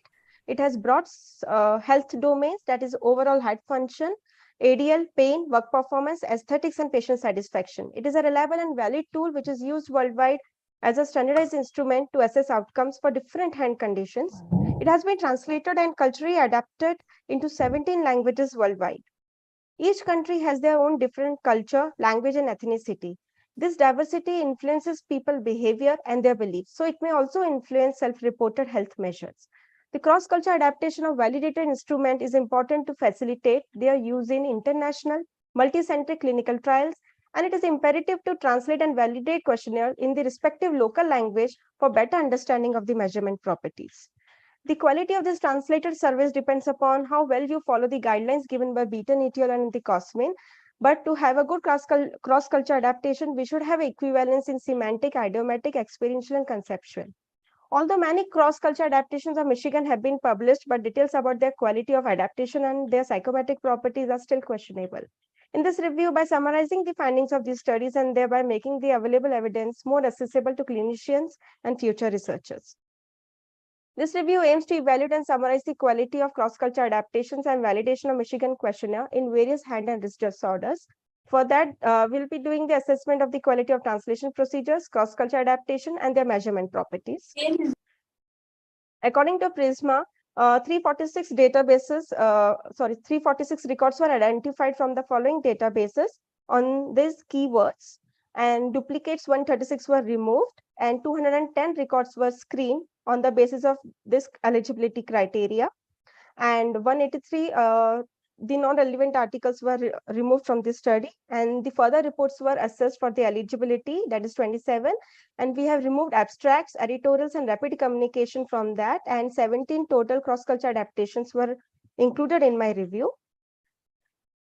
So after performing the literature search by Prisma, we have done the evaluation of quality of translation adaptations by using Beaton et al. Guidelines by 2 independent reviewers, and further the measurement properties of them were assessed according to the Cosmin's criteria for good measurement properties, and the quality check is done by Cosmin risk of bias checklist by the 2 independent reviewers, and then we have summarized the evidence according to the grade approach of Cosmin we have done to grade the quality of the evidence. Further, as we have assessed the feasibility and we have formulated the recommendations, and reporting is done. These are the characteristics of the studies, and we included studies, and we can see there is still variation in the sample size that individual studies have included for the content validity and for the measurement properties, and all have included hand and wrist injuries population. Only one Brazil version has included rheumatoid arthritis population. These are 17 versions. On checking the quality assessment of the cross-cultural, according to Beaton et al., we have found that Beaton has given minimum 30 should be the sample size for pre-testing, but we can see that Canadian French, Colombian Spanish, and Finnish version, Korean, Arabic, Japanese, and Polish version, they have not fulfilled that criteria. And we can see that Arabic, Japanese, Persian, and Swedish have not given enough details about the expert committee also, which is an important step in the process of translation of any of the questionnaire. On looking into the psychometric properties of these adaptations, we can see that Thai version has given the content validity and statistical analysis is done by using item objective congruence value. And as per Cosmin, Thai version has only done confirmatory factor analysis. Rest all have done Spearman's correlation. Common construct which was used in all the version was dash. And we can see the Colombian Spanish has done exploratory factor analysis for content validity. Finnish version has done confirmatory factor analysis. So you will see the quality criteria on Cosmin checklist. The Thai version has fulfilled the criteria of Cosmin checklist, and it has been given positive and sufficient rating. Colombian Spanish has also fulfilled the criteria, but floor and ceiling effect, responsiveness, and MDC values were missing in that, but that will not considered as a measurement property according to the Cosmin. So in the study, the 17 cultural adaptation questionnaires were included of Michigan, and all versions have got the positive rating as per the Beaton guidelines, except few who has failed to give the expert committee details and inadequate sample size for pre-testing. You will see the construct validity, Bahasa Melayu version, Colombian Spanish, Persian, Finnish, and Thai version. According to the Cosmin, they have taken a good sample size for construct validity, and they have done factor analysis also. Rest all versions have done Spearman's correlation, and their sample size was also not adequate. And they have used this predefined hypothetical value for Spearman's correlation coefficient, and they have found moderate to strong correlation between Michigan and other constructs. And they have got poor to fair correlation with aesthetic and satisfaction domain of Michigan with dash. The reasoning that they have quoted is that Michigan is the only instrument that gives information about patient perception, or we can say reflections about aesthetics, but it varies from patient to patient. That could be the main reason to have a lowest correlation with the aesthetic part of Michigan. In this review, we have found that internal consistency was assessed by Cronbach's alpha value by keeping the pre-hypothetical value as 0.7 to 0.95. It was assessed by all versions. Okay. So Italian version has got the highest, and Bahasa Melayu, Thai and Korean have got the lowest value. The reason they have quoted is that poor interrelatedness among the questions of aesthetic domain, and aesthetic domain is even less related to the remaining domains of the Michigan. Test retest was assessed by interclass correlation coefficient, and all versions have got 0.7, but a few have got excellent reliability. In that, Japanese version has got the lowest one. The reason the first question of aesthetic domain is opposite to the remaining 4. It could be that responders could have chosen the contradictory answers to the question. So conclusion, Thai version has got the high quality evidence. Colombian Spanish has been rated as a moderate quality. Both have given the A grade. That means we can recommend these studies for the use for clinical purpose. Our result demonstrated that there was a lack of measurement testing in the majority of the translated versions. And we recommend that current adapted version of Michigan should undergo further testing, especially for assessing agreement responsiveness and interpretability, and with a proper sample size, even the construct validity, so that in future we can use them for our clinical use. These are my references. Thank you. Okay. That's wonderful, Dr. Neetu, to give us an insight into the various cultural adaptations that might be relevant for us to use these set of questionnaires for future studies in India as well. Just a couple of questions, ma'am, to get an insight into what you have done. A systematic review by itself is an exhaustive exercise, I understand. But in your experience of doing this systematic review, how did you take care of the selection bias at your end so as to screen the relevant papers from your review? Sir, I have taken 2 independent reviewers, and we have seen the quality check is checked by Cosmin risk of bias checklist. Okay. Okay. And these independent reviewers were also part of your work, or they were never involved in the work as such? No, sir, they were not actively participating. They were the independent reviewers who have been given the chance to, we have invited them to enroll for the systematic review. And they were the hand specialist, physiotherapists with hand specialist and 15 years of experience. Okay, that's wonderful. I think maybe moving forwards, if you're still taking this review further, when you are quoting the methodology of your systematic review, this aspect of selection bias can be emphasized a bit more, because that then takes care of all the selection bias that any review can happen because of the involvement of the researchers in the project. Okay, sir. Yeah? Okay. Okay, we have a room for a couple of questions from the attendants, if that's possible. Anybody has any questions for Dr. Neetu Mahapatra?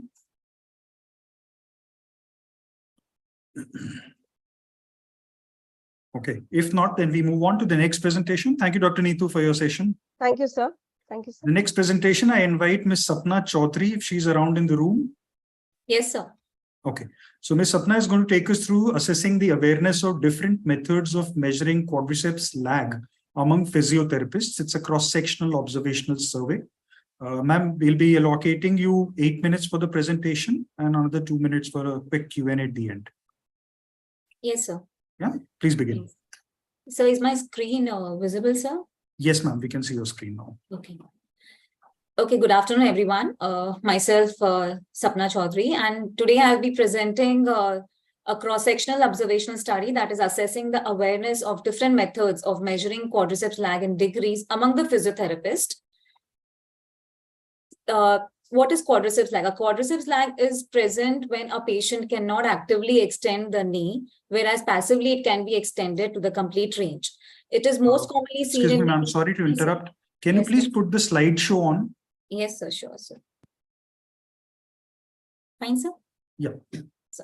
So quadriceps lag is very commonly seen in musculoskeletal condition as well as in knee injuries and other post-surgical rehabilitation cases. In our field of physiotherapy, we offer several methods of measuring this quadriceps lag. The common methods, which includes our goniometry, your inclinometers, visual estimation, smartphone goniometers, wearable real-time biofeedback device, photography, and radiography.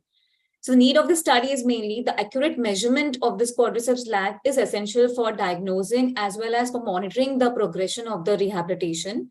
Physiotherapists who are aware of and who are proficient in various methods can make more precise assessments. More objectivity will be given to the assessment, and it will help in proper treatment planning. Little research exists on physiotherapist awareness and practices related to this quadriceps lag measurement. So the aim of this study is to assess the awareness of different methods of measuring quadriceps lag. The objectives are to assess the awareness level. Second is to identify the commonly recognized methods used by the physios, then to evaluate the familiarity and then the personal experience of the physios using these methods, and to assess the perceived importance of accurate measurement of the quadriceps lag. Next is to determine the interest of the physios in learning more methods which are available, and identify the preferred methods through which we can deliver the methods which are commonly used nowadays. So the study design is a cross-sectional observational survey. The study population have included other physiotherapists practicing in various clinical settings across the Gujarat area. 247 physios were included. Purposive sampling was done, and the duration was from March 2023 to July 2023. The approval was taken by the guide. Ethical clearance was taken by Marwadi University. And then the structured survey questionnaire was developed, and it was prepared in the Google form. And followed by that, it was forwarded through social media, email, and consent was taken. Analysis was done, like descriptive statistics analysis was done, such as frequency and percentage were calculated.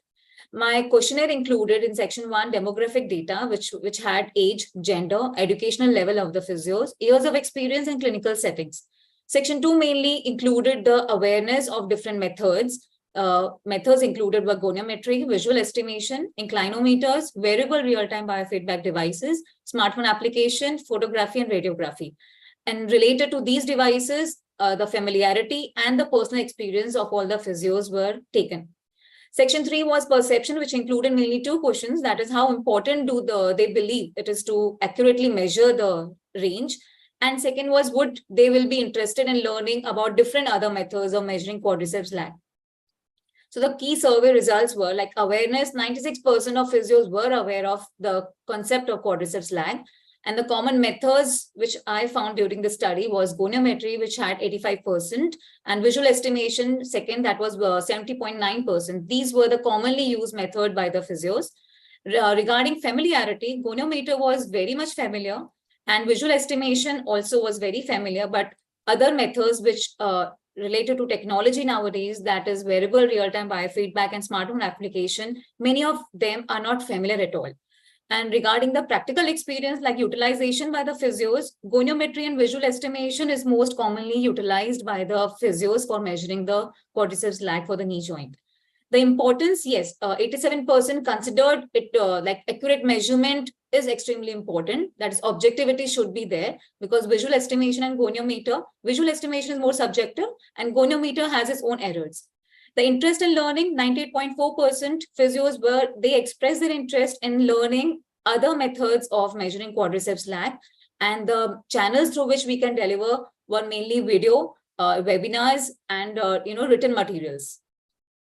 Discussion survey. This survey mainly throws light on the physiotherapist awareness and their perception, their perspectives on quadriceps lag measurement.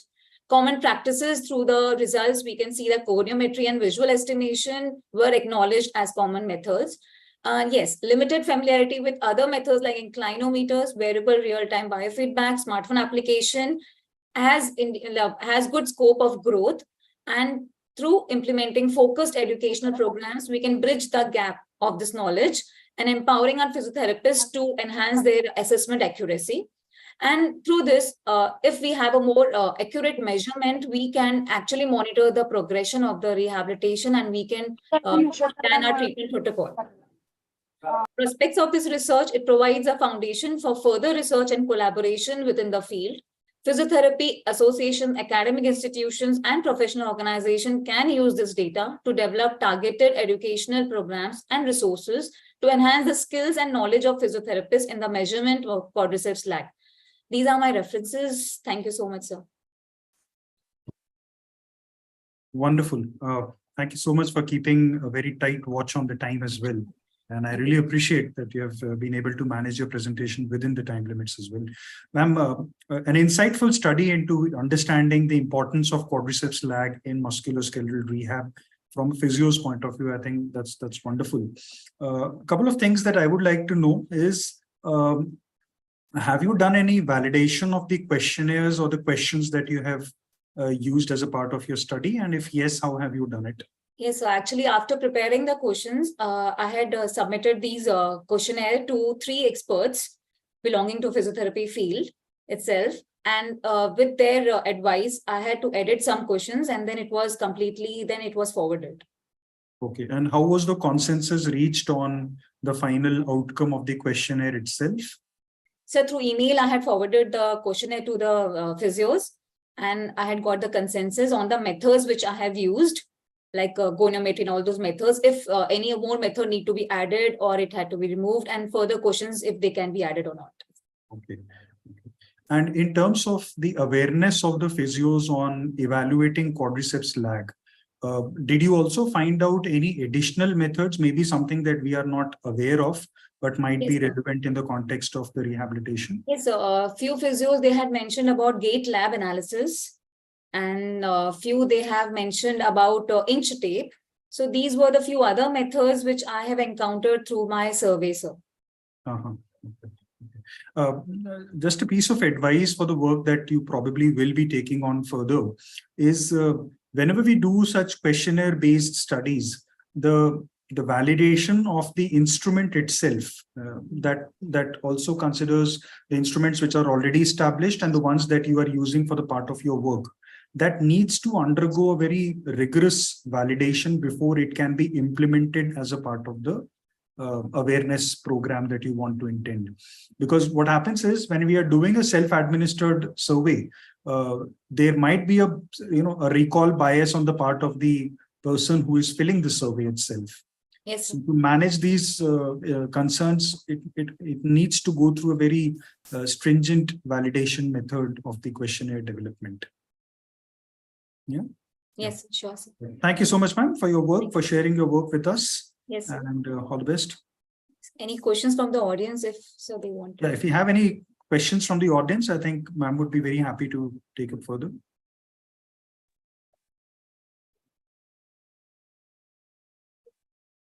I think we are good to go, ma'am. Thank you so much, sir. Thank you, ma'am. Okay. So switching gears towards Miss Aparna Bachkaniwala, if she's around. Yes, I'm there. Yeah, okay. So madam is going to take us through the comparison of radial nerve conduction parameters between male elite badminton players and normal healthy controls. Ma'am, you can turn on with your presentation. Is it visible, sir? Yes, ma'am, we can see your screen. Please put this slideshow on. Is it fine, sir? Yes, ma'am.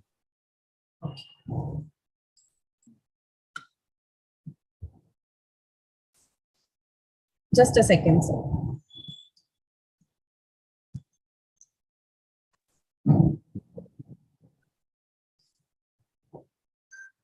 Okay, so my topic for today's presentation is comparison of radial nerve conduction studies between elite badminton players and normal healthy controls. So basically what is NCS? That is, we are study evaluate the function, specifically the ability of the electrical conduction of various sensory and motor nerves of the human body.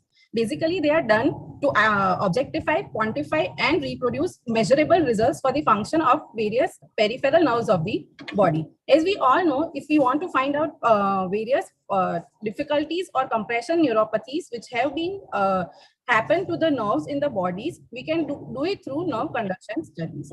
Now, compression neuropathies are the commonest following repetitive force applied during the daily activities of an individual. Now, as we all know that badminton is a racket sport. Now, injuries around the elbow are very common in the individuals who are playing any of the racket sports, because there are rapid arm movements from a wide variety of postural positions, and also the movements around the wrist and elbow are repetitive and rapid. Now, studies reporting epidemiological data of musculoskeletal injuries in upper extremity of badminton players are sparse, but previous studies have shown that these injuries often are severe in character, but of relatively low frequency. Hence, the present study intends to evaluate the nerve conduction velocity of radial nerve in elite badminton players compared with normal healthy individuals. Now, the aim or the objective of my study was to examine the influence of regular and intense practice of badminton on the conduction velocity of radial nerve in the elbow region, to compare the radial nerve conduction velocity in badminton players with the age-matched asymptomatic individuals. The study setting, the participants were taken from the Dakshin Kannada Badminton Association. The sampling technique which was used was purposive sampling. My sample size was total 20 subjects were included in the study, which were divided into 2 groups, 10 subjects in each group, that is 10 elite badminton players and 10 age-matched non-players. Most of the participants were, all the participants were male in the age group of 20 to 40 years. Now the inclusion criteria were, the elite badminton players were included if they were training for minimum of 1 hour per day for 4 days a week, and the age-matched asymptomatic controlled individuals were included if they had not participated in any of the sports-related activities on regular basis. And the exclusion criteria were, the subjects were excluded if they had significant history, signs or symptoms of any of the peripheral neuropathy or compression syndromes of the upper extremities. Now, in the methodology, the participants were invited and explained about the study. Informed written consent was taken from the individuals, and then the nerve conduction studies were performed for radial nerve using standard technique in which NeuroCare instrument, which was manufactured by Biotech, was used. The parameters which were studied were latency, amplitude, and conduction velocity, both sensory as well as motor. Now, the results, the data was evaluated using SPSS. The descriptive statistics was calculated using mean and standard deviation. Comparison of latency and conduction velocities of motor as well as sensory components of the radial nerve among both the groups was done using two-way ANOVA, and the level of significance was set as p less than 0.05. Now, as you can see in the first table, the table 1 shows the comparison of baseline characteristic of the subjects. As you can see, only there was significant difference found in the age component between the 2 groups. Rest all weight, height, and BMI components didn't show any of the significant difference. In the second group table, we can see in which ANOVA was used to compare the differences. We can see that the motor latency and the sensory latencies were basically having a significant difference. That is, there was seen a delay in the latencies in both the groups, in motor latency as well as sensory latency between the groups, that is between the players and the non-players. Then we can see that in the SNCV also there is a significant difference between the group, that is between the players and non-players. Whereas for MNCV, there was no difference between the groups, but there was difference in the dominant side only of the players, and there was no difference in the non-players. So this is what I have found in my study. Now, in the discussion part, so we can say that badminton is an individual non-contact sport which is requiring jumps, lunges, quick changes in direction of and arm movements from a wide variety of postural positions, and also rapid and repetitive wrist movements.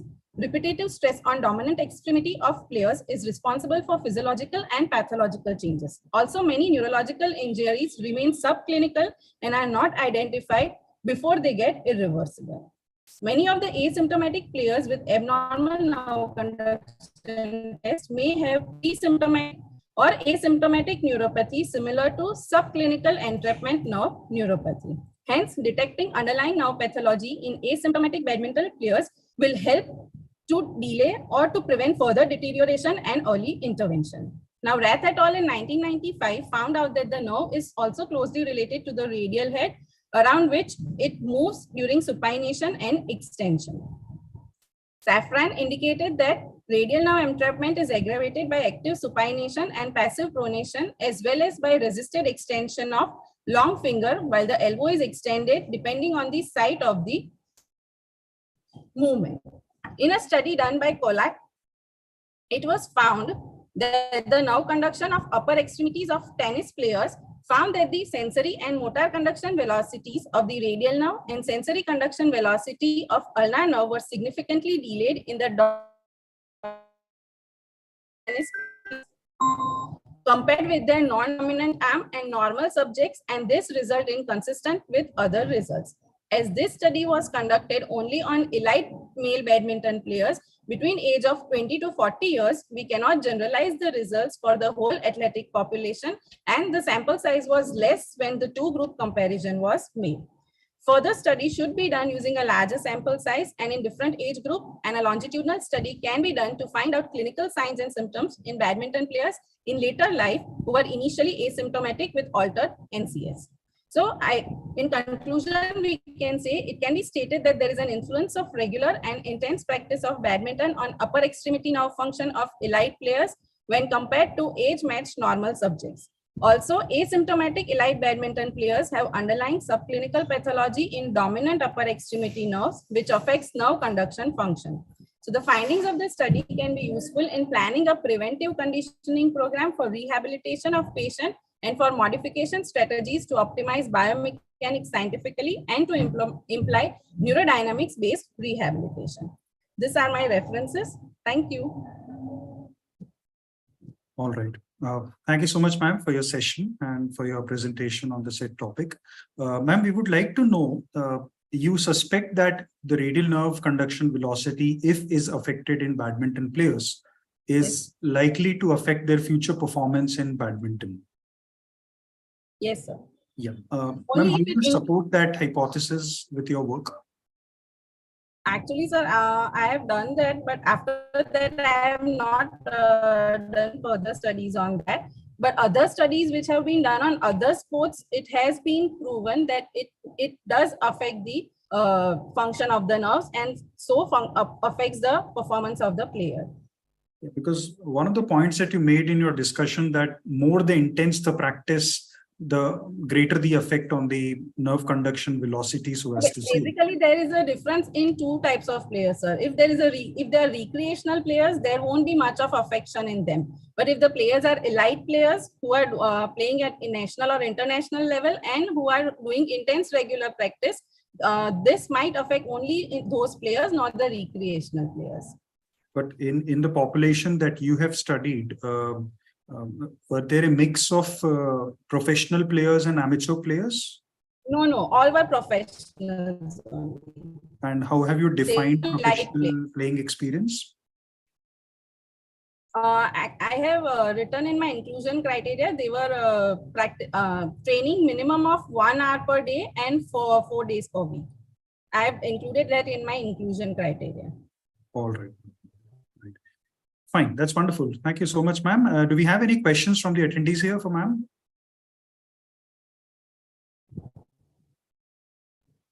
Thank you, ma'am. Thank you so much. Thank you, sir. Moving on to the next presentation, do we have Mr. Vivek Ramanandi here? Yes, sir. Good morning. Good morning. Good afternoon. Mr. Vivek, you're ready with your presentation? Right. The presentation.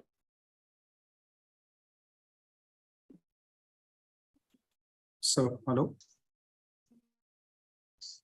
Yes, just I'm sharing the presentation, sir.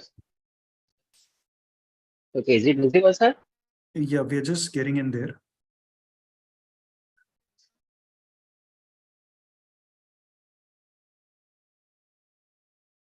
So we can't see your slides here. We can see that you have started sharing the screen, but we can't see your slide.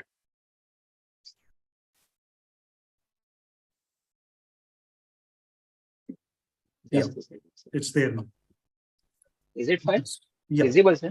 Yes, sir. Yes, sir. So Mr. Vivek is going to talk about the relationship between isometric trunk muscle strength, balance, and forward-reaching ability, with cerebral palsy, cross-sectional study. Please go ahead, sir. Yes. Good afternoon, everyone. As we know, cerebral palsy is one of the commonest causes of motor disability in children with which have some amount of dysfunction of posture and movement, along with other dysfunctions. And when we talk of balance dysfunction, it is usually considered as maintaining a position and moving about in the position When there is impairment in trunk control, it directly as well as indirectly affects the balance. And this is why there is relationship between the trunk control and balance with the functional abilities of the kids. It has already been cited in multiple studies that trunk muscle strength is an important factor which influences balance in normal individuals, and in certain studies which were done in the children with CP also. So the aim or objective of this study was to find a relationship between the isometric trunk muscle strength, balance, and forward-reaching ability among cerebral palsy children. Materials and methods. The study setting included various hospitals, neurorehabilitation centers, and physiotherapy departments across Surat city of Gujarat. Sample population included children with CP, which were attending neurorehabilitation centers, hospitals, and departments across these setups. Inclusion and exclusion criteria are as mentioned. The children who were between the age of 5 and 15 years of age in GMFCS level 1, 2, and 3 were included. The children who were able to understand the instructions related to tests, were able to sit and stand, were only included. And the parents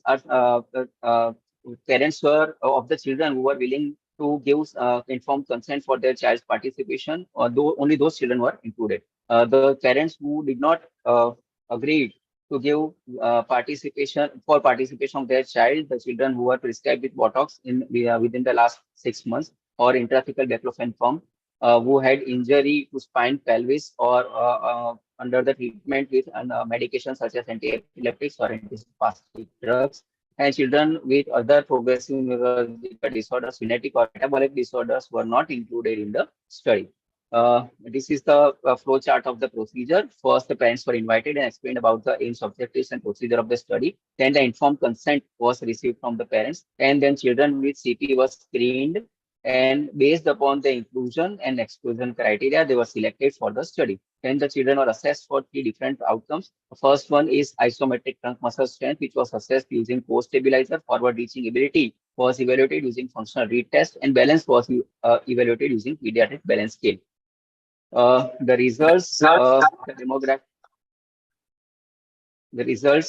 demographic data was displayed using frequency distribution, and correlations between the outcomes was done using Pearson's correlation coefficient, as the baseline data showed normal distribution. Mean age of the children who were included in the study was 9.17 plus or minus 2.58 years. Here we can see that majority of the children out of 47, 31 were from the age of 5 to 10 years age group, and 21 were diagnosed as having diplegic cerebral palsy. In table 2, which shows Pearson's correlation between the outcome measures, we can see that there is moderately strong correlation between the isometric muscle strength as well and balance, and isometric muscle strength and forward reaching ability, as well as between the balance and forward reaching ability. In the discussion, as the study from the Gujarat are not available, so the discussion will be presented unique findings. Will be presenting the unique findings with probable justifications, where we are keeping in mind the objectives of the study. As we look at the demographics of the participants for this study, it shows that the demographics are in concurrence with other previous studies, where primarily diagnosed children were of the spastic diplegic or hemiplegic type, and majority of them were between the younger age group 5 to 15 years. The previous study by Monica, Lim Lee, and Lim Kim and Yu already have suggested that trunk control and trunk muscle strength are important factors which affect the balance activities. And the balance activities, specifically including the functional reach activities, were also affected because of the trunk control and trunk muscle strength issues. Rose and his colleagues have already in 2002 have reported that deficits in the postural control mechanisms will lead to challenges in the body structure and function, and that is why the daily activities and participation of the children in these activities is also majorly affected. So we are in just 2 minutes, sir. Yes, sir. So impaired trunk control leads to balance dysfunction. Previous study by Gongieri has cited that GMFCS level 4 and 5 have underdeveloped postural control and needs contextual modifications for acquisition and practice of the control of trunk and head.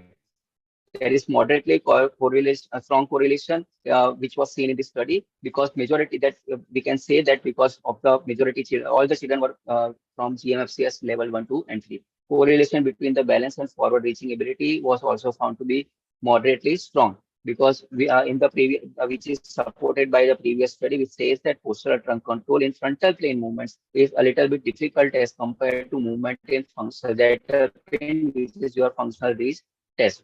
The limitations of the study, the sample size was a little bit smaller as compared to overall demographics of the cerebral palsy in the Gujarat state, and only smaller geographical region of Surat city was studied. Future study can cover stratified subjects based upon the type, geography, age, and GMFCS levels, whereas we can also use surface EMG to quantify the strength of the muscles and make the study findings more robust. These are the references. Thank you very much.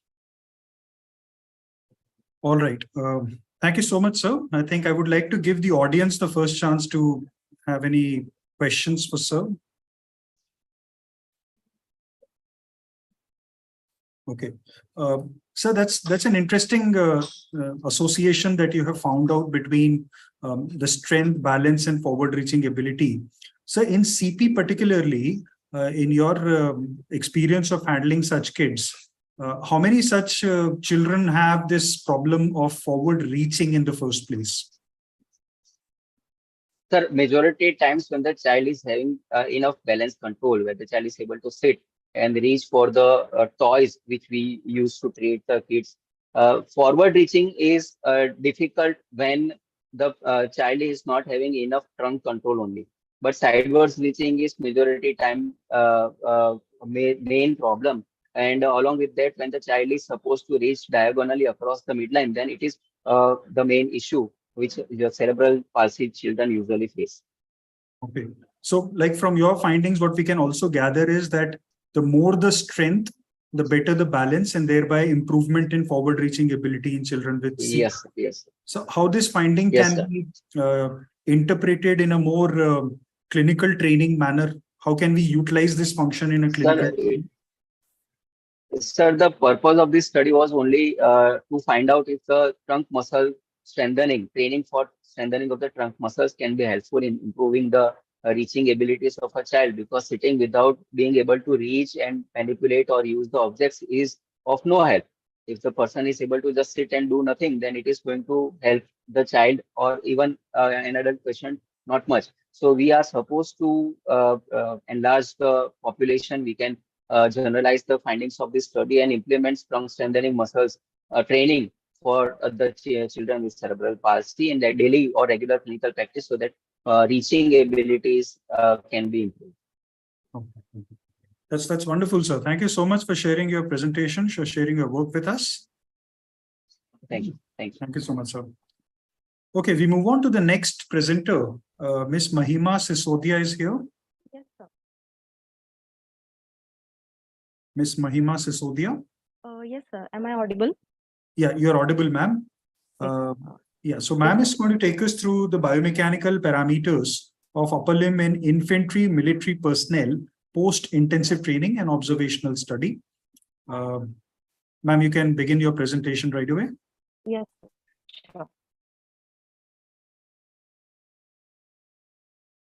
Is my presentation visible? Yes, ma'am, we can see your slides. You might have to go to the first slide, the title slide. Oh, yeah, okay. Okay, good afternoon, everyone. Myself is Mahima Sisodia. I'm a PG student. Basically, I'm pursuing my Master's of Physiotherapy in Biomechanics. So here is the title for my study. That is goes like biomechanical parameters of upper limb in infantry military personnel post-intensive training and observational study. So as we all know that soldiers are trained for every West to every worst. They need to be ready in all areas of fitness, including the physical, mental, psychological, social, everything. So this military training entails a high intensity workout which requires extremely strenuous physical activities, which demands so much of physical demand is there. So when this is oncolytic, if we add more extra additional loads to this, obviously it is purely makes sense that it will complicate the activities and even more, and that could have like detrimental effects like increased energy expenditure, fatigue, limitation, and the limitation in the physical performance. So as I look back to the literature, many studies have done, but they have done basically, they have focused on the lower limb, like gait or any other factors like how the knee, how the ankle, the lower limb kinematics or the kinematics has been hampered. So there was a dearth in literature where in upper limb biomechanics and the intense military training which could be studied. So the aim of the study was to assess the biomechanical parameters of upper limb in infantry military personnel undergoing the intensive training. So my objective of the study was to determine the biomechanical parameters of upper limb, including the craniovertebral angle, which was measured using the forward head posture app, which is reliable. Scapulohumeral rhythm was evaluated using digital inclinometer. Upper limb strength was assessed using push-pull dynamometer, and the pinch strength was assessed using the pinch dynamometer. The source of the data was the junior leader wing, Belgavi Military Station, Belgaum, Karnataka. Method of collection of data was this is the cross-sectional study of the observational study. The military personnel, mostly like all male, aged between 18 to 33 years were included. The duration of the study was the 6 months, and the sample size was 113. The sample design was non-probability and the technique was the convenience. So the outcome measure, as I mentioned before, also these 4 outcome measure was used. For calculating the forward head posture, as you can see, at a particular distance, a phone was placed, or like any camera or anything which is like required for the capturing, it was placed, and that photo was utilized to calculate the craniovertebral angle. For calculating the scapulohumeral rhythm, modified digital inclinometer was used. So as I say the word modified, I placed the 2 wooden blocks, as you can see, and the one wooden block was placed on the root of the spine and root of the spine of the scapula, and the other was placed on the acromion process. So I've asked the patients or the participants to raise their arm at different 30 with the increment of 30 degrees, and with that the scapular upward rotation was recorded. These were the positions for the strength, scapular muscle strength, which were lower trapezius, middle trapezius, serratus anterior, and the upper trapezius. Talking about the results, so this is the demographic profile of the, so total number of participants were 113, aged between 22 to 32. The height mean was 174 with a deviation of 6.10. Weight was 69 with a deviation of 5.87, and the BMI was calculated as 22.57 with the deviation of 1.39. So there the craniovertebral angle, it was found that more than 50%, that is 52.21%, there was forward head posture due to decreased craniovertebral angle, and the specific angle which was taken was less than 50 degree. Shoulder elevation increments and the scapulohumeral rhythm. This was, as I mentioned, in the scapular plane, the shoulder elevation, that is with the increment of 30 degree, 30, 60, 90, 120 was recorded. And based on that, the recording from the scapular upward rotation on both the right and the left side were recorded. And as given these 2 equations below, basis on that, the scapulohumeral rhythm was recorded. So glenohumeral motion was recorded as the total shoulder motion minus scapular upward rotation, and the scapulohumeral rhythm was calculated using glenohumeral divided by the scapular upward rotation. This is the scapular muscle strength. So it was compared with the this was a limitation that we are not having any specific normative data for the army population. So it was compared with the normal population only of the Indian origin. So it was found that for the lower trapezius, more than almost all the population was having the more strength. For the serratus anterior, it was found that the more of the population, like the 70 and the 84%, it was having the less strength. For the middle trapezius, it was found that they were having the more strength, and for the upper trapezius, again, it was found that more of the population were having the less strength comparatively. Talking about the pinch strength, so pinch strength, I've taken the 3 pinches, the 3 jaw pinch, lateral pinch, and the 2-point pinch. This was the position for these pinch strength. It was as recommended by the American Thoracic Society of Hand Therapists was taken. The number of percentage, again, it was calculated. May I please request the fellow attendees to keep their audios in a mute mode? Please Yeah, carry it is on. quite distracting. Yes. Okay. So it was found that more of the population were having the more strength for the 3 jaw chuck, For the lateral pinch, again, it was more on the more strength was found, and for the 2-point also, it was more. But in the left hand, there is like we can comment or the conclude that there is a variability found between the right and the left side. So talking about the discussion, I can say that the study done by the Abreu et al., it was indicated that he basically he measured the craniovertebral angle at the different loaded condition, that was 10, 5, and 15. So it was found that if the body is loaded with more than 15% of body weight external load, the forward head posture was observed. Studies done by the Jason Stickback and the Jade Indres, it was found that the scapular dyskinesis was increased and the altered scapular kinematics was observed if the lower limb, upper limb activities is been increased. In the Jade and this, they have done in the Army Reserve officer. Yes, sir. The Army Reserve officer, and they have like made them to do the 30 repetitions of the overhead activities, and it was found that the scapular kinematics has been altered. Study done by the Jennifer L. Hen, it was concluded that the motor performance and the blood flow of the upper limbs when loaded, it got reduced. However, the Hadid et al. Study showed there is no alteration in the pinch force due to load bearing. But this can be said because it was done on the healthy civilian population. One more, there was a report by the Colonel Atul Kotwal, who reported that the leading cause of the known enemy action in the army population is not known. So this forms the basis of the study or the need for the study, that to find how the biomechanical parameters are being altered if they are leaded to the so much of loading condition under the physical demand. So it can be concluded that the study sheds light on the intricate interplay between the intensive military training, biomechanics. This study serves as a significant contribution to the discussion on the biomechanics within context of military training. It also emphasizes the adaptability of upper limb to training induces stresses, while also highlighting the possible consequences of how the biomechanics has been altered and how the muscular imbalances has been take place. So as military training is continuing to evolve, this knowledge obtained from this study can provide the basis for the refining training paradigms and enhancing the holistic well-being of the military personnel. So here are the references. Thank you. Thank you, Ms. Mahima, for a very different set of individuals to choose from. You see, military personnel are intensively training for the work that they do for us as civilians, and it's quite imperative to understand their biomechanics in that way. Ma'am, in your experience of carrying out this study on biomechanics of upper limb in particular, how far do you think the training-induced stresses might have been responsible for causing these altered mechanics in the first place? Sir, if I talk about like how training are induces, so like I've like taken after days of training, and the detailed knowledge I've taken how they are doing and what they are doing basically in training and all. So it was so extraneous that they do not have even the rest period between the whole 24 hours was just 4 hours, and continuously they were working, and continuously they were into some or other kind of activities.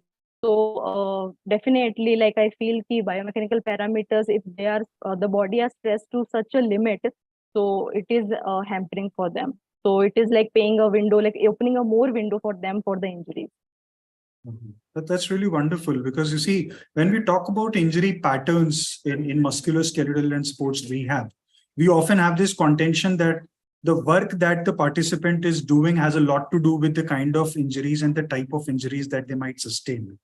But we still are not having the substantial evidence, most particularly to Indian military personnel. So I think your study might just be a start to be there. And I really thank you for sharing your work with all of us for the conference. Thank you so much, sir. Do we have any questions from the attendees? I think we've got to have more active participation from the attendees as well, because that's what the premise of having such a scientific event is.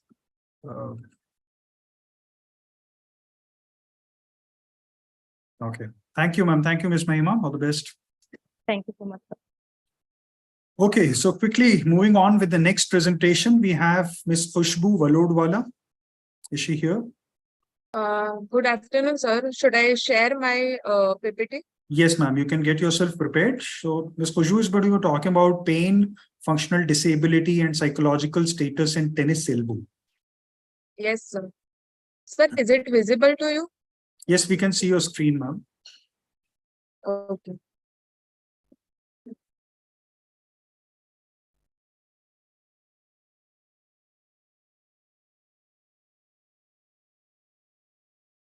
So today's my topic for the presentation is pain, functional disability and psychological status in tennis elbow patient.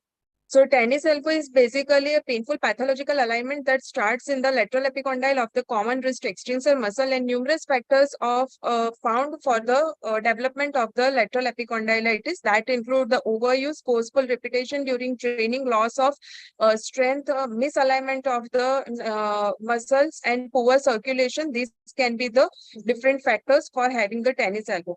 It is mostly the second most frequently diagnosed musculoskeletal disorder in upper limb in primary care setting, with annual incidence of 4 to 7 per 1,000 patients in general practice. So it can have certain socioeconomic consideration also.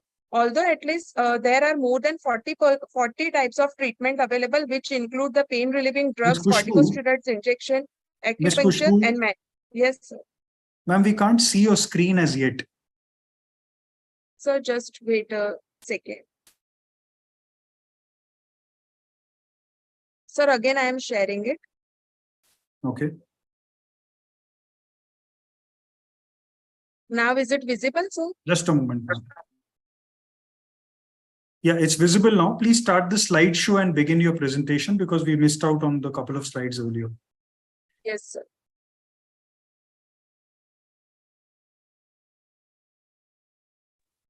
Is it moving, sir? Yes, yes.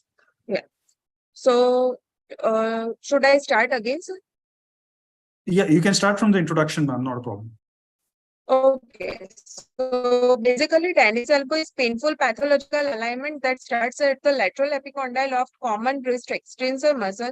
Numerous etiological factors are available for the development of lateral epicondylitis that include overuse injury, forceful repetition during training, alignment issues in the muscle, loss of strength, aging, and poor circulation. It is found as second most frequently diagnosed musculoskeletal disorder in upper limb in primary care setting, and annual incidence is 4 to 7 per 1,000 patient in general practice. It is also having certain kind of socio-economic cost also. There are more than 40 types of treatment available for the treatment of the tennis elbow, which include pain relieving drugs, certain physiotherapy techniques, corticosteroid injection, acupuncture, surgery, and many more. So furthermore, despite numerous recent publication in the the psychological factors such as anxiety and depression in tennis elbow, which will affect the upper limb studies. So basically, we are supposed to here more focus on the upper limb component, as well as how this anxiety and depression can affect the tennis elbow patient. Hence, the need of the study is to compare the pain and functional disability in tennis elbow patient, and that is compared with the healthy control, and also evaluation of psychological factors in tennis elbow patient. So aim and objective of my study is to compare the pain and functional disability in tennis elbow patient with healthy controls, and also to evaluate the psychological factors in tennis elbow patients. So significance of my study. There has been many studies done to check the effectiveness of various techniques available for the tennis elbow patient, but there is scarce literature regarding pain and disability affection in tennis elbow patient. So how the pain and functional disability is affecting tennis elbow patient, and how it is affecting psychological status in tennis elbow patient. So these are the basic need for the study or significance of my study. So for materials and method part, we have taken data from various OPDs of Surat, and it's a kind of pre-post comparative type of study. So total sample size calculated is 34, that is calculated in G power. Participants basically include tennis elbow patients and healthy subjects, and sampling method is purposive type of sampling. So for inclusion criteria, we have included the 30 to 45 years of male and female, and specific physical finding including tenderness at lateral epicondyle, pain with resisted wrist and middle finger extension, history of localized specific lateral elbow pain for at least 3 months, and those who are willing to participate that were included. For exclusion, we have excluded the subjects who are having concurrent non-elbow upper limb pain, which can suggest the other type of upper limb condition, medical history of systemic disease, medication and surgery. Those who have received treatment of injection, NSAIDs or steroid injection or acupuncture therapy in last 3 months, they were excluded. For healthy group also, we have excluded the diabetes and certain systemic disorders. Generalized muscular pain syndrome, they were excluded, and subjects who are having psychological issues and taking psychiatric medications, they were excluded from this study. So procedure ethical clearance was taken from Institutional Ethical Committee. The purpose of the study is explained and written informed consent was taken. Subjects were primarily screened on basis of inclusion and exclusion criteria, and then demographic data were collected. After that, the healthy subjects were divided into group A and tennis elbow were divided into group B.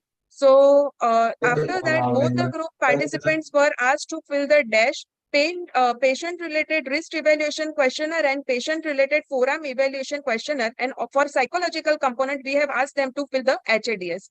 So these are the basic outcome measures, which include DASH, PRF, EQ, PRW, EQ. And for psychological component, we have taken hospital anxiety depression scale, that is HADS. So here DASH is basically 30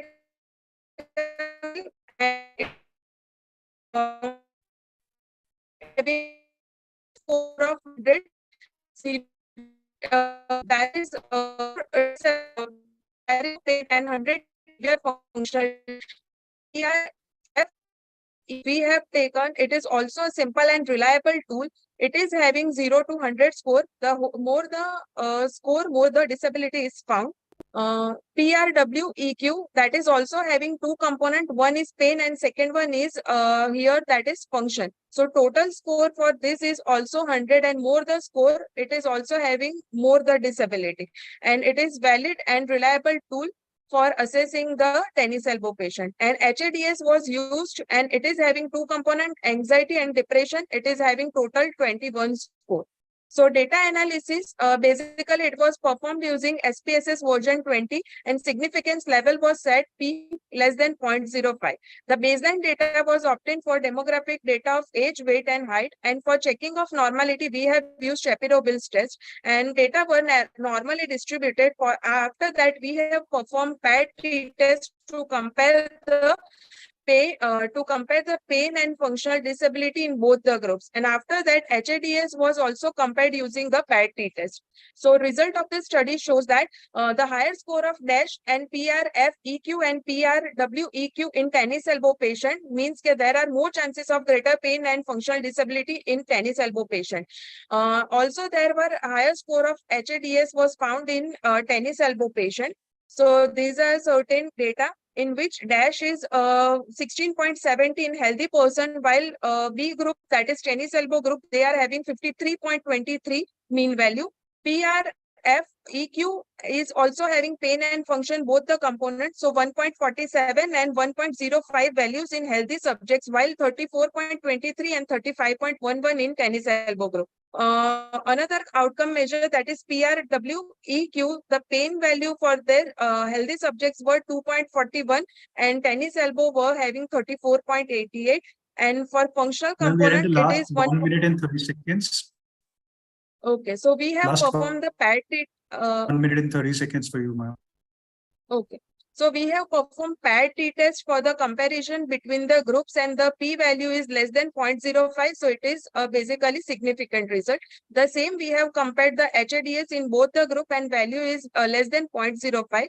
So discussion portion here, we have found the increased pain and functional disability in tennis elbow group. So because of the pain, there will be impairment in the work, recreational activity, and it can lead to considerable financial loss also. So, and in anxiety and depression is also having high involvement in the tennis elbow group. So in many of the time, patient will not be ready for the treatment and rehabilitation program also. And the same study was performed by Michel et al. And they have also found the anxiety is higher score at the study. So another study performed by Poland, and they have also found high levels of anxiety and depression in patients with musculoskeletal rehabilitation program.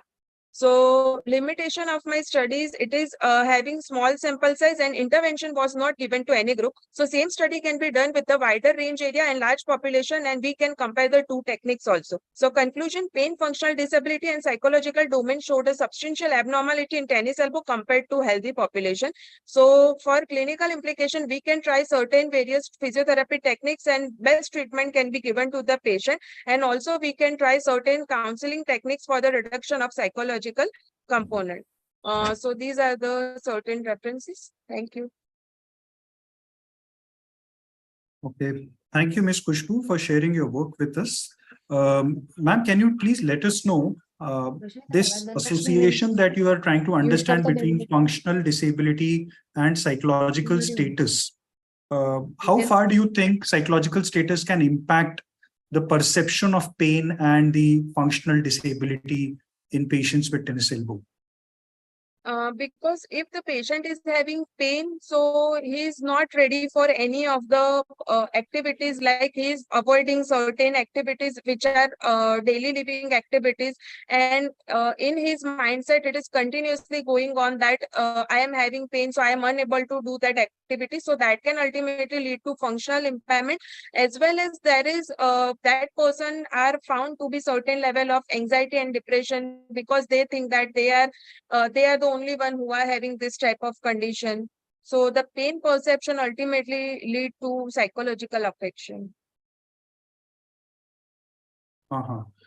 And you think targeting the psychological aspect of the patients in tennis elbow can probably help us improve the rehabilitation outcomes?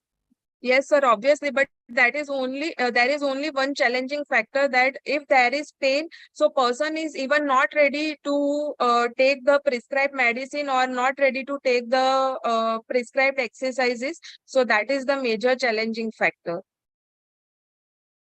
Okay, okay. Fine. Thank you so much, ma'am, for your work, and we wish you best. Thank you all so the much. best. Thank you. Thank you, sir. Yeah. Quickly moving on to the next presentation, we have Ms. Semi Anil Kumar Bhagat is here. Yes, sir. Wonderful. Ma'am, your presentation is lined up next. I hope you are ready. Yeah, I'm ready, sir. I'll share Can my you share your screen. screen? Yeah. So Camille is going to take us through the effect of low intensity plyometric training on balance, hand-eye coordination and power among badminton players of Vadodara. Sir, it is visible. And we can see your screen now. Yes. Thank you, sir. So the title is The Effect of Low Intensity Plyometric Training on Balance, Hand-Eye Coordination and Power Among Badminton Players of the Vadodara. With 200 million followers, badminton is one of the most well-liked sports in the world. Aerobics, stamina, agility, strength, explosive power, speed, flexibility, balance, and coordination are usually the main components of the physical fitness when it comes to a badminton player. So during this game, the players need to concentrate on the shuttlecock and their opponents to foresee their displacement. So players needs to adjust their motion in a better response in order to complete the range of visual information by improving their leveraging biomechanical variable of efficiency. And this required quick direction changes, leaps, lunges at the net, and swift up movement from various postures. Physiological need have also been impacted by this variable. Therefore, the strategies that helps in improving dynamic balance and quickness hold a great promise to improve the match performance of the badminton players. Plyometric training is frequently employed in the athletic training as it can help in improving strength and jump performance. There are few studies that also been done and which has seen its effect on the strength, dynamic balance, change in direction, agility, vertical jumps, and sprint ability. Whereas numerous study has even says that there is improvement in the change of direction ability in players in a racket sports like tennis, vertical jump in a basketball players, and hand-eye coordination among basketball players. However, the long-term high-intensity plyometric training can have a negative impacts on the player performance because of the potential dangers of delayed onset of muscle soreness and soft tissue injury. Furthermore, a low to moderate intensity plyometric training program is thought to improve the agility as well as the vertical leap height more as compared to the high intensity plyometric training. So despite of this expanding amount of knowledge, a limited study has been found by using a low intensity strategy among badmintons. Thus, the aim of my study is to find the effect of low intensity plyometric training on balance, hand-eye coordination, and power, that is explosive power among badminton players. And my objective is to determine the effect of low intensity on balance by using Y balance, on hand-eye coordination by using hand-eye coordination test, and by on the power on lower limb by using a Sayers formula. My study design, it is an interventional study. Convenient sampling has been used, and I had taken the samples from the various Vadodara sports complex, and my population is badminton players. The inclusion criteria is healthy individuals between the age group of 18 to 30 years, recreational players, and the playing badminton at least 3 times per week for 1 year, since 1 year. Exclusion criteria: pregnancy, playing with either any other sports along with the badminton, injury in last 6 months, or any neurological disorders. Methodology: total 32 badminton players were selected based on the inclusion and exclusion criteria. Written informed consent were taken, and initially a baseline data were collected before intervention, and players will receive a 2-week plyometric training 3 times per week, and post training the data were collected. The intervention is that before going for the training, they were going for the warm up for 5 to 30 seconds. That is, it mainly includes the stretching protocols, that is hip flexors, gluteus maximus, quadriceps, hamstring, and calf, with 1 to 5 minute rest. For lower limb plyometrics, a front jump with 3 sets of 5 repetitions, lateral jump, squat jump, and standing jump, each with 3 sets of 5 repetitions. And for upper limb plyometrics, overhead medicine ball and the underhead medicine ball throw, 3 sets of 5 repetitions were given. Outcome measure: Y balance, that is balance versus test by using a Y balance test, and the reliability of the Y balance test is 0.08 to 0.85.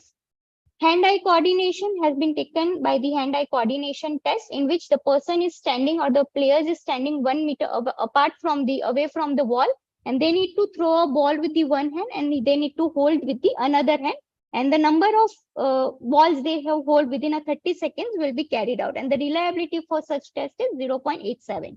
Vertical power, that is power, has been calculated with the help of vertical jump. So vertical jump has been calculated first, and the particular value of the vertical jump has been included in the Sayers formula in order to get the explosive leg power, and the reliability of this test is 0.7. The result, if the difference between the pre and post with the normal distribution was evaluated with the help of PAT-T test. As shown in the table and the graph, there is a significant difference has been observed between a pre and the post test at the significance level of 0.001. Similarly, a significant difference has been observed in a hand-eye coordination as shown in the table 1 as well as in the graph. And the significant improvement has been shown in a vertical jump power among badminton players, that is pre and post. The significance difference has been found at the significant level of 0.001. So as we come to the discussion, the main effect, as from this study or the result, we can conclude that there is an effect of low intensity plyometric training on the balance. And this could be because of the plyometric training has an important role in enhancing the lower body stability. And this training can develop landing techniques and improves the dynamic control of the center of mass, which ultimately improves the neuromuscular adaptability. Second, it can reduce the sensitivity of the Golgi tendons organs, again excessive tensile loads in the muscle, allowing the elastic component of the muscles to undergo greater stretch. And the similar study was supported by the Leffert et al. Believe that decreasing the sensitivity of the Golgi tendon organ result in increasing the performance of the muscle spindles, and consequently it helps to improve proprioceptions. It also contains a lateral movement, that is plyometric training usually control a lateral movements pattern that activate muscles and neural pathways that involve usually hip, knee, and ankle stabilization. Therefore, it also challenges the neuromuscular system that control coordination and balance, and ultimately it helps in improving the dynamic balance. If we talk about the effect on the hand-eye coordination, the result shows that there is a significant improvement in the hand-eye coordination, and this hand-eye coordination among the badminton players plays a very crucial visual motor function that facilitates goal-directed use of arm hand and fingers to produce controlled, accurate, and the rapid movements, especially during the sporting activities of the badminton. And this findings was supported by the one of the study which demonstrate that badminton players usually have the superior eye-head coordination, time, visual spatial processing, and eye-hand coordination relative to those who does not play badminton. And based on the vertical jump, plyometric training improves the neuromuscular efficiency by enhancing the neuromuscular control of the contracting agonis and synergies, and which enables the central nervous system to become more reflexive, which then leads to an improvement in the reaction time. And such studies has been supported on a social player, which shows there is a significant improvement in the lower limb power after a plyometric session. My limitations of my study is that there is a lack of control group. The small sample size has been used, and the progression in the protocol has not been made based on the volumes. In conclusion, there is a positive effect of the low intensity plyometric training among balance, hand-eye coordinations, and a vertical jump or the explosive powers among the badminton players. These are my references. Okay, thank you so much, ma'am, for your presenting your work on badminton players and the effects of plyometric training. I believe plyometric training has been an area of Sorry, sir, your voice, I'm not able to hear you. Attention in sports injury training and sports injury prevention now. In your experience of handling such athletes, what has been the adaptability of such athletes into being trained with a plyometric form as such? Sir, as such, if we talk about the badminton players, usually they, as soon as I had underwent for the such trainings, I had seen the many players usually miss the certain concept of this particular requirements. They usually go for the warm up and the cool down phase, but in between the whatever the amount of training they require in order to improve, especially their footworks, that has been missing among the badminton players. So there is even an importance that if we train such players with the plyometric training, it could be helpful for them not only to improve their just footwork, but it also helps to improve their hand-eye coordination so that they have the quick response to the shuttle, which is coming too fast to them during the matches. As you rightly mentioned, badminton is a game that requires an explosive burst of energy within a short period of time. Yes. And Hello, sir. plyometric activity, how far do you defend your low intensity plyometric training to be having this effect? Yes, sir. Usually, there are few studies which has been supported that if the person is undergoing for the long term and the high intensity this training program, they have the negative impact on their players' performance, most commonly because of the potential dangers of creating a DOMS and the soft tissues injuries. So because of that particular period, they need to take a rest for certain period of time. And as a result of it, if we are getting the same result with the high intensity, then it is better to implement just a low intensity plyometric training to give them a low plyometric training as compared to the high intensity. Well, I appreciate your thought on this, but maybe when you are taking this work forwards, we would rather recommend that plyometric training itself means that it's going to be highly intense in nature. So to talk about low intensity plyometric activities, I think you might want to, give a more thought on the scientific phenomena working behind this training program and maybe work it out in your future studies as well. Sure. Thank you so much, ma'am, for sharing your work. Again, we move on to the next presentation. Do we have Dr. Salvi Shah here? Yes, sir. Dr. Salvi Shah? Okay. Yes, okay. sir. So, ma'am, you can start preparing yourself. So, Dr. Salvi Shah is going to talk about physical fitness, physical activity, and academic achievement in school-going children and exploratory study. Ma'am, we can begin with your presentation now. Yes, sir.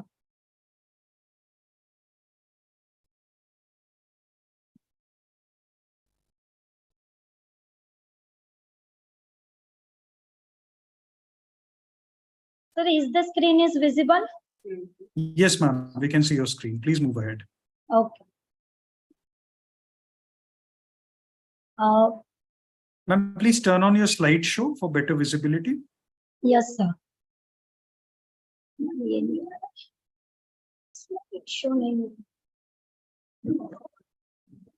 Just a minute, sir.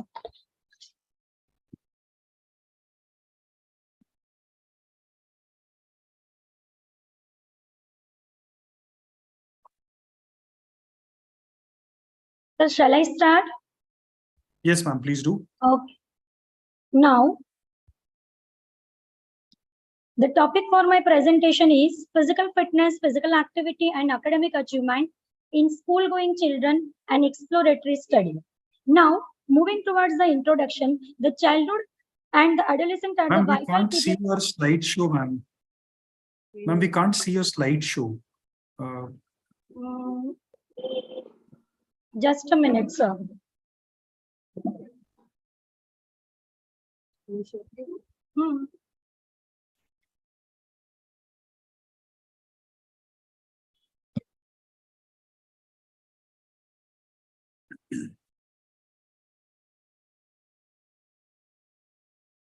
We can see your slides being displayed, but it's not running as a slideshow.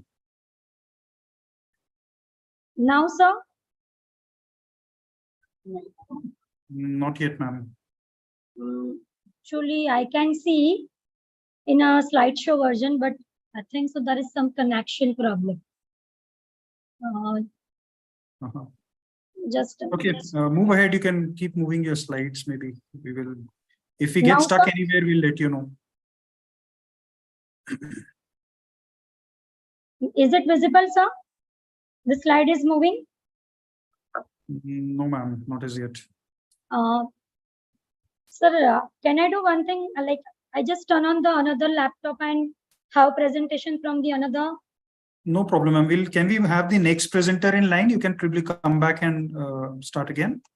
Okay, sir. Okay. Do we have Dr. Shweta Desai here? So it is already, it is Sir- already ready. Yeah, stop, sir. So now, I think so you can see. Ma'am, you have stopped screen sharing for now. Just a minute, sir. Yeah. It is already ready, sir. We can see your slide, ma'am. The title slide is in there. But we can still not see the slideshow.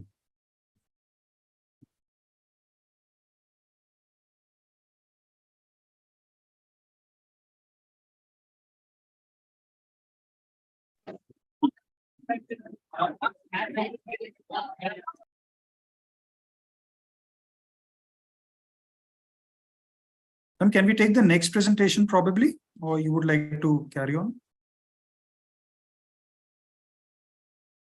Yes, sir, that would be better.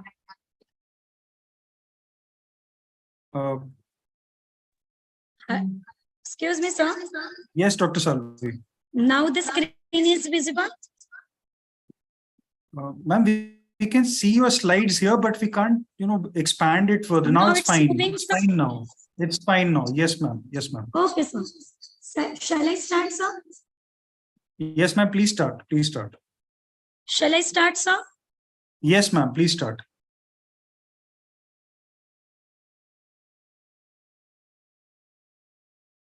Ma'am, please go ahead. We can see your Shall I slideshow. start, Go sir? ahead. Yes, ma'am. Please go ahead.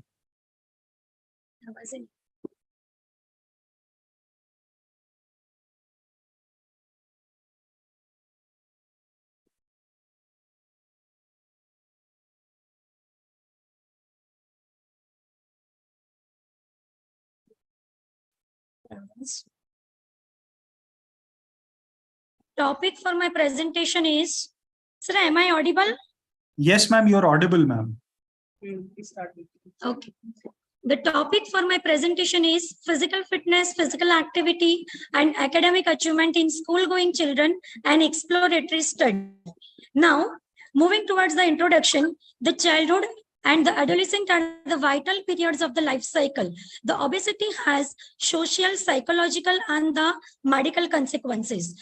School children, overall child health depends on the affected by the school performance and the future success. The nutrition, physical fitness, and physical activity habits are the proposed way to improve the school performance and future success in the children. The school educator and the mindset of the education system is that to just focus on the education of the school, not on the physical fitness and the physical activity of the children. The higher level of the physical fitness and physical activity have affect the academic performance among the children. The physical activity enhance the physical fitness and the mental process for an increase in the academic achievement. The numerous health benefits are also associated with good amount of the physical fitness and the physical activity. Previous studies have shown that inconsistencies in the measurement and the methodological issues. There was lack of adequate control for the confounding factors as well. So the no clear understanding of the physical fitness and the physical activity operate together or working individually to affect the academic achievement and the executive functions in the children. Several studies across the different countries were done, but till now, not even a single study was done by taking care of all the physical fitness measurement domains and the physical activity to have effect on the academic achievement. So the present study was undertaken. The main aim of the present study was to investigate the relationship of physical fitness component and physical activity with academic achievement among the school children of the Surat city. The cross-cultural adaptation and the translation of PAQC into Gujarati language and to check the face content validity and the test-retest reliability of the Gujarati version of PAQC were taken as a preparatory object, and the rest of the objectives were to explore the physical fitness components among the school children of Surat city, to explore the physical activity among the children, to explore the relationship of physical fitness component with academic achievement, as well to explore the relationship of physical activity with academic achievement among school children of the Surat city. Institutional Ethical Committee has approved the study, and the study was also registered under the CTRI in 2018. An exploratory studies design was chosen for the research, cross-cultural adaptation, translation of original English PAQC, and the psychometric testing design for PAQC. Gujarati version was taken. Children studying in 6, 7, and 8 standard from Gujarat board schools, that is granted, non-granted, and the government schools of Surat city were recruited for the study, and the school setting was various schools of the Surat city. The pilot study was done on 50 students of one school, and the research volunteers training was also done by the principal investigator. This is the formula which was chosen from the result from the pilot study to have the sample size calculation, and the multi-stage simple random sampling was taken as a sampling technique. These are the materials were used to conduct the study at the various schools of the Surat city. Now, this is the first figure where the 20-meter shuttle run test was done. Another was the hand grip measurement. Third was the standing broad jump. Fourth was the sit-ups. Here we can see the seat and reach test performed by the child, and the 10x5-meter shuttle run test to measure the agility of the children. Here is the weight measurement and the height measurement was done.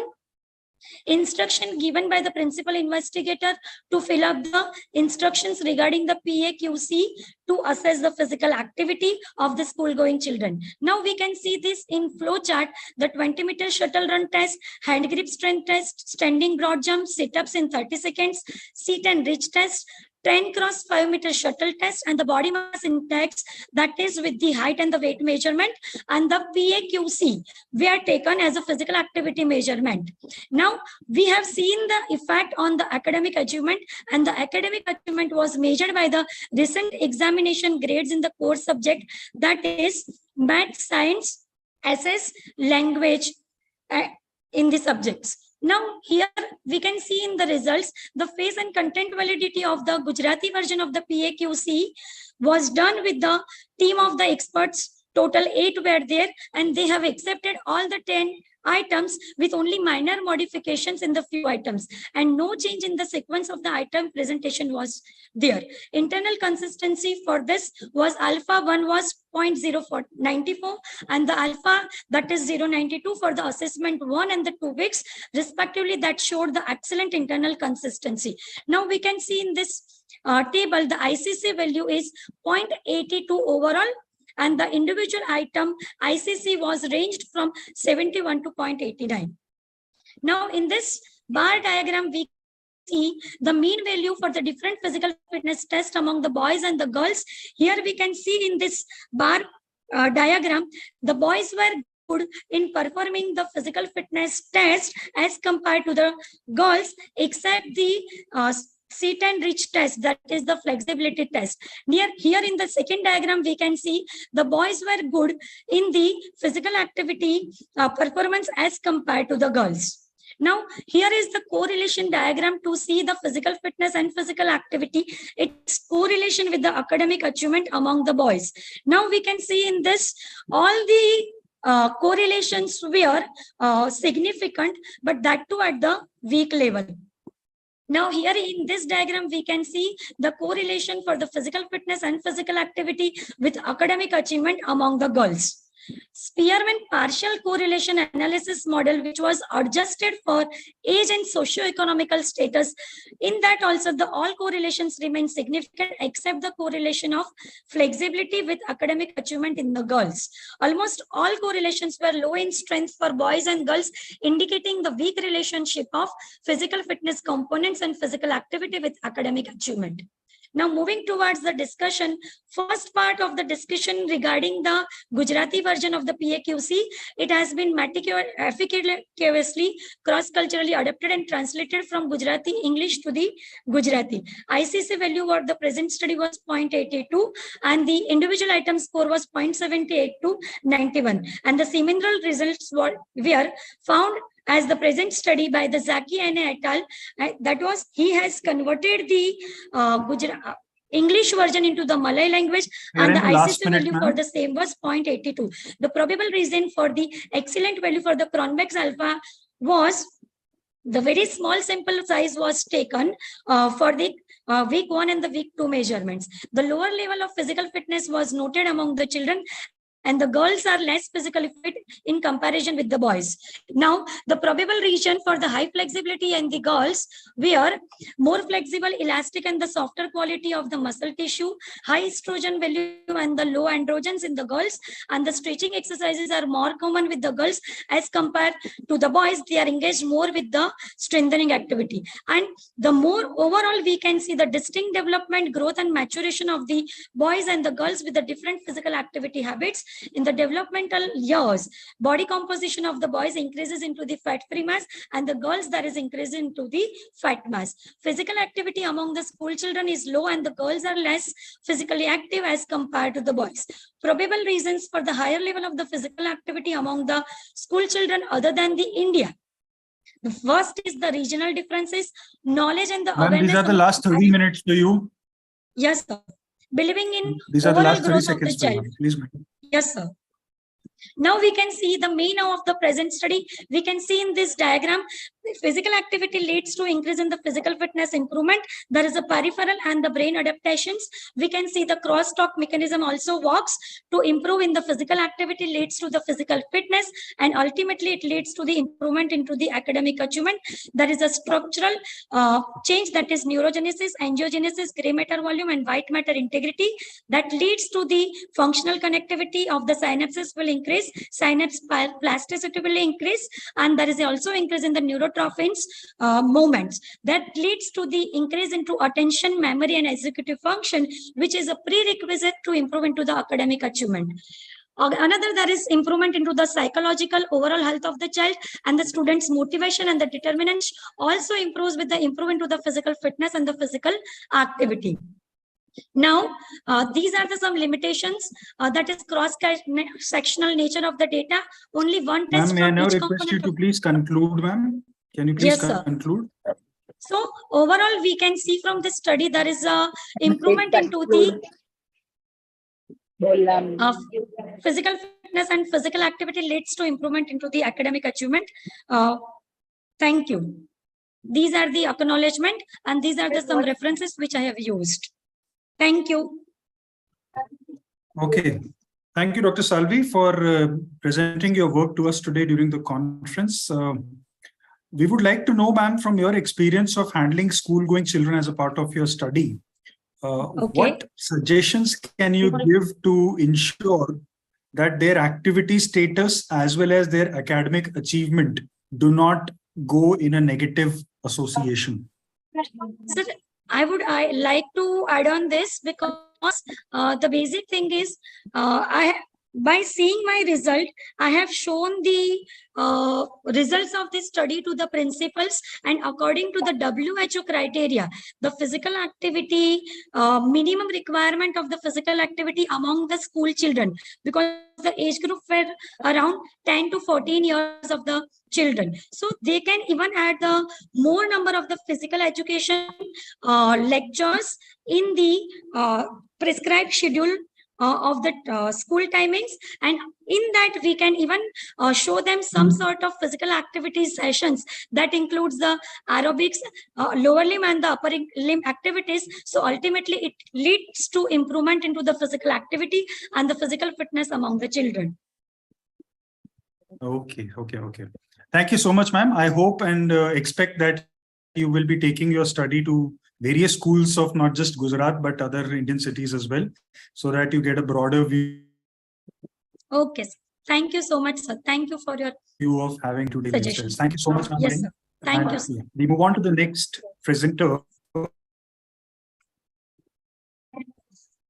Dr. Shweta Desai is here in the room. Yes, sir. Dr. Shweta Desai. Yeah. Yes, sir. Okay, ma'am, you can start preparing yourself. Dr. Shweta is going to talk about physiotherapy training protocol in para swimmer, a systematic review. And I would please request all the other attendees to keep their mics in a mute mode so that we don't get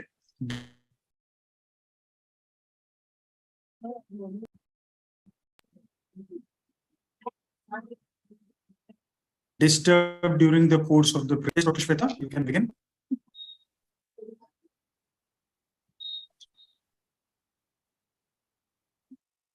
Ma'am, we can see your screen. You can please move ahead. Okay, good afternoon, everyone. Today my topic of presentation is physiotherapy training protocol in para swimmers, a systemic review. So, para swimmers, swimming is a sport and adaptation for athlete with disabilities. It is competitive swimming for people with disabilities, which includes individual with physical, visual, and cognitive limitations. Since 1960 Summer Olympics in Rome, Italy, swimming has been a part of Paralympic program. Swimmers are categorized based on the kind of impairments and level of their limitations. The classification is based on various variabilities such as muscle strength, movement coordination, joint range of motion, limb length, and incorporate a wide range of physical disorders such as amputation, spinal cord injury, and brain injury. Based on this classification, helps swimmers to battle against others who have identical level of function. Different swimming strokes are present during the program, like freestyle, butterfly, backstroke, and breast strokes. In that, most common muscle works include upper limb muscles like serratus anterior, latissimus dorsi, rotators, and in lower limb muscles, most commonly gluteal muscles and quadricep muscles are more active during the swimming sessions. So in the disabled population, the asymmetry between the musculoskeletal purpose and the motor deficits are most commonly seen in the swimmers. So different training procedure and different protocol required because their unique physiological and structural qualities of the swimmers have mostly emerged through trial and errors in the physiotherapy protocols. So for them, different examination strategies and different physiotherapy protocol required that will be help them to perform well in the competitive swimming programs like Olympic. So the aim and objective to analyze and compare the various physical therapy training protocols in para swimming in the different swimmers to get clear idea on the standard course of treatment for paralytic swimmers and remove barriers for coaches and physiotherapists as well. So in the we include last 10 years researches taken from database PubMed, Google Scholar and Skyhub using the most common words physiotherapy, paralytic swimmers, disabled swimmers, para swimmers and healthy swimmers. All human studies focused on sports specific physiotherapy, swimming and healthy swimming. All potential eligible articles were retired and full paper were reviewed for the determine the inclusion criteria.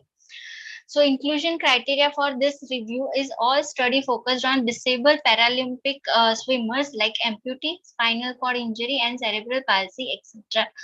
And physiotherapy rehabilitation in Paralympic swimmers written in English were selected. Exclusion criteria articles where have no focused on physiotherapy treatment protocols, short communications, opinions and conference proceedings and animal experiments were excluded.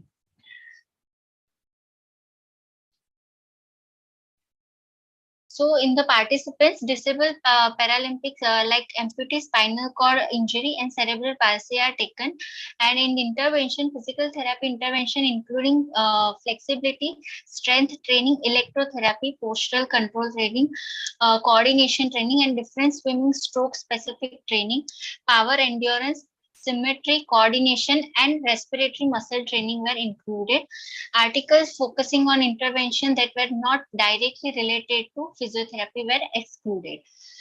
So in the outcome measure, most commonly taken 50-meter trial, time trial for the swimming, time drive starts, symmetry index for the coordination between upper limb and lower limb, arm and limb strength, and bilateral swim bench ergometer, jump test, and bench press.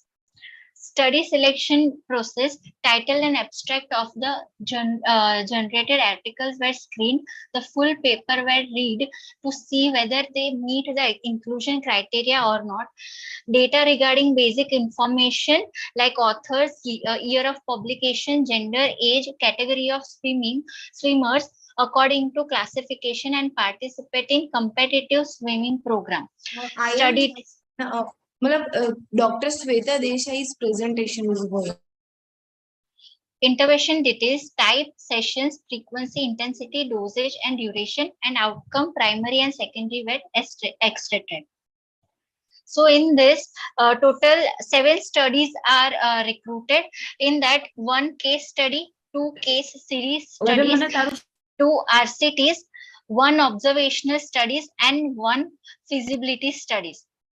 All studies are included dry land training, inspiratory muscle training, electrotherapy, and strength training, postural training, and flexibility in all the studies. Shweta Desai, can you just hold on for a minute, please? Yes, sir. Yeah. May I now request all the attendees to please keep their handsets in. Firm request again, please. Thank you so much. Dr. Shweta, please continue. Okay. All the studies included the 6 weeks, 8 weeks, 10 weeks, and 12 weeks of physiotherapy treatment protocol. In that, most commonly include dry land training, gym-based training, diaphragmatic breathing exercises, postural alignments, flexibility training, strength training, functional electrical stimulation, most commonly used in the spinal cord injury patients, and for the symmetry, the coordination assessment with the symmetry index and index coordination is tested. And in the discussion portion, most common physiotherapy protocol that is included in this studies are postural control training for the equal head and trunk angles, and strength training for the upper limb and lower limb muscular resistance training, flexibility training, inspiratory muscle training for the breathing purpose, endurance training, coordination training to improve the symmetry between upper limb, bilateral upper limb and lower limb, functional electrical stimulation, and gym based training with the swimming bench is included in this articles. And in common measurements for the swimming specific test, 50-meter time trial is used, time drive starts, index of coordination, symmetry index, hand speed. For the arm and leg strength and power, a bilateral swim bench ergometer, jump test, and for the respiratory muscle strength, functional lung test and respiratory muscle strength is used. In all the articles, common goal is to find out an effectiveness of different physiotherapy rehabilitation protocol on para swimmers. It can be useful without prominent side effects. All the studies showed positive improvement in all the outcome measures within 6 weeks, 8 weeks, 10 weeks, and 12 weeks of rehabilitation protocol. These are my references. Thank you. Okay. Thank you, Dr. Shwan. I think we really appreciate that. As a part of your work, madam, in a para swimmer, what kind of challenges do you think are more relevant so as to contextualize their training protocols in swimming for a Paralympic? In Paralympics swimmers, most commonly physical, in that spinal cord injury patients, cerebral palsy, and most commonly lower limb as well as upper limb amputations, amputee patients are included. In that, the motor deficit and musculoskeletal deficit problem are more commonly specific. So in that, there are more chances of asymmetry between the upper limb and lower limb while swimming different types of strokes that like freestyle, butterfly, and backstrokes. So for that reason, we are focusing on the remaining part of the that patients, like in amputee patient, most commonly upper limb muscles are more active while the swimming, and as well as the spinal cord injury, most commonly upper limb muscles are more active. So mainly more focused over the remaining muscles or remaining portion of the body is required for the training purpose, for the their training to the Paralympic level. Okay. Okay. Yeah. Thank you. Thank you so much, ma'am. Thank you, Dr. Shweta, for presenting your work. Thank you, sir. We move on to the next presenter.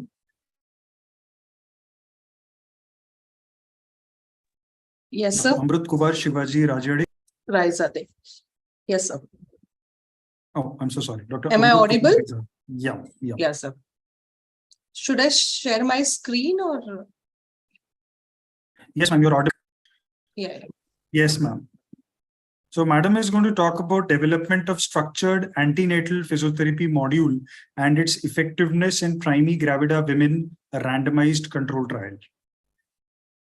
Yes, sir. Is my screen like visible? Hello? No, ma'am, not as yet. No, ma'am,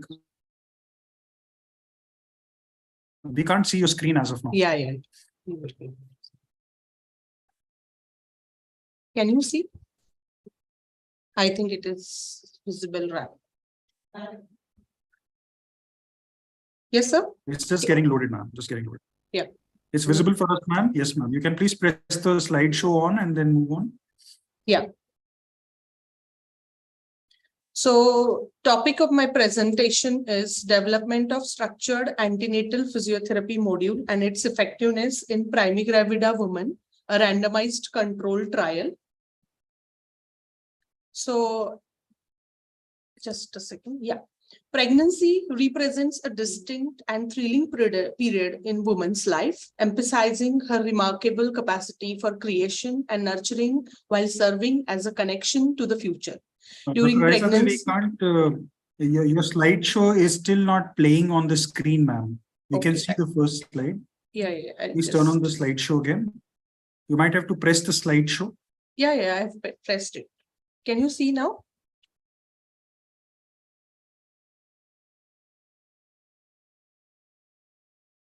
Is it visible, sir?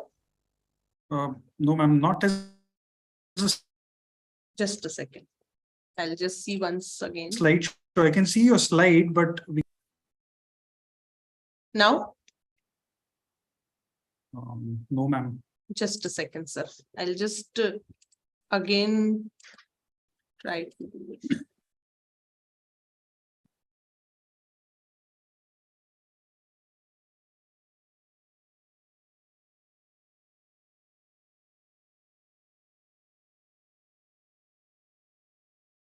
So can you see now?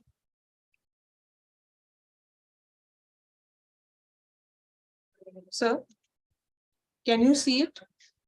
Yes, ma'am, we can see now. We can see Yeah? now, ma'am. Yeah? Okay.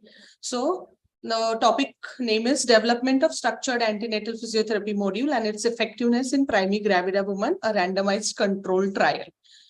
Okay, so am I audible, sir? Hello, am I audible, sir?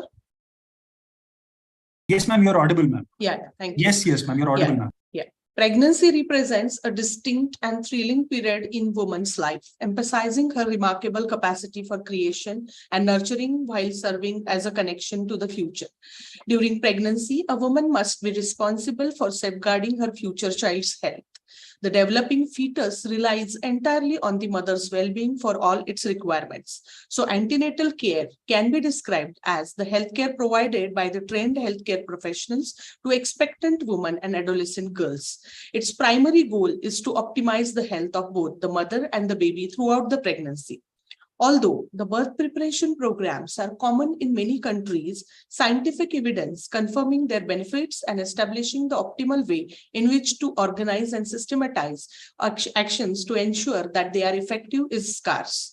So various countries have published guidelines recommending the level of physical activity that pregnant women should aim for. But however, these guidelines vary in terms of the recommended duration and frequency of the exercise.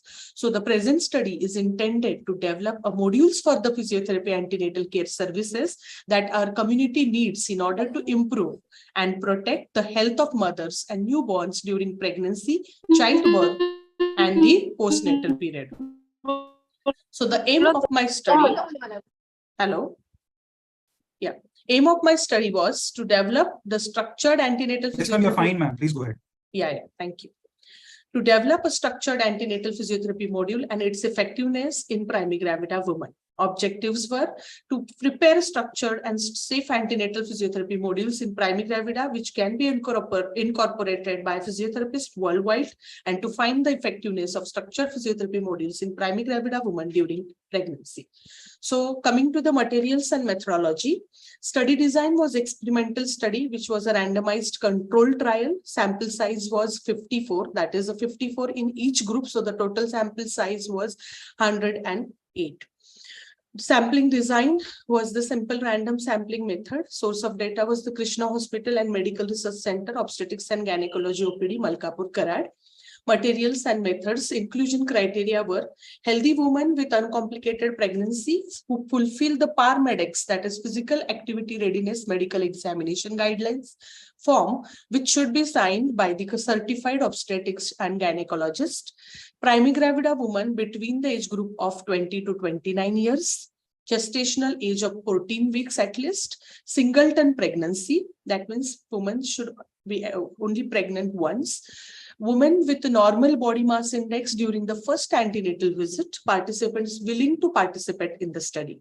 Exclusion criteria were incompetent cervix or cerclage, preterm premature ruptured membranes, multiple gestations at the risk of premature labor, persistent first and second trimester bleeding, women with a heart disease or any other systemic illness, low-lying placenta, restrictive lung diseases, other significant medical conditions, having limitations to do physical activities and not willing to participate in the study.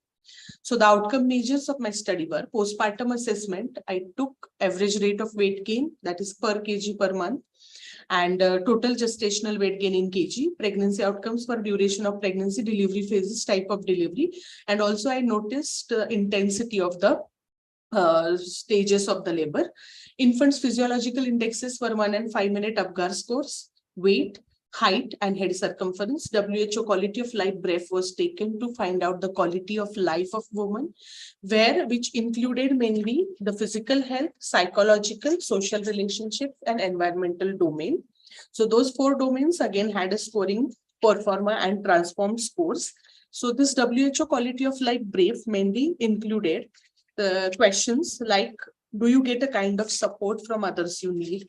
Then questions like how much you need a medical treatment or a function in the daily life, how do you enjoy your life, then whether you reserve sufficient energy for everyday life. These were the few of the questions that were the part of this questionnaire.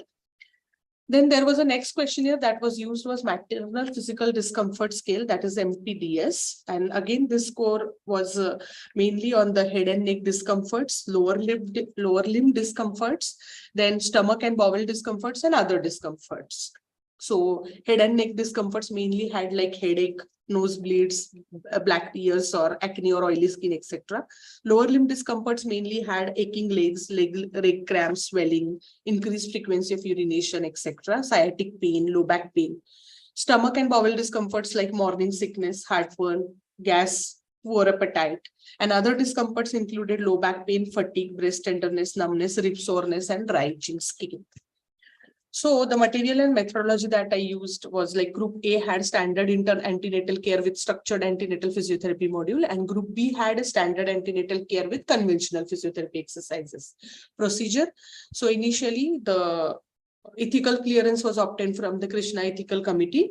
An exercise prescription was given according to the Royal Australian and New Zealand College of Obstetricians and Gynecologists guidelines. So total of 9 meetings were conducted. So first meeting was in between, first 3 visits were in between 14th to 24th week.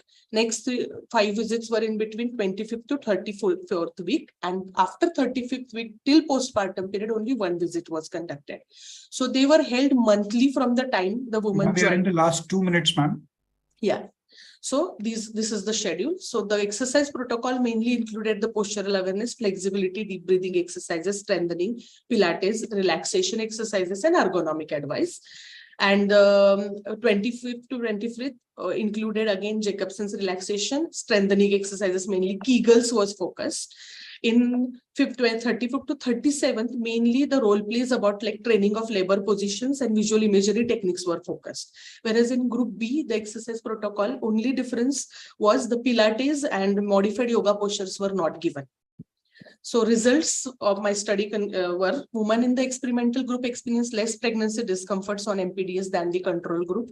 Results of the study showed statistically significant difference in the effect of antenatal exercises in decreasing intensity of labor pain during the first stage of labor and shortening of the first stage of the labor in the study group compared with control. And the results demonstrated significant difference between 2 groups regarding the type of delivery. That is, C-sections were lesser in experimental than the control group. So discussion, prenatal care education can be effective on fetal growth by providing a relaxation and physical activity improvement through the rise in maternal and fetal plasma volume, cardiac output, and increase in uterus placental blood flow. Findings of the current study revealed positive correlation between doing exercises during pregnancy and length of first stage of labor and pain intensity at this stage. In other words, duration and pain intensity of first stage labor were lower in the females who had taken part in exercise intervention. And there was, as I said, C-sections were lesser. So exercise during pregnancy decreased risk of diabetes, increased self-confidence, reduced pain, as well as demonstrated significant improvement in pregnancy discomforts at the present. And intervention group had no adverse effect on the pregnancy outcomes. So further studies with larger groups can be conducted. So in a conclusion, I can say that doing physical activities are simple, effective and safe and non-invasive treatment method, which is essential to improve the pregnancy outcome, and also supports the finding that structured antenatal physiotherapy protocol is more effective in improving quality of life during pregnancy. And hence the pregnant females are recommended to exercise regularly and pay more attention to the health principles. These were my references, few of the references. Thank you.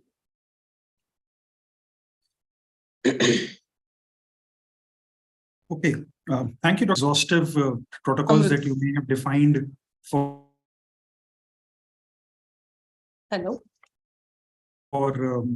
pregnant and forms a key role in designing, informs a key part in designing the antenatal programs. Yes, sir. I hope you can hear me, ma'am. Yes, sir. Yes, sir. I can hear. Yeah. Okay. Yeah. I would like to know, ma'am, since this is a vulnerable population, to say the least, because you know, either they are very close to their partum or they are all the postpartum phase. Yes, sir. So, as a part of your group or the part of the training that they received. Pardon me, sir. Ma'am, I asked, how was the adherence rate for the Yes, females who were a part of the study, and how Yes, have you sir. quantified? Yes, sir. Basically, there were 108 females, actually, they were supposed to be part, but while taking, like considering the, dropout rate and everything. So I could get 100 effective samples because there were 8 females who had a dropout because like, as you said, there was certain females who travel from their parents' place for a delivery and all. So the change of doctor was one of the reason, maybe, or change of the hospital was another reason for dropouts. But yes, for exercise adherence, in my experimental group, I had taken under my observation, whereas in conventional group, mainly the exercise pamphlets were given and they were told to do at home. So maybe that is the reason why the quality of life was improved in the experimental group as compared to the, because that were taken under my observation. Okay. Okay.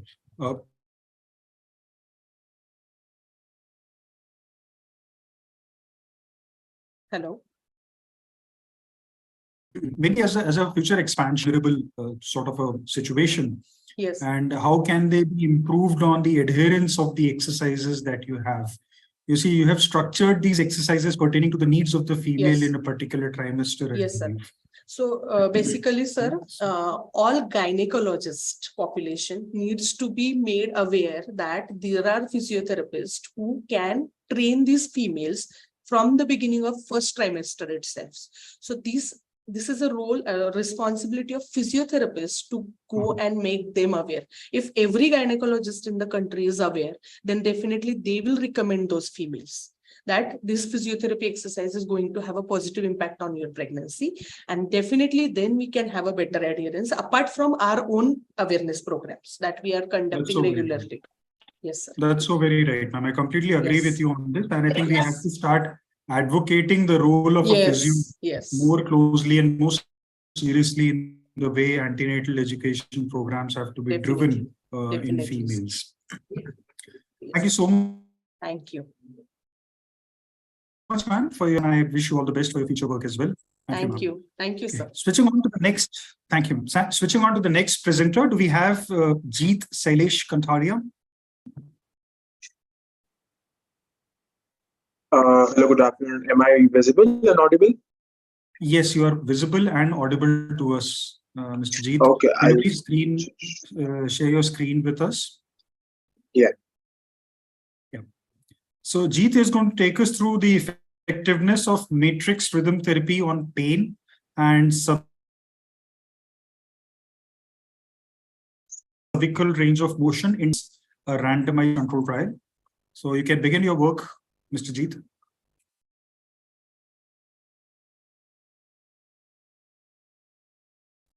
Is my slide visible? Yes, yes, it is visible. Please go ahead. Okay. So my title is Effectiveness of Matrix Rhythm Therapy on Pain and Cervical Range of Motion in Desk Workers with Upper Trapezitis, a randomized control trial. The trapezius muscle when inflamed leads to trapezitis. The upper trapezius muscle is a postural muscle which is under extremely vulnerable to overuse. Its occurrence is experienced with people who work on desks and computers or who drive for long periods of time. It leads to pain, soreness, tenderness, stiffness, weakness, and spasm. Later forms a knot-like structure called as a trigger point. Upper trapezius, being the major neck muscle, contributes to the neck pain. Neck pain is the most common and is seen in women more than men. Also, there is the incidence of neck pain in both men and women. It is more often felt by the people of middle age. Dr. Ulrich George Randall created a novel therapeutic and clinical technique called matrix rhythm therapy. Matrix uses effective rhythmic phase synchronous magnetomechanical oscillations to restart cell metabolism and restore physiological processes. The MRT is reported to deliver physiological rhythmic oscillations between 8 to 12 Hz that synchronize with internal body rhythm and help in microcellular repair. In the field of physiotherapy, MRT is a novel method and more effective technology. Need for my study. There is a need of an intervention which can collectively target the problem of thought bands, trigger points, and end points for pain relief in desk workers with upper trapezitis. There are very few published evidences which show positive impact of matrix rhythm therapy on myofascial trigger points and adhesive capsulitis. But there are no studies showing the effectiveness of matrix rhythm therapy on pain and range of motion in desk workers with upper trapezitis. So this study might help in finding evidence on how the matrix rhythm therapy will act on decreasing pain and improving range of motion in desk workers with upper trapezitis. Hypothesis: null hypothesis, MRT will not be effective on decreasing pain and improving range of motion. Alternative hypothesis: MRT will be effective on decreasing pain and improving ROM in desk workers with upper trapezitis. So the aim of my study is to evaluate the effect of MRT on pain and cervical range of motion in desk workers with upper trapezitis. Objective: the main motive behind the study is to find the effect of MRT on decreasing pain in desk workers and to find the effect of MRT on improving cervical range of motion in desk workers with upper trapezitis. So the materials and methods. So the method study design is randomized controlled trial. Study type is experimental type. Sample method is convenient sampling.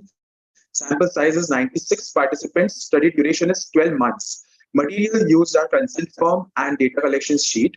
Outcome measures: numerical pain rating scale (NPRS), cervical range of motion device. Modalities used are transcutaneous electrical nerve stimulation (TENS) device and MRT device.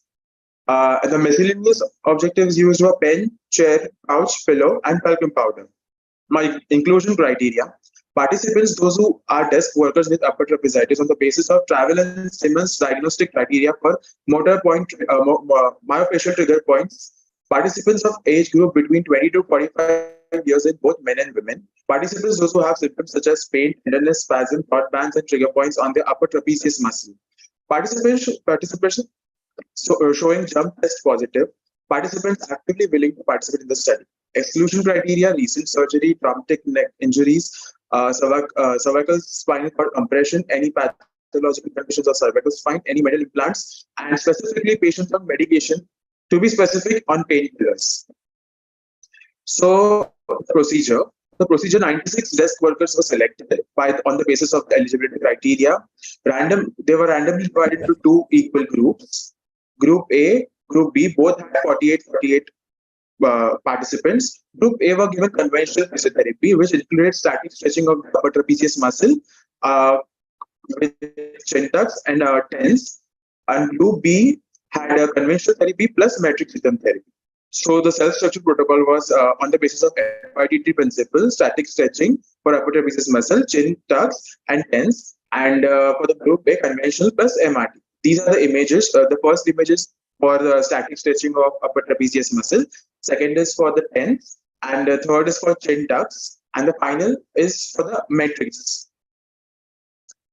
So the data analysis and results. Data obtained was entered in the MS Excel Word Windows 10, then transferred to the new SPSS static package for social sciences software version 28 for advanced analysis. The collected data was tabulated by taking variables such as pain intensity and cervical range of motion, which were our outcomes. The mean and standard deviation was calculated by categorical variables. Paired t-test was used to analyze outcome variable in the group. B, p-value greater than 0.005 are found to be significant. So the first table is for the mean of pain intensity, which shows highly significant in both the groups, but is specifically more significant in the group B. Similarly, for mean of cervical flexion, both groups have highly significant p-values, but the group B shows more optimistic results.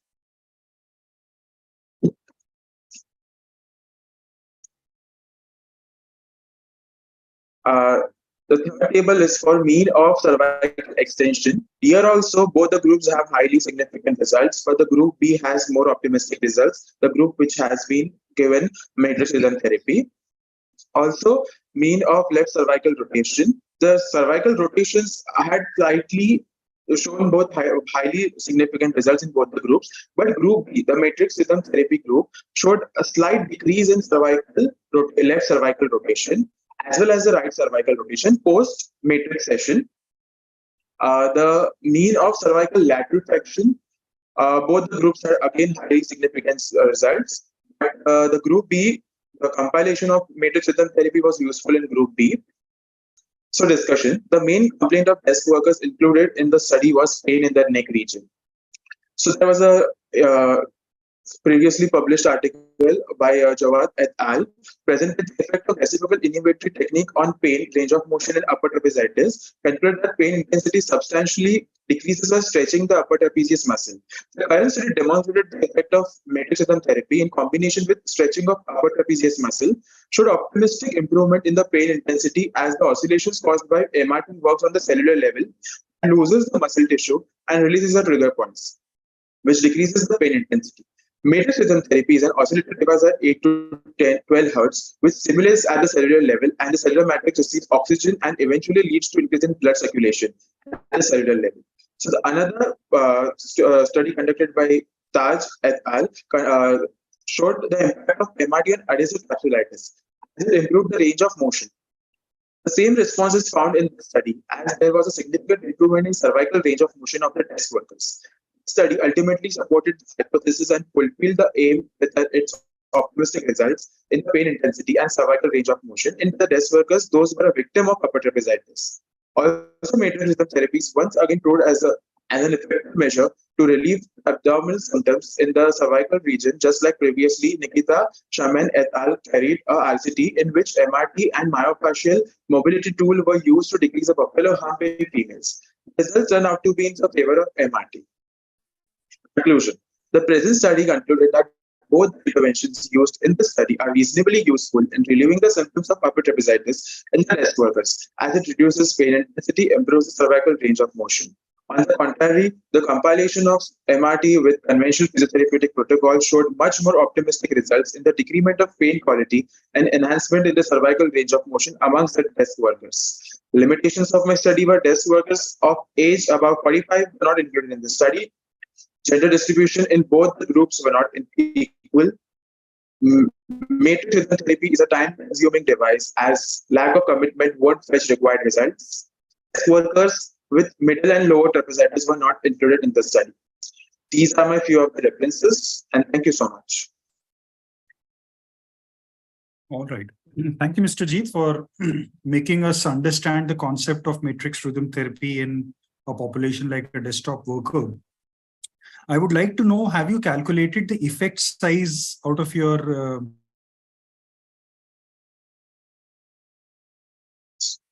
intervention parameter to see the magnitude of change and the comparison between them? I didn't get a question. Can you please repeat? I said, have you calculated the effect size to understand which treatment was effective? Or is it just the mean difference that you have compared? No, I have calculated the effect size like I showed in all of the tables and the graphs. It is highly significant in both groups, no doubt. Even this conventional therapy has been very useful in treating upper trapezitis, but there are good effects, and it also improved the sleep quality and also the posture. So comparatively, compilation of matrix or only matrix is very useful for treating upper trapezitis in ones. Okay. Just a reaffirmation of one fact for you and for all the young physios who are researching. that when we compare two treatment evaluations, very often we would get this understanding that both of them are effective.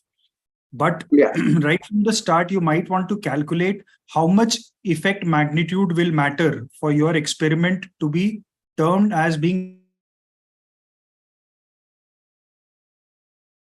better than the other. Calculation becomes the start point for you to determine whether your experiment will do better than the control or the standard So care. you are asking me to take a comparative study. I would rather recommend you to calculate your effect size in your future experimentation studies, so that by the end of the conclusion, you are conclusively saying that the experiment has done better than the conventional or standard care. Conventional. Okay. Thank you for the suggestion. Thank you. Thank you so much for your work, and we wish you all the best. Thank you.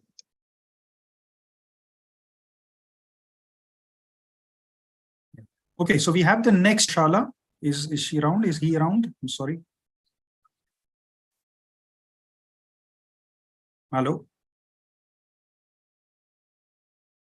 The next presenter, Jishna Muchla. Hello. Yes, Yes. sir. Am I audible? You're there? Okay. Yes. Right. Please, can you sort your presentation to be shared on the screen? Yes, sir. So Ms. Jishna is going to talk about effectiveness of incentive spirometer along with 4-7-8 breathing technique on lung function and anxiety in obese and overweight individuals, a pilot study.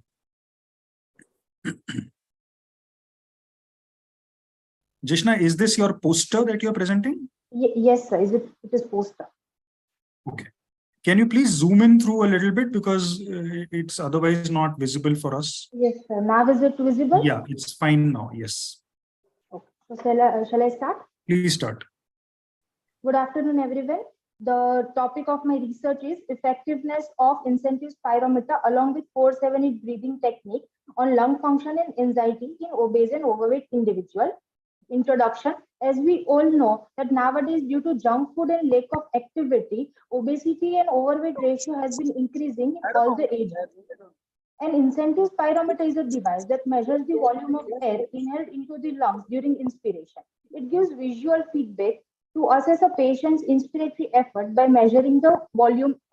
It can be used in rehab as it is inexpensive and it is very easy to manage with no known side effects.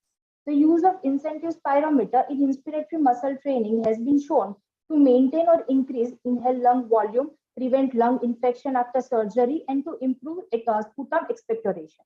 In today's fast-paced world, stress and anxiety has been increasing very commonly. So, to find relaxation technique to calm the body and mind is very essential. One such technique is 4-7-8 breathing method.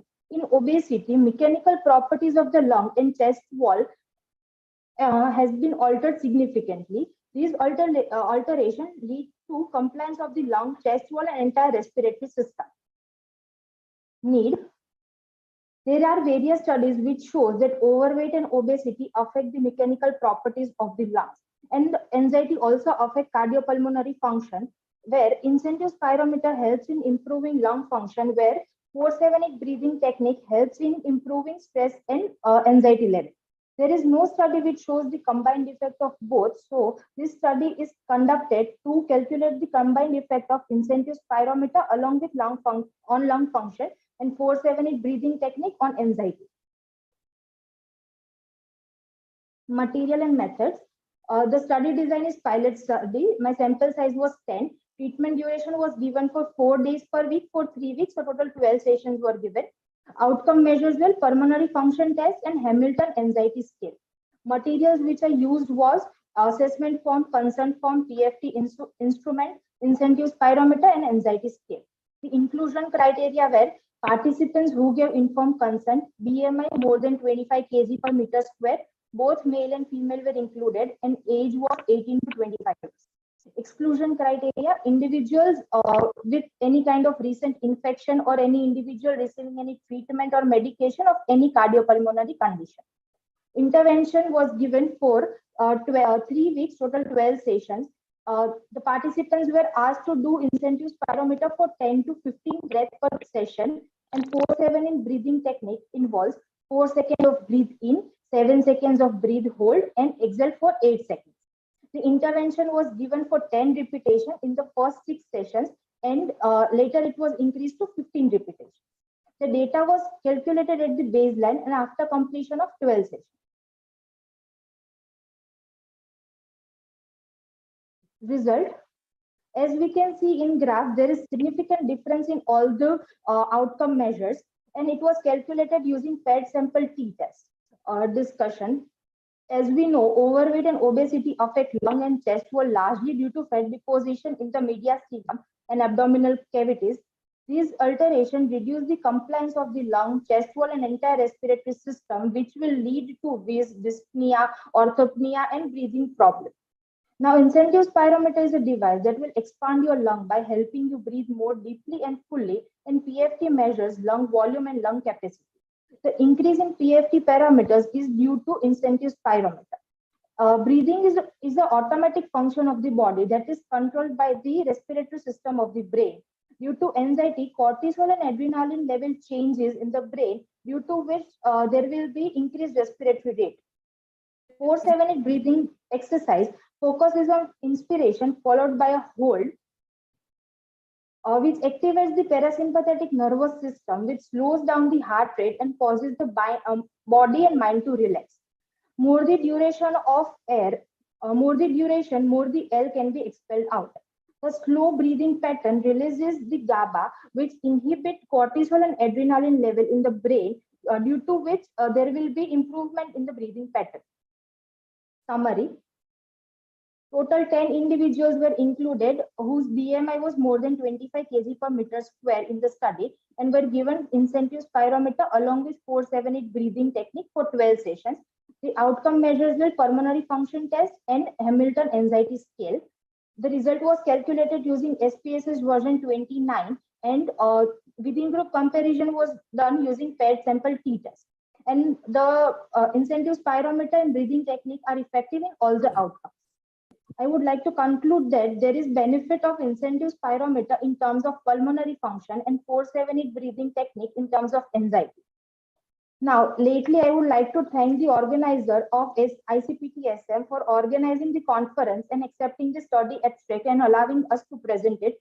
Special thanks to Dr. Asha Dobaria, Assistant Professor at Ahmedabad Physiotherapy College, Parul University, for her guidance, and to all the individuals for their participation in the study.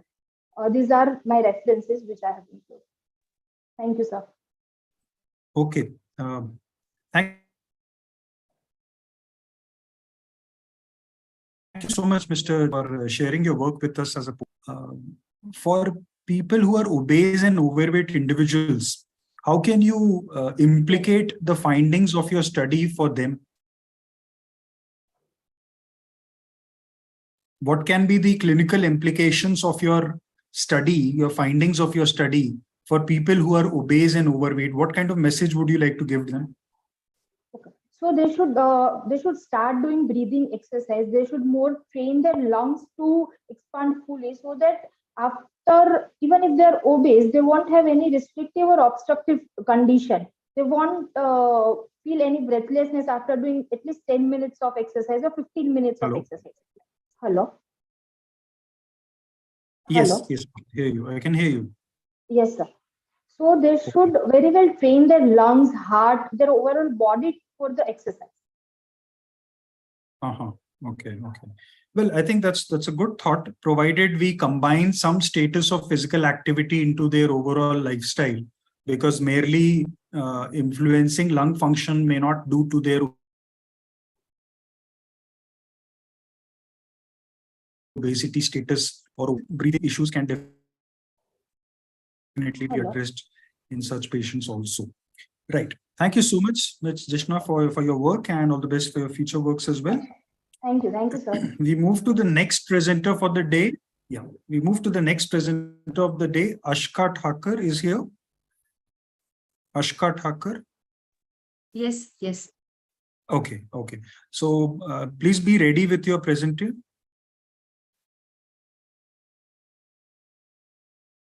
Sir, is it visible? So Ashka will be talking about effect of stress. Yeah.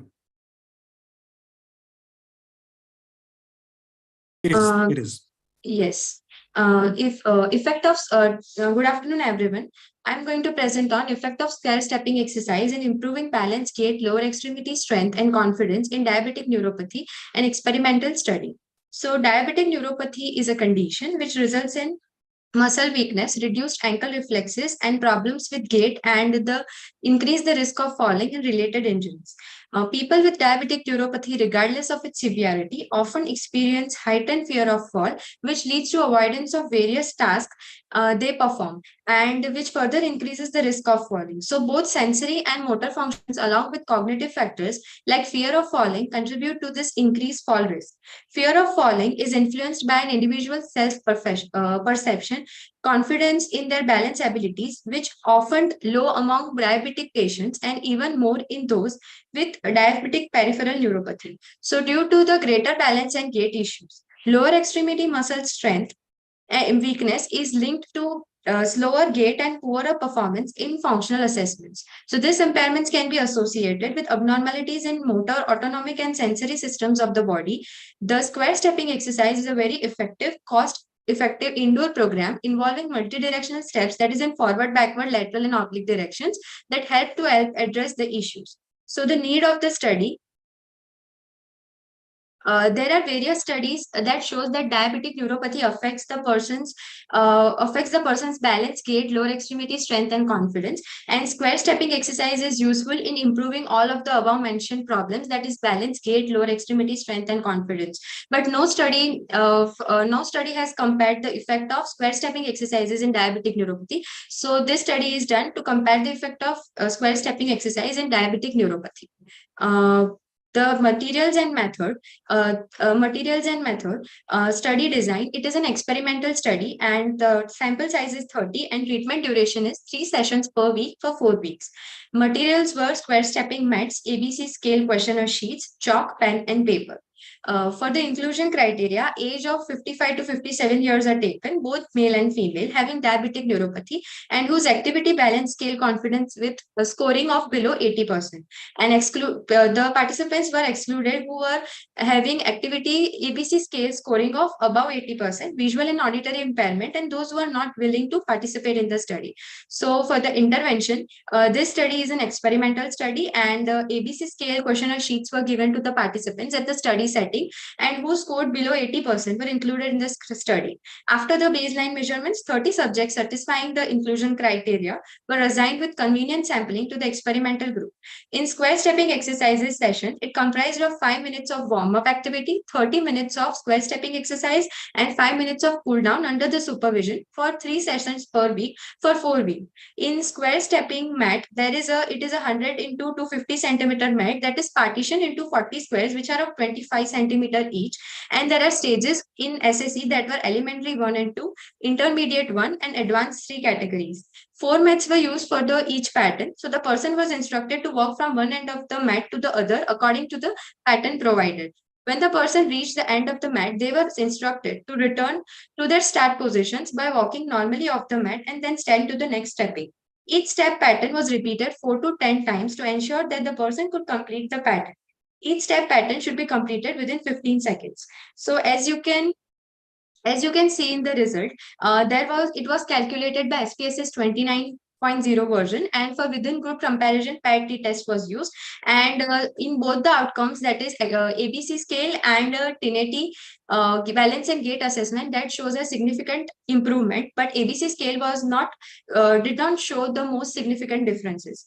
In discussion, people with diabetic neuropathy, regardless of its severity, often have an increased fear of falling. So this fear leads to avoidance of various tasks they could still perform, which in turn results to reduced mobility, further increases the risk of falling. So square stepping exercises was found effective in balance improvement and preventing the fear of falling.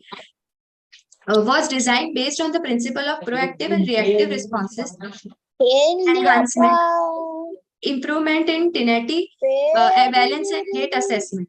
The SSE involved multidirectional steps in forward, backward, lateral, and oblique directions, which lead to better activation of synergist and agonist-like muscles, which lead to improved confidence in subjects, resulting in significant statistical improvement in ABC scale, but quadriceps strength was not improved significantly due to the age barrier of the subjects. Because of this reason, 30-second sit-to-stand test showed less improvement in comparison to the other outputs. In summary, so 30 subjects, as I already told, were assigned with the diabetic neuropathy and were included, and square stepping exercises were given, which comprised of 5 minutes of warm-up activity, 30 minutes of SSE, and 5 minutes of cool-down, so 3 sessions per week for 4 weeks.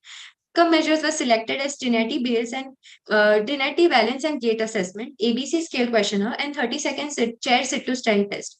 After the statistical analysis and using paired sample t-test, it showed significant difference in Trinity Balance and Gait Assessment. ABC Scale Questionnaire. Can you please wind up? We are through with the time. Okay, sir.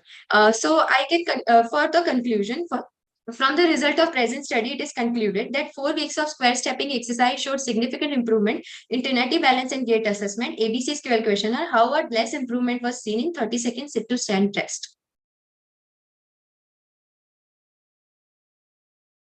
For the acknowledgement, I am greatly All thankful. right. So, okay, sir. Yeah. So, in your opinion and your experience of doing this study, will be able to perform square stepping exercise in the first place? Is it like really challenging for them, or Yes. how can you make Yes, it sir. more easy for them to do it? Sir, it is challenging, but as I told that there are stages like elementary, intermediate, and advanced. So we can start with the elementary stage, and then we can when they are comfortable, and after few sessions, we can then proceed to intermediate and advanced stages. And on what basis do we progress from low to? Sir, we can take the when the baseline measurements are taken for advanced? the. Is there a progress? Yes, sir. On the basis of outcome measures, Trinity and ABC Scale Questionnaire, we can then progress to the next stages. We can take the outcome measures in outcome measures in the study also, baseline, then during the study and after the study. So we can decide that we have to go from elementary stage to the intermediate stage. Well, being a young physiotherapist who is probably getting the nicks and tricks of exercise prescription, I would Sir, rather you are not recommend you specific progression criteria for patients who are having. Hello. Sir, you are not audible. So can you repeat? I'm saying, as a young therapist, I would rather recommend you to come up with some progression criteria which are specific to diabetics. There are some prescription guidelines and progression criteria that you can use to improvise on your current work. Okay. Okay. Thank you so much. Thank you, Ashka, for your work. I wish you all the best. Thank you, sir. Do we have Dr. Divya Sugandh? Yes, sir. Dr. Divya Sugandh? Okay. Dr. Divya, can you please share your screen and we can have your presentation right away?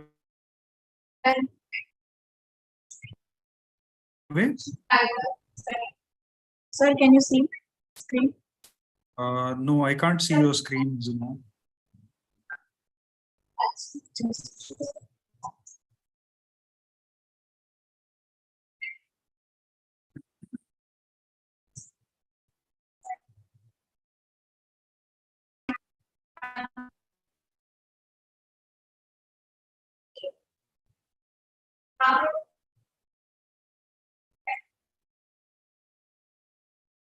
Hello. It is still loading. Sir, I am audible. I mean, I can't see your screen as now.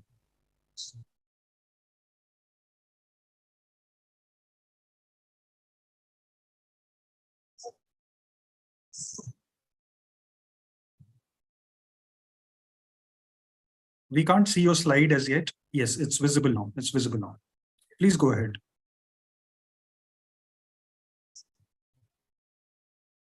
My topic is effect of mountain breathing exercise on the lung function test among the geriatric population.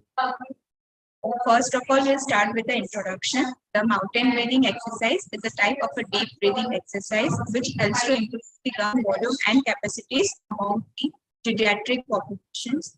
For this, we have the lung function test was carried out by an instrument called the RMS heat spirometer, and this technique will heighten performance and concentration to decrease the stress among the pediatric population. The need of the study for this is we have to see whether the mountain breathing exercise will help us to improve the lung volume and capacities with the breath holding in the pediatric population. For this, materials and methods, this is a randomized control trial. In this, we have the study setting, we have included pediatric population among the Saurashtra region. A study duration was for 3 weeks, thrice a week, and the study population is 30 subjects. My inclusion criteria were, I have included male and female of the Saurashtra regions and with the age of the 60 to 70 years, and those who have voluntary want to support in this study, and the subjects who have the chronic smokers and tobacco chewing habits. My exclusion criteria will be the subjects who have any other neurological medical conditions or were not able to follow any type of the command, or you don't want to participate in the studies, they were excluded. For this mountain breathing exercise tool, we have to give this on the Breathe app tool, in which this type of mountain will be visible. In this, the screen, as the arrow goes up, the patient has to take the deep breath and fill the lungs. And then at the peak of the mountain, the patient has to hold the breath. We have to write down the seconds, how much time the patients can hold the breath, and then we have to exhale. Then again on the screen, the arrow will goes up on the Breathe All app. The patient has to take the deep breath and feel the lungs hold, and we have to write down this breathe hold seconds, and then the patient has to exhale. This we have to do for 20 times in a single session, and then we will do for 2 times in a week. As you can see in the study, lung function, the result was calculated for the female and the male separately. In the female, we have seen more improvement than in the male. Discussion. The result of the present study demonstrated that the mountain breathing is considered effective among the geriatric population for improving their lung volume and capacities. In this study, 30 geriatrics included male and females whose age ranged from 60 to 70 years and who have fulfilled the criteria. Pre-lung function test was conducted before the intervention, and the mountain breathing exercise was followed for the 3 weeks and thrice a week. And post-lung function test was done again after the completion of the 3 weeks. Summary: the mountain breathing exercise was intervened among the geriatric populations to improve their lung volume and capacities. We have focused mainly on the breath holding seconds, and pre and post occupation was taken, and statistical analysis in the SPSS version was done, and thus we have seen effectiveness of exercise in geriatric population. In the females, we have seen more improvement than in the male, but we can see both this exercise can be useful for improving the lung volume and capacities in the geriatric population. Acknowledgement, and these are my references. We would like to thank God who gave us opportunity and strength to do everything. We would like to gratitude to our guide, Dr. Gaurav J. Patel, who always supported us throughout the study. He guided us where we did not know, and made this project work easy to us by his knowledge.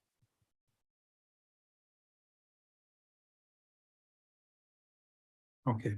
Well, thank you, Dr. Divya, for presenting your work on mountain breathing exercise in geriatric population. Well, there is a spelling error in your title itself, so please make sure that you are taking care of it in the next one. Apart from this, I would like to know that geriatric population is a deconditioned population, to say the least. Sir. So how far exercise, which is, I believe, more strenuous than a conventional exercise, can be utilized in geriatric population?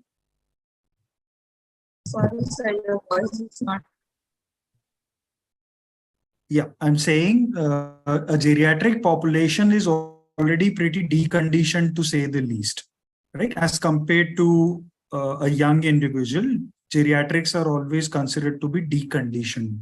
So in such people, how far mountain breathing exercises can be used as a regular form of exercise?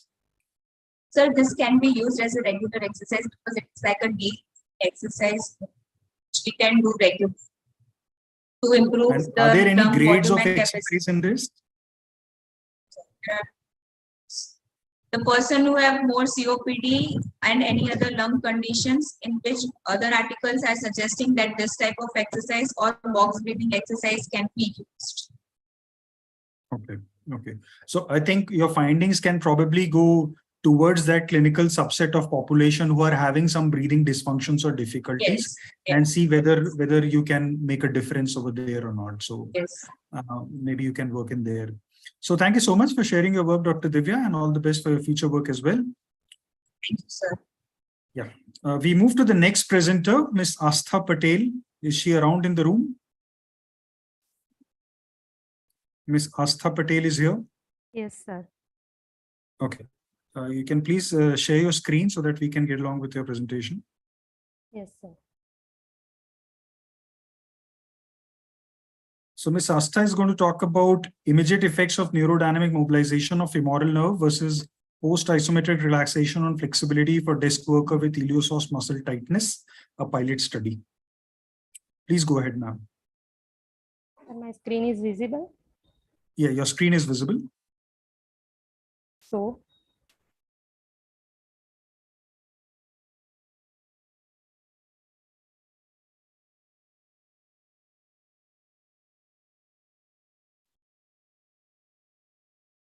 Please start. एक minute. Good afternoon. My topic is an immediate effect of neurodynamic mobilization of femoral nerve versus post-isometric relaxation on flexibility for desk worker with iliopsoas muscle tightness, a pilot study. Introduction. Sedentary lifestyle can lead to the various problems like tightness of the muscle, decreased joint range of motion, and decreased flexibility that can upsetting the daily activities of individual. People whose job include the prolonged sitting throughout the day, like computer professionals or desk worker, are more prone to have the adaptive changes, and it can causes the shortness of the hip muscle. Iliopsoas muscle is not commonly stretched in activities of daily living, so tightness may be developed. So the need of this study is tightness of the iliopsoas is more common in a desk workers. Many literature suggested that high frequency diathermy, soft tissue mobilization, myofascial release, stretching that can reduce the tightness of the iliopsoas. So the aim of this study is to reduce the tightness of the iliopsoas with the two therapies, neurodynamic mobilization of femoral nerve versus post-isometric relaxation. The study design, there is the pilot study. Sample design is simple random sampling. Sample size is 10 subjects with iliopsoas tightness. Immediate effect. Inclusion criteria, both the gender with 10 or greater than the 10 degree of the iliopsoas tightness, age between the 24 to 55 years, working hours of minimum 8 hours per day. Exclusion criteria, history of the trauma of the lumbar spine, pelvic inflammatory conditions, presence of the tumor that can affect the hip motion, and any congenital deformity of the lower limb. Outcome measure is the modified Thomas test. Reliability is 0.95. There are the two groups, Group A and Group B. Group A were given post-isometric relaxation, and Group B given neurodynamic mobilization of femoral nerve. In Group A, patient position is supine lying at the edge of the table, and non-tested leg in a flexion of the both hip and knee, and experimental thigh should be hang on the edge of the table, and extend the knee of the opposite thigh up to the barrier, and after that ask the patient to flex the hip against the minimal resistance. This resistance can be held for 7 seconds, and 5 second relaxation should be done, and this procedure should be done on 3 times per 3 times and 3 times. Group B, patient position is in sideline position. Therapist stand behind the patient and ask the patient to do the bend the above knee, so a heel can come to his bottom and feel the thigh stretch. Then therapist can perform the extension and adduction of the top of the hip, and until the lumbar lordosis level is increased and foot is touched to the bed as the possible with limits of pain. This should be performed 5 repetition and 30-second hold, and 60-second relaxation should be done. Result, normality was checked by the Shaparovil test. Data is normally distributed, so PAT-T test should be used. Within the group analysis, both the groups were shown statistically significant for reduce the tightness of the iliopsoas. Between the group B shown more improvement than the group A. So neurodynamic mobilization of femoral nerve shown more improvement to reduce the tightness of the iliopsoas among the desk worker. Discussion, these authors suggested that hip flexor strengthening of femoral nerve sliding or lumbar lordosis and low back pain, concluded that hip flexor strengthening along with femoral nerve sliding shown more improvement compared to the conservative treatment with core exercise. Copier et al. Found that neural mobilization may cause the elongation of the one end, and it may decrease the tension of the another end. So in doing this, there is the increase in the nerve tension, and this may causes the intraneural fluid dispersion and reduce the intraneural edema and decreases the hypoxia, and it can improve the axonal transport, and it can reduce the pressure on the nerve, intraneural and extraneural fibrosis, and it can help to restoring the tissue mobility and reduces the neural mechanosensitivity. There is the improvement of the viscoelastic properties of the nerve, which can lead to the reduction of the pain and reducing the disability, and it can reduce the thermal and mechanical hyperalgesia and improve the flexibility of the iliopsoas. So the studies shown that both the groups are effective to reduce the tightness of iliopsoas while comparing the I would like to please conclude. Your time is up. Okay, sir. So neurodynamic mobilization of femoral nerve shown more improvement to reduce the tightness of the iliopsoas and improve the flexibility of the iliopsoas among the desk worker, and these are my references.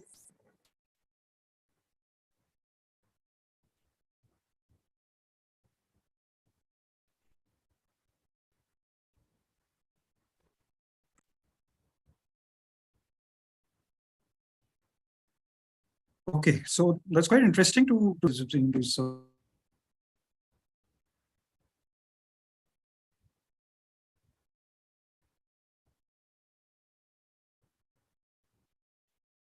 Hello, sir. For in this, did you find, and what do you think must be the reason for it? Yeah. Hello. Hello. Sir, can you repeat this? Yeah, are you able to hear me there? Sir, repeat this. Repeat, please. Yes. Experience of doing this study, how many such desktop workers did you find who were having iliopsoas tightness, and what do you think is the reason for it? Because of prolonged sitting, there is the for working hours of minimum 8 hours per day. So there is the prolonged sitting. It may causes the tightness of the muscle. So most commonly iliopsoas is tightened for these desk workers.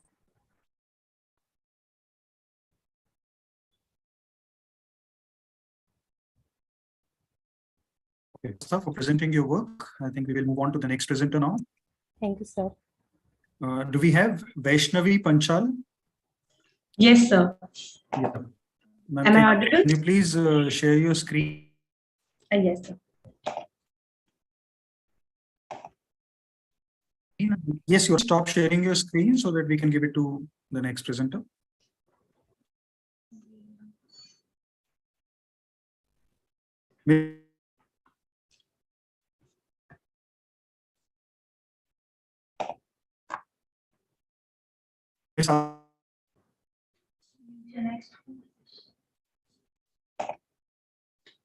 Is my screen visible, sir? Can you please? Vaishnavi, are you still there? Yes, sir. Is my screen visible, sir? I think I've lost you. Hello. Hello. Yes. Yes. Yes, we can. Hello. See your screen, Vaishnavi. Okay, sir. So good afternoon, sir. I would like to start the presentation. The research which I did. The title of my research is the effect of FIFA 11+ shoulder injury prevention program on shoulder strength and dynamic stability of the badminton players. It was a pilot study.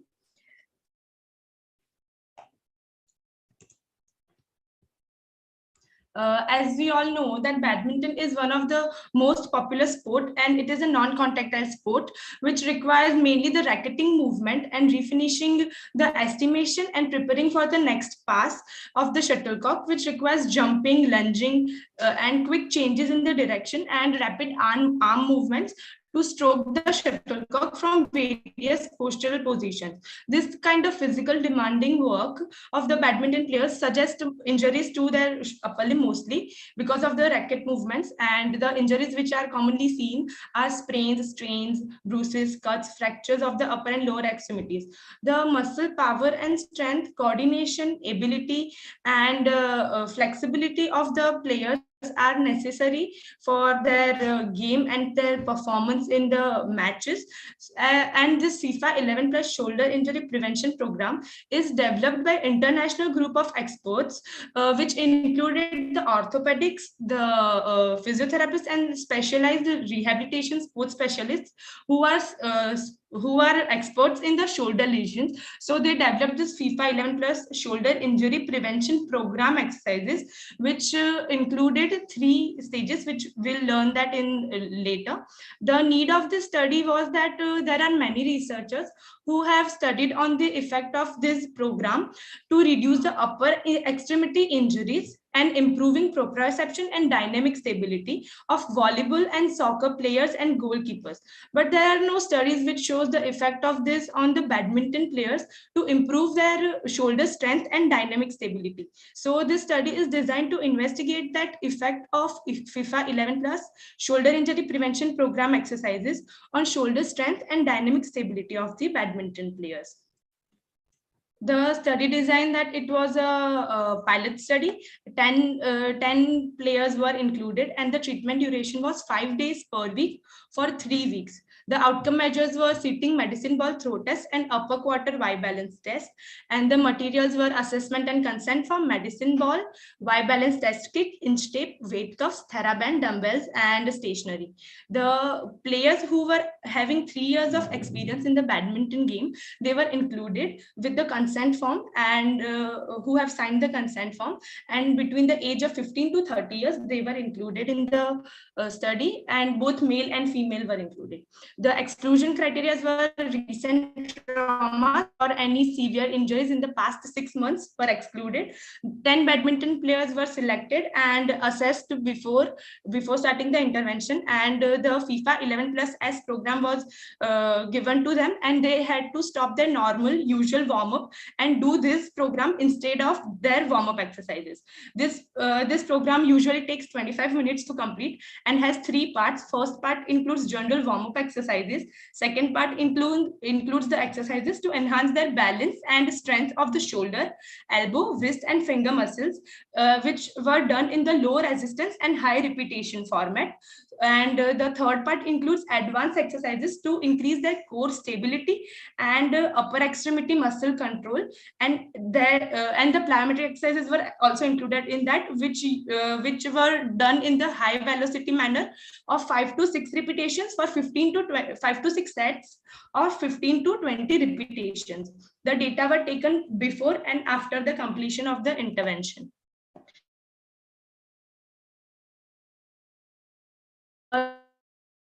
The test was used for the within group calculation, and it showed improvement in both the outcomes. So moving forward to the discussion, that we all know that FIFA 11+ S program is recommended for all the overhead sports, And my hypothesis was that to check the effectiveness of that on shoulder strength and dynamic stability of the badminton players as well. The finding of the study indicated that it is effective to increase the shoulder strength and dynamic stability both. For the reason behind increase in the shoulder strength is because of the strengthening exercises included in the second part of the program, and the reason behind improvement in the dynamic stability is because of the plyometric exercises which were included in the third part, advanced part of the exercise program. This program was effective on both the outcomes, but it showed greater improvements in the shoulder strength in comparison to the dynamic stability. Now, lastly, I would like to summarize it that 10 badminton players were taken for the study and were instructed to stop the normal routine warm-up exercise and start performing the Vaishnavi, can you please 5 conclude? days per week for 3 weeks.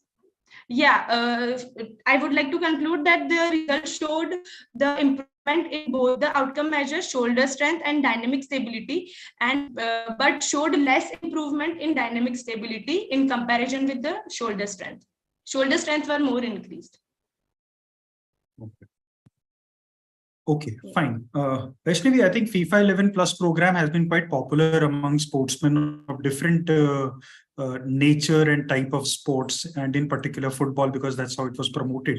Yes. In badminton particularly, since you have stopped the other group to stop their normal warm-up routines, how can you support your finding with the fact that the strength improved because of a warm-up exercise itself? Because warm-up generally doesn't have anything to do with improvement in strength. Yeah, sir. As I said that this had 3 parts of the FIFA 11 Plus exercise has 3 parts. First part includes general warm-up exercises in which the running, spinning movements and throwing the ball was there. And in the second part, the mainly strengthening exercises were there, strengthening and balance exercises were there. And all the exercises were done with the therapists and dumbbells. So because of that, the strengthening was seen in all the players. So do you suggest that badminton players should not be doing the regular warm-up that they will be doing and just be practicing FIFA 11 Plus program? They should do this. They should add this as their. They should not stop what they're doing, but they should add this also. Okay. Yeah. Well, I would rather recommend that whenever we have warm-up protocols are meant to improvise the preparatory phase of your exercise or training. So markers which are particularly talking about preparation of an athlete should be the first measure to look into. Strength and everything, they take a lot of time to develop, that too in an already trained athlete. So maybe in your future work, you might want to consider this and see whether you can make any headways into it. Yes, sir. Right? Okay. Thank you. Thank you so much, Vaishnavi, for sharing your work with us today. We move to the next presenter, Dr. Disha Khatri. Is she around? Hello. Yes, sir. Yeah. Dr. Disha, can you Sir, I'm please share audible? your screen? Yes, you are audible to us. Yes.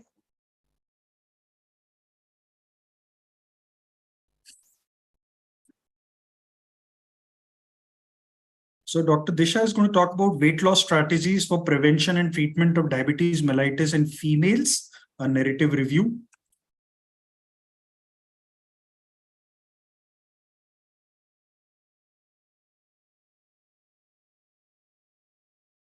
Disha, are you still there?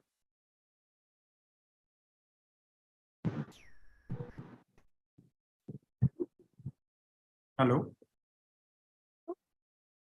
Hello. Yes, Disha, please share your screen so that we can have your presentation. Okay.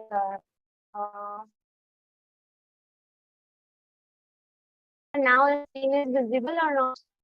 It's not visible as yet.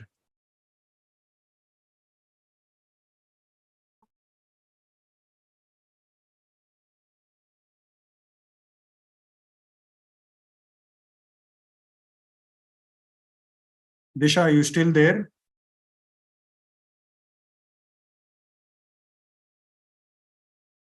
Hello.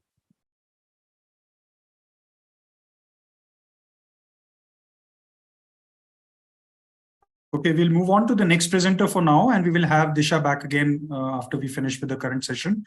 Do we have Mr. Swapnil Kulkarni in around? Yes, sir. I'm there. Swapnil, can you move on with your presentation? Yeah, sure, sir. Yes, sir.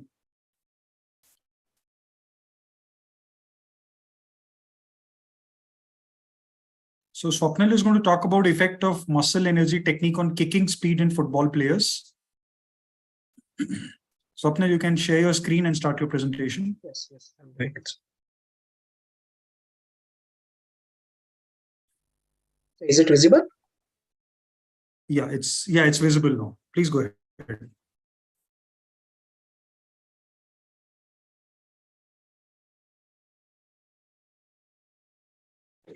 Yes, Swapnil, we can see your screen. You can please start. Yeah, a very good afternoon, sir, and a very good afternoon to all the participants. So today I'm going to speak about an experimental study which we did a few years back. So the title of the study goes like that: effect of muscle energy technique on kicking speed in football players. It was an experimental study. So going with the introduction, so we know that football is one of the most famous and dynamic sports played in a worldwide. Going with the dynamic sports and or considering any sports, we know injury is very common in any of the sports event. So in football, as considering hamstring injury is one of the most commonest injury. And why that hamstring injury is common? Because like there is a more athletes or more football players who is having tightness in the hamstring muscle, and which leads to the hamstring injury. And how that hamstring injury will affect them is like because of the hamstring tightness, there is something called as kicking speed, which and every football player needs to kick the ball as fast as possible. So that will get affected because of the hamstring tightness.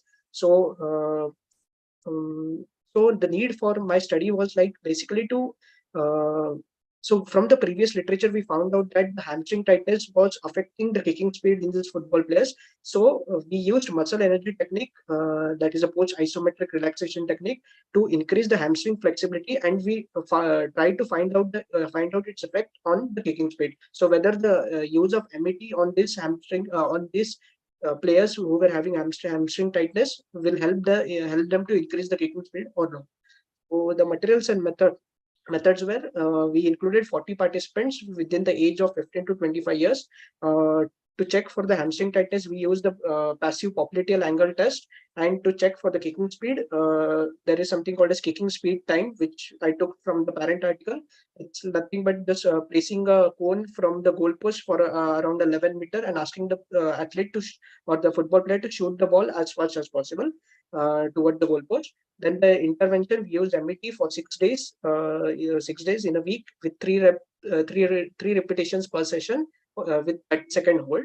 Going with the result and discussion, we used a non-parametric Wilcoxon signed rank test, and as seen in the table, the pre-mean of the kicking speed was 0.78 seconds. That the time taken by the ball to reach towards the goalpost was 0.78, and after the MET post, it came down to 0.44. So the time which the ball requires to go from one point to the other point decreased after the use of MET. That is, it speed increase, the kicking speed increase.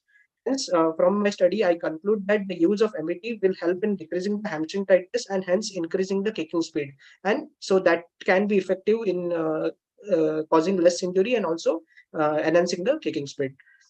Yeah, that's it from my side. Thank you, sir.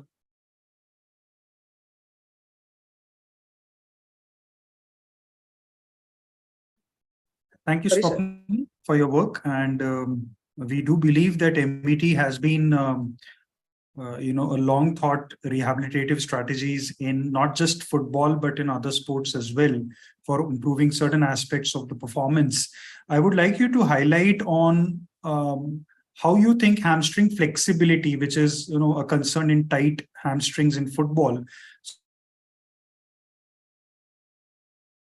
Hello, sorry, sir, you're not audible, sir. So how do you think hamstring flex is influencing the time? Are you able to hear me? Can you hear me, Swapnil? No, sir, you're not audible, sir. Okay, I'll repeat my question again. I want to know in hamstring tightness particularly, generally football players are shown to have reduced flexibility of the hamstrings. Yes, sir. Right? Yes. So how far do you think that MET can improve the flexibility and thereby really flexibility training is all about increasing range of support your findings? So actually, when I went through the evidences that which is the best protocol for increasing the flexibility, there were many like PNF technique, MET, or static stretching, dynamic stretching. But MET also helps in strengthening the muscle and also increasing the flexibility. So I think that will be an advantage for those athletes in increasing the kicking speed also, and also reducing the rate of injury, because hamstring tightness will also lead to the reduce in the kicking speed, and also the rate of injury will be increased. So maybe strengthening the muscle and also reducing the increasing the flexibility will help with the use of MET. Okay. Maybe this is just a word of advice to you moving forwards into your career in physiotherapy, that we always follow the principle of specificity in designing the treatment plans or exercise plans, either for athletes or non-athletes.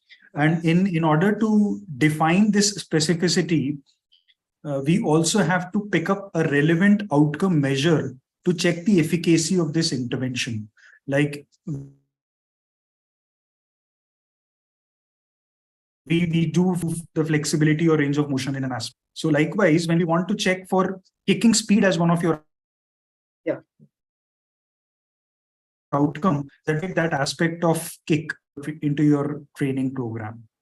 So that way you will be able to very clearly, come up with a defense to your scientific finding, whatever you find from your work, maybe in the future works that you do. Sure. Look for. Yeah. Okay. Yes. Thank you so much for your work and all the really best for you. Thank you, sir.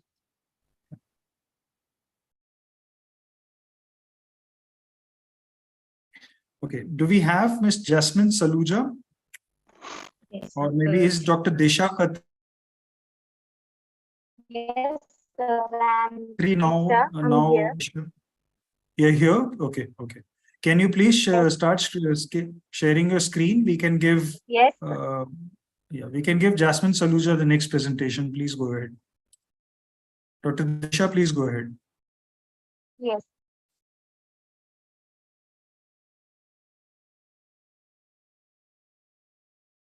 Now, is visible to you? Yeah, it's visible to us now. Please go ahead. Okay. Good afternoon, one and all present over here. Myself is Dr. Disha Khatri, and I'm from Parul University. Today, my topic is weight loss strategies for prevention and treatment of diabetes mellitus. Theme is a narrative review. So first of all, we are going for the introduction. Prevalence of obesity is increasing in India and worldwide. According to an ACMR, India Diabetes Screen, they have concluded that the prevalence of the generalized obesity, and combined obesity from different parts of the India varies from 11.8 to 31.3%, 16.9 to 36.1%, and 9.3 to 6.6% respectively.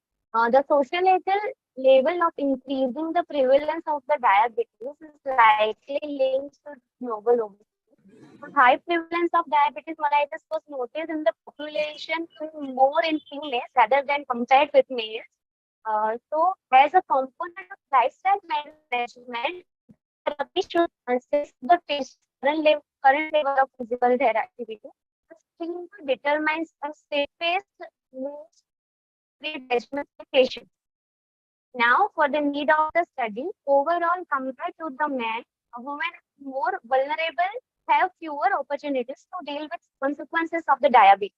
Now, there are some evidence which are suggested that benefits of weight loss in the prevention of type 2 diabetes mellitus, as well as in the relationship between the weight loss, glycemic control, cardiovascular risk, and common comorbidities in patients with type 2 diabetes mellitus. Physical activity is positively associated with controlled glycemic level among type 2 diabetes mellitus rates. Moderate daily physical activity has been found to be effective way to control the long-term manifestation of the diabetes. So this study is to compare the effect of the treatments for weight loss among the females with diabetes mellitus. Now, materials and methods for inclusion and exclusion criteria will move towards the inclusion criteria. I have included only female population and all the systemic reviews, meta-analysis and interventional study. Then excluded, which are the observational study I have excluded, and studies that scored less than 6 on the PEDO scale were excluded. This is the plasma flow diagram, which is suggested total 30 articles I have included from the citation which I made from the 2015 to 2023. According to the inclusion and exclusion criteria were applied, and 54,562 articles were excluded. At the end, I have assessed the eligibility, and total and number of articles were.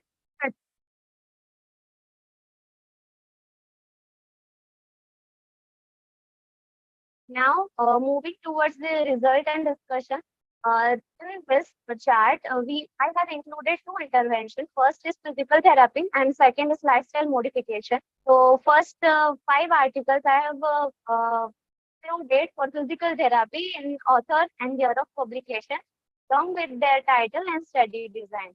Now, after 5 articles, I have included lifestyle modification, their author, their year of publication, and title with study design. Now, summary and conclusion.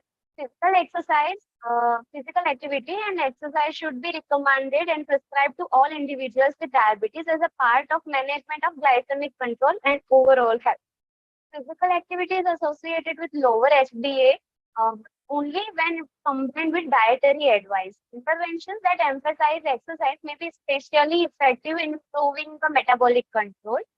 So, in addition, this study is concluded that engaging in regular physical activity, all females should be encouraged to exercise some lifestyle modifications that decrease the total amount of daily sedentary time and to break up the sitting time with the frequent bouts of activity.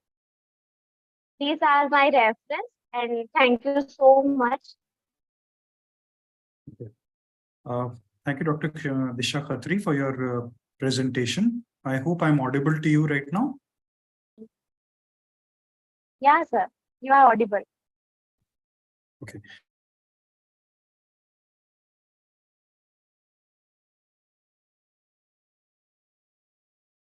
Dr. Disha, I think it was a narrative review, but you have to do a systematic review. There is a difference between a narrative difference between. Sorry, sir, I can't get you. I said you have presented your session as a narrative review, but it is what you have done is actually a systematic review. What is the difference between the two? So when we have, it is upon the articles, we have presented more articles and seen the more articles that will conclude that in. Disha, I have lost you. I can't hear you. Hello? I can't hear you, Disha. Hello? Hello? Yes. Yes, Disha, please go ahead. I can't hear you, but you can try. Okay. Sir, I'm saying that it is upon the evidence-based article. If we were seeing more articles, it will come under the systematic review, but it is as a narrative review. So I have concluded only 30 articles.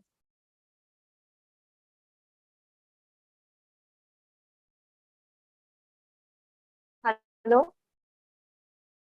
Disha, anyways, I think what you're trying to say is that sizing the evidences for forming a research question is what we mean by your case. We are compiling information and giving us the weight loss prevention strategies and stuff like that for diabetes mellitus, right? There's a difference, as we say, between a systematic review and a narrative review. So narrative review does not same format, but by and large, I think your message is put across. Okay, And sir. I thank you so much. Thank We move to you, the next sir. poster, which is, thank you. Next poster to be presented by Ms. Jasmine Saluja. Is she around in the room? Yes, sir. So am I audible? Yes, you are audible, Jasmine. Can you please share your screen and start your presentation Yes. on comparative study between ELDOA and nerve flossing So it is visible? technique, piriformis syndrome and experimental study? Yes, It it's is visible. It's visible, Okay. Jasmine. Please go. Okay, sir. Well, a very good afternoon to sir. So the title of my study is a comparative study between ELDOA, elongation longitudinals, AVEC decomptation osteoarticular, and a nerve flossing technique to improve pain and flexibility in piriformis syndrome, an experimental study. Now going to introduction. Piriformis syndrome is a neuromuscular condition characterized by hip and buttock pain that may result in referred pain in the low back and thigh. Piriformis syndrome occurs due to any abnormality such as shortening, spasm, hypertrophy, or inflammation of piriformis muscle, or any anatomic variation of this muscle that may result in the compression of the sciatic nerve. Now, the need of my study is there are many techniques to improve pain and flexibility of piriformis muscle, such as stretching, MET, ELDOA, and nerve flossing technique. Currently, there are lack of evidences which compare ELDOA with nerve flossing technique. So, this study is designed to investigate the effect of ELDOA and nerve flossing technique to improve pain and flexibility in piriformis syndrome. Now, materials and methodology. Study design is an experimental study. Sample design is sample and random sampling. Sample size is 30, 15 in each group, and study duration is 3 days, 3 alternative days a week for 4 weeks. My inclusion criteria are age between 25 to 45 years, both gender. Any 3 positive tests among the piriformis tests, which are Betty test, Freiburg test, PET test, and sign of Pace and Nagel. And last is individual with short piriformis gland that is less than 40 degrees. My exclusion criteria are any pathology or recent injury around hip, knee, and SI joint. Next, pain due to any neurological, spinal, or pelvic origin, and any trauma or pathology around cervical spine. My outcome measures are NPRS and piriformis gland test, and outcome measures are taken at baseline and at end of 4 weeks. In group A, ELDOA was given. ELDOA is a position in which the patient sit in a long sitting position with the sound leg in a knee extended position with the supinated foot, while the affected leg was internally rotated with knee flexion and the foot was in pronation. Arms were straight, externally rotated and reaching forward. The spine was erect and pelvis is posteriorly rotated and the head was kept straight. While this position was maintained, internal rotation of the affected leg was increased or decreased until the patient felt a stretch in the piriformis muscle. The dosage is the patient maintained the position for 1 minute and 15-second rest was given and 5 repetitions per session was done. In group B, nerve flossing technique was given. In this, patient was sitting on a stool and in a slump position. We ask the patient to flex the affected knee as much as possible and at the same time do the neck flexion and vice versa. We will do sliders of the sciatic nerve in this study. Now, results and discussion. Normality of data is checked using Shapiro-Wilk test, which indicate that data is normally distributed. So parametric independent t-test was used. Now moving to discussion. ELDOA is a manual physical therapy tool and a myofascial stretch technique designed to produce active decompression by creating a space in the targeted area and causes realignment of the structure by correcting facial tension. Locally, ELDOA improves muscle tone for posture correction and generally improves the kinetic sense of the myofascial chain and causes normalization of the tension in the myofascial system. Nerve flossing technique, when performed dynamically, the pumping effect facilitates venous return, edema dispersal, and decrease of pressure inside the perineum. It helps to restore the normal mobility and length relationship, blood flow, and axonal transport dynamics in compromised neural tissue. The decrease in pain intensity may be due to movement of nerve that helps to control pain at the level of central nervous system. So the conclusion of my study is the finding of the study concluded that both Eldoa and nerve flossing technique are effective to improve pain and flexibility, but nerve flossing technique is more effective in improving pain and flexibility. And my references are this. Thank you. Thank you, Jasmine, for your work today. I would like to know, is this Eldoa a technique or a tool? So it is a technique in which we ask the patient to maintain different position for different nerve roots, and the patient maintain that position for certain times. And apart from the way the technique has to be delivered, how is it different from a nerve flossing technique, to say the least? Sir, in nerve flossing technique, patient has to actively perform the movements. Such movements, that is neck flexion with knee flexion, then sliders we are doing. And in Eldoa, static position is given to the patient, and that position they maintain for a particular period of time. Okay. And as you said that both these techniques are effective, but you want to say that nerve flossing technique was far better. What do you think is the reason for saying that?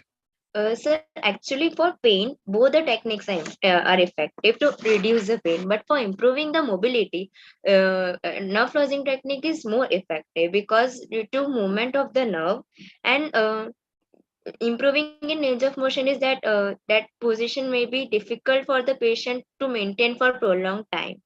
That's why.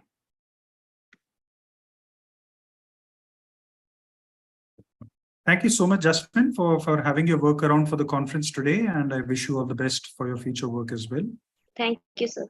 Thank you so much. Thank you. We move on to the next presenter, Ms. Rahi Shah. Is she around, Ms. Rahi Shah? Yes, sir. Okay. Rahi, please share your screen. Yes, sir. So Rahi is going to talk about the effect of positional release technique versus contract relax technique on hamstring flexibility in college-going students and experimental study. Rahi, Is my screen visible, sir? Yes, I can see your screen. We all can see your screen. Okay. Good afternoon, sir, and everyone present here. My study title is Effect of Positional Release Technique versus contract relax technique on the hamstring flexibility in college-going students and an experimental study. Introduction. Hamstring muscles are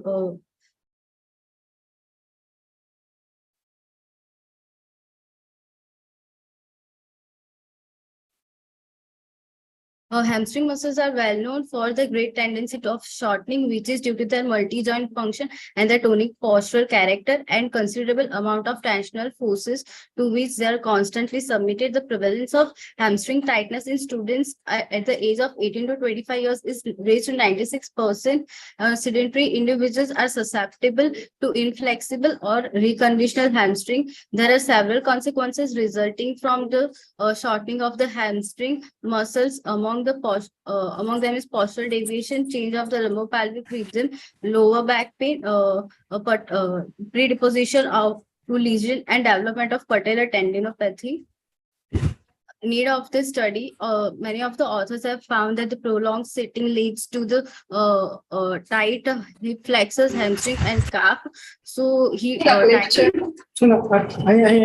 hamstring causes postural problems, back problems, sacroiliac joint pain, lower back pain, and it is main contribute to the risk of the pathological conditions of the knee and spinal cord.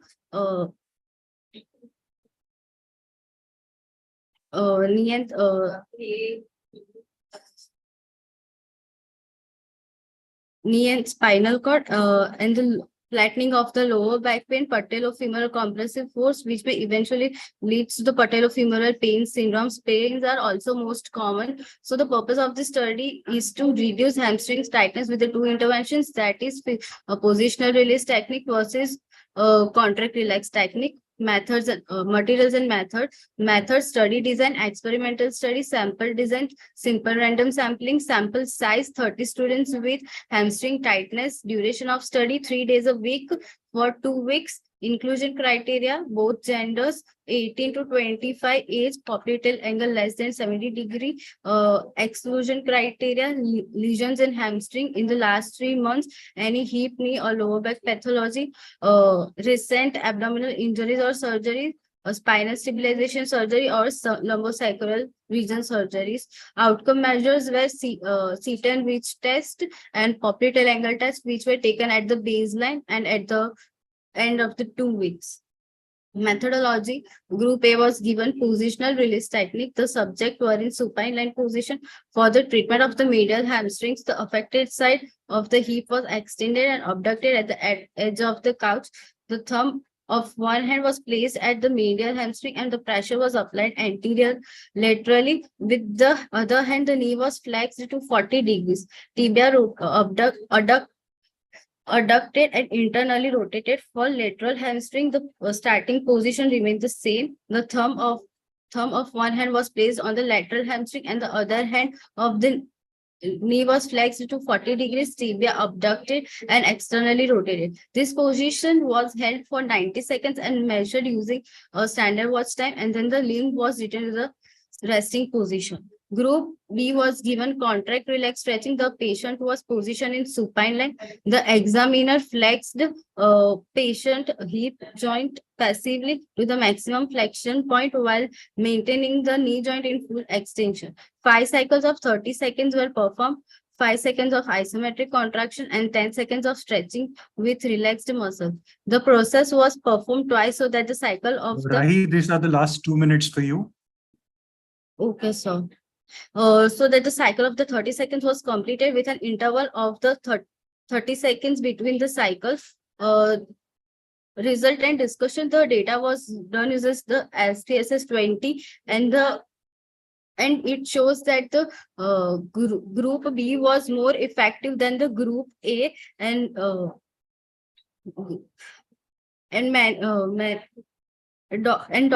Dr. Sumer Shah et al. Did study on comparing the effect of the static, ballistic and contract relaxed stretching on hamstring flexibility in young individuals and concluded that all the three stretching were effective, but the contract relaxed stretching were more effective. And Marin Helen Morrison et al. Did a study on a comparison of contract relaxed stretching in hamstring for hamstring muscle and concluded that contract relaxed stretching improves the flexibility gain and the summary and conclusion. The study shows that the both groups are effective to reduce the hamstring tightness. While comparing both the groups, contract relaxed stretching reduced the tightness of the hamstring and improving the flexibility among the students. These are my references, and I would like to thank to the ICPTSF and my guide, Dr. Sonal Thakur, for guiding me during my research work. Okay. Thank you, Rahi, for presenting your work on positional release technique, PRT, versus the traditional contract relax technique. In your understanding of college-going students, what do you think must be the reason for them to have tight? What could be the probable reason why their hamstrings are more tight? Because, sir, the prolonged sitting causes the hamstring tightness. That's why the students continuously sitting in the lectures. Okay. So are you trying to say that students should not be sitting for the lectures? No, it's not like that. Okay. You see, whenever we are trying to compare two interventions to address a common problem, we will need to understand what is the cause behind having reduced flexibility. Yes. Now, these are not new So you're techniques, not right? audible. But if you are trying to indicate them, hello? Sir. Yeah, I'm saying PRT and contract relaxed technique have been around for quite some time now in the clinical practice. Correct? Yes. So if you are doing or applying these techniques to a specific population as a college going population, then we might have to understand what makes them inflexible in the first place. Yes. And then probably track relax or any other technique as a part of your clinical practice. Yes. Sir. Right. So you're still Yes. learning. So maybe as you start getting more experience into your clinical rotations, I'm sure you will do a lot better. Right. Yes. Thank you, sir. So thank you. Thank you so much for your work and all the best for your future work as well. Thank you, sir. Yeah. May we now have the next speaker. Miss Ekta is here. Yes, sir. I hope your first name is Ekta, right? Okay. Hello, are you there?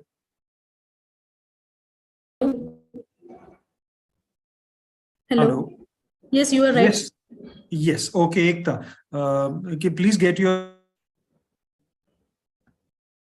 presentation sorted up and start sharing your screen.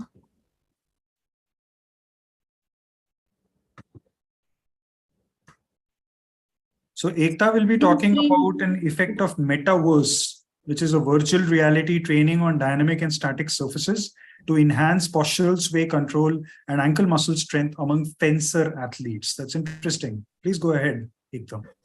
Okay, good afternoon, everyone. Today's my poster presentation, as sir said, is effect of metaverse, a virtual reality training on dynamic and static surfaces to enhance the postural sway control and ankle muscle strength among the fencer athletes. So fencing is a sport that demands power, quickness, and strength. So a series of high intensity action, changes of directions, lunges, and back and forth movement and displacements occurs in the fencing.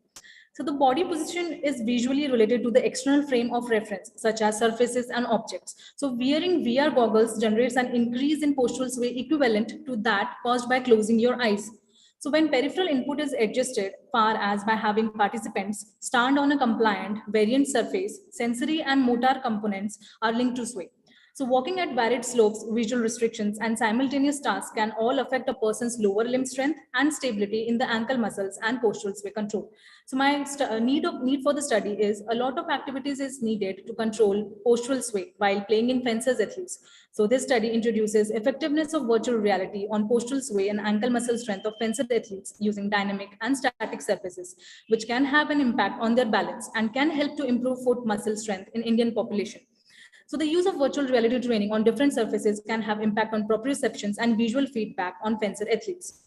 So my materials and methods are a randomized clinical trial was conducted involving fencer athletes of age 18 to 30 years of both genders, male and female, and 3 years in regular practice, excluding the lower limb injury in past 6 months and visual disorders. Participants were randomly assigned to the treadmill walking group A, that is the dynamic surface, and the ground walking group B, that is the static surface, and were engaged in the VR training session where 5 minutes of walking over the treadmill and the ground were executed with the frequency of 3 days a week and increasing every 2 minutes for up to 6 weeks. So the pre and post assessment were evaluated. For the postural sway control measurement, we used the force plates of the balance master using the limits of stability, Romberg test, eyes open and eyes closed on stable and unstable surface. And for the ankle muscle strength, we used toe pro dynamometer for the foot strength and push pull dynamometer for the ankle eversion, inversion, dorsiflexion and plantar flexion of the ankle muscles. So my results and discussions are, so group A demonstrated significant improvement in the limits of stability, eyes open and eyes closed, postural sway control, with statistically significant enhancement observed in all degrees after the intervention.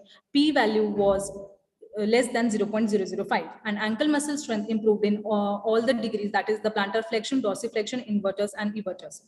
So my discussions are in the 2004 Davlin et al. In their studies stated the measurement of dynamic balance of the top athletes, that is with the non-elite athletes, that is the swimming, fencing and gymnastics. In his study, gymnastic and fencers have more balance than non-elite athletes.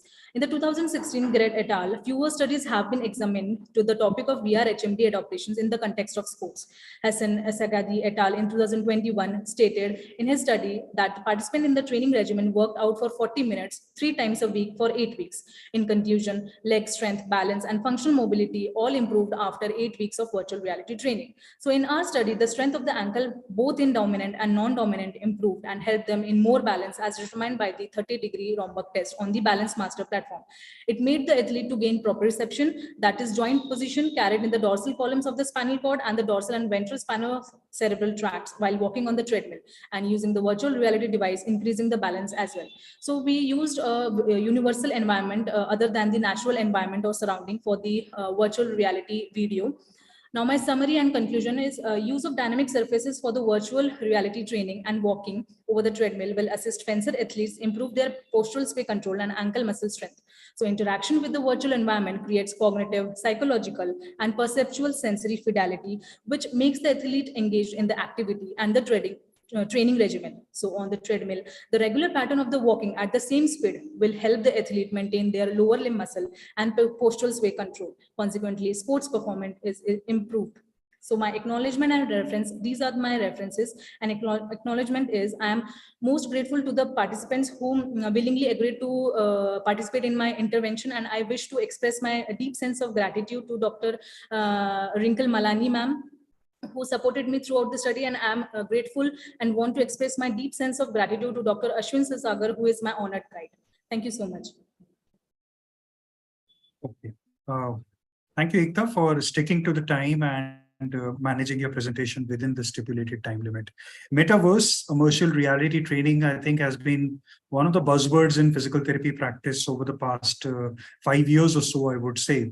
Yes, and you are applying the concept of virtual reality, which is so far restricted to neurological care, into sports like fencing athletes.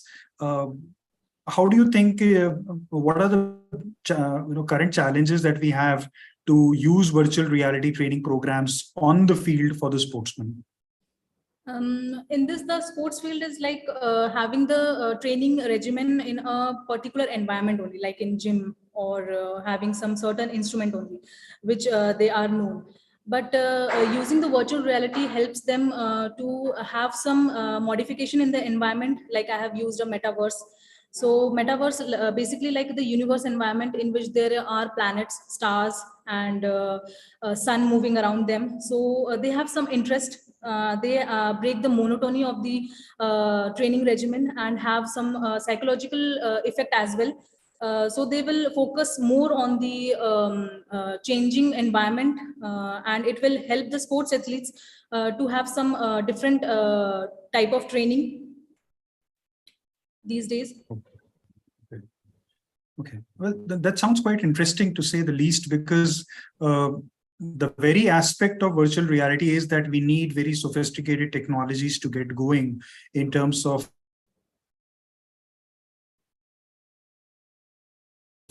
because see, on individual interactions, yes, it's still possible, but on a group interaction where we have more than one member of the team to be playing around, it becomes a challenge there.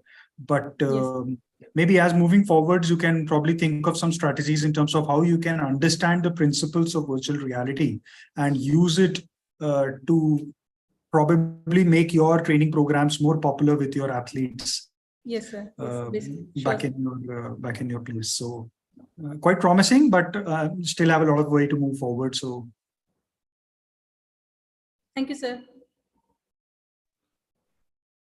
Hello.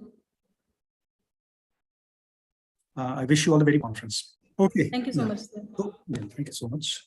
So we have the next presenter, who Dr. Neha Kulkarni. Is she around? Yes, sir. Yes, sir, I'm here. Yeah. Okay. So Dr. Neha, you can help us. Hello. So actually, mine is a video presentation. Sharing your screen with us so that we can give the screen to the next presenter. Yes. So mine is a video presentation. So I had sent it to the team. Yes, ma'am. I'm taking it out. I'm going to share it for just a minute.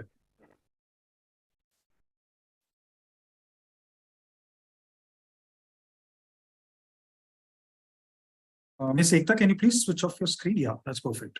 Pauline, can you take us to the video that Dr. Neha is presenting to us? Yes, sir. Right away.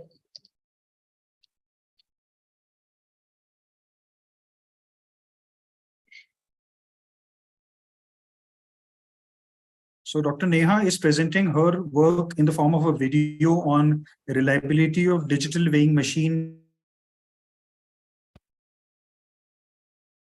to assess isomer healthy adults in exploratory study. Is my screen visible, sir? Yes, Pauline, we can see the video. It's being played around. Yes. Greetings to everyone. I'm Dr. Neha Kulkarni. I will be presenting a paper on reliability of digital weighing machine to assess the neck isometric muscle strength in healthy adults, which is an exploratory study.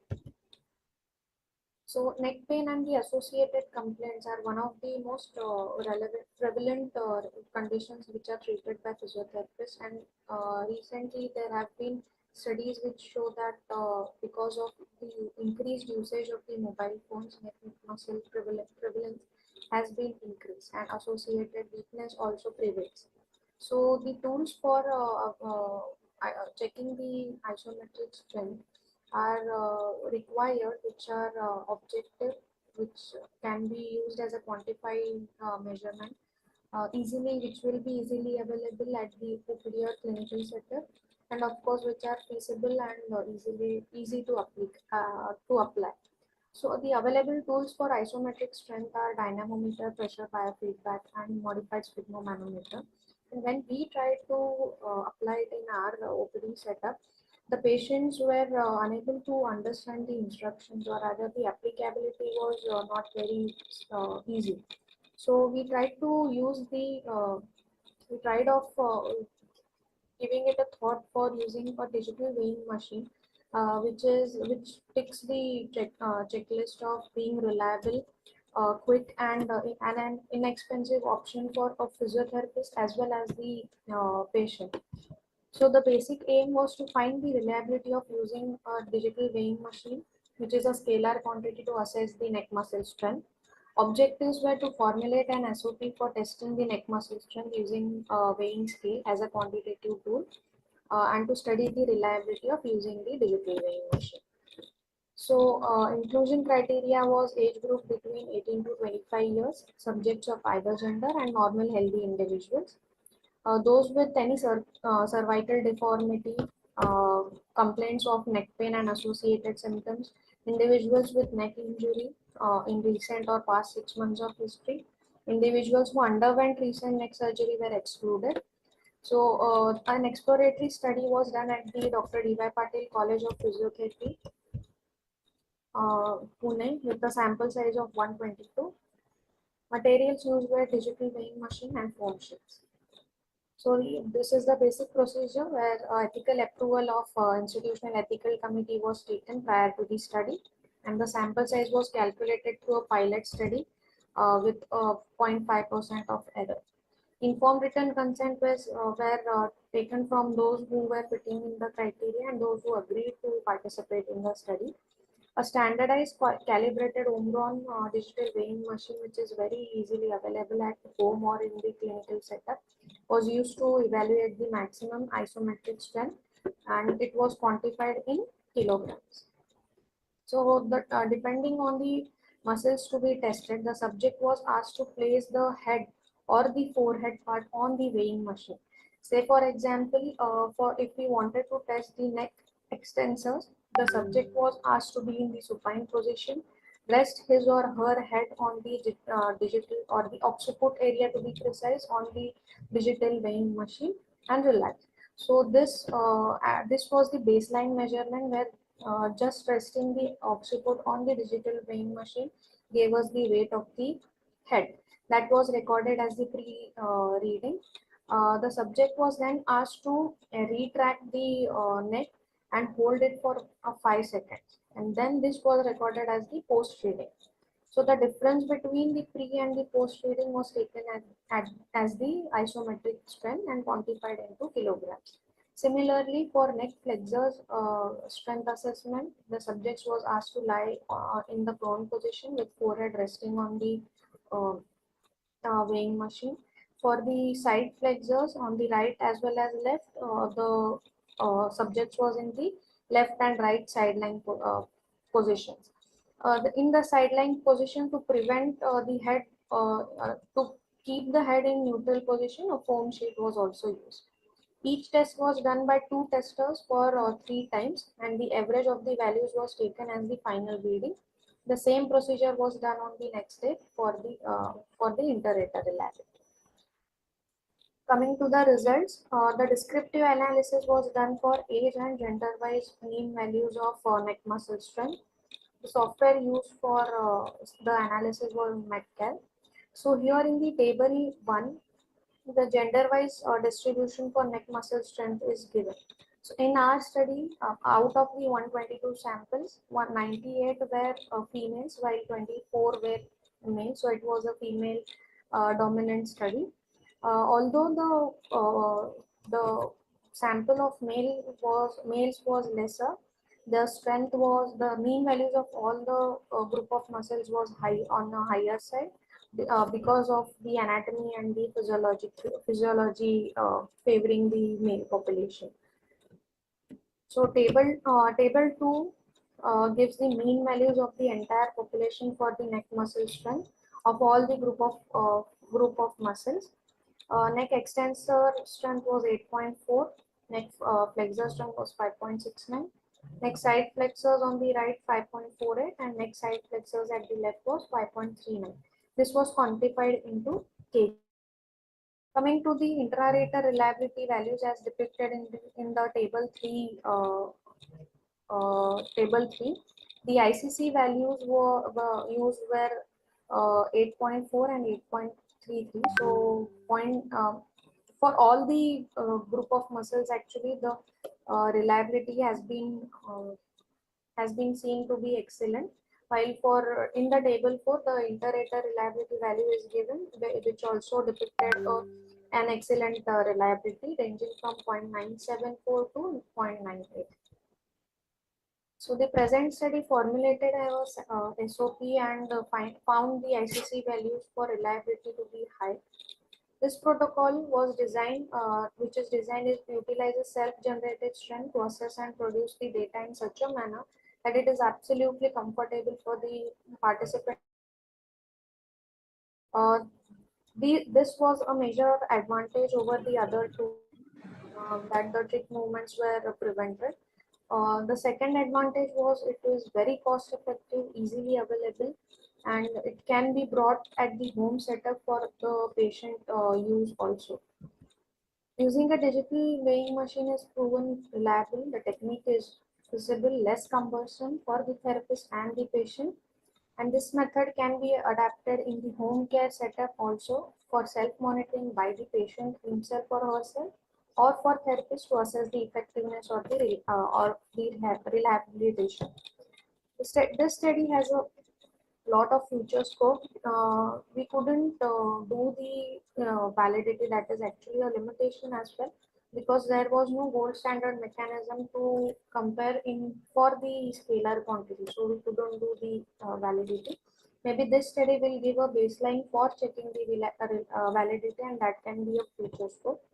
The same study can be done for various age groups and various patient population.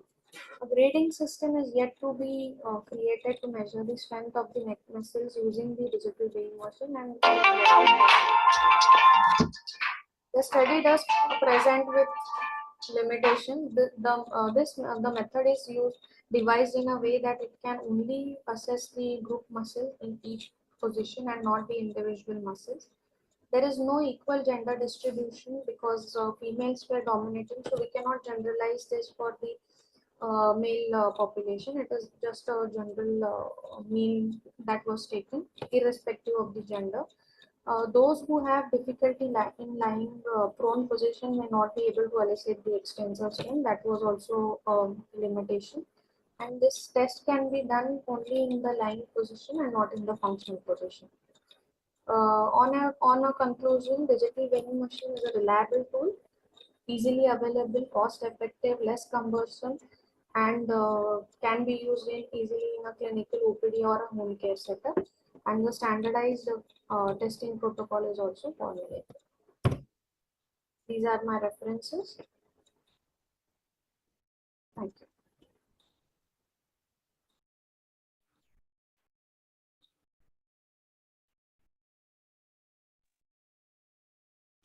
Okay. So I think that was one really good presentation that we had with Dr. Neha Kulkarni. Dr. Neha, are you still there? Yes, sir, yes, I'm here. Yeah, wonderful. I think one interesting point that has come out of your work is that so far digital weighing scales were only used to overall weight of an individual. But to get to that state where digital weighing scale to indicate for evaluating isometric muscle strength, I think it's really wonderful to see that. Thank you. I would like to know some of those technical deficiencies that you have already pointed out in your presentation. Yes, sir. In terms of the system to evaluate the strength of the muscle. How far can you think you can address these issues, and how can they be addressed in future studies if you have some plans to do that? So right now, the technical difficulties which we face were already which are already presented by me. Right now, we are working on the grading system, which can be. Dr. Neha, still there? Yes, I am here. Hello. Okay. Yeah. So the technical difficulties which were observed during the study are already given as limitation because the digital weighing machine is cannot be used in a sitting position. That was a major limitation which we found. Hello. So I think there's a network issue. Yeah, please go on. Yeah. So right now we are working on the grading system for using the digital weighing machine depending on the strength in the normal individual. So that will be the next major step for us. Okay. Well, that's wonderful. And I think a very small but valuable work like this can provide an insight and the attendees to give a fresh perspective on how you can maximize the amount of constraints that we have in our example of Dr. Neha's Yes. So that was the entire agenda. work in terms of utilizing isometric muscle strength. Yes, sir. Yeah. Thank you so much, sir. Right. That's wonderful. We wish you the best for the future work. Thank you, sir. Thank you so much. Yeah.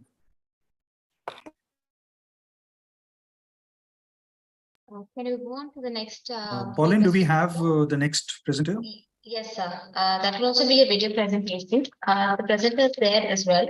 I'll pull up the video, sir, to share it. Interesting. Yeah.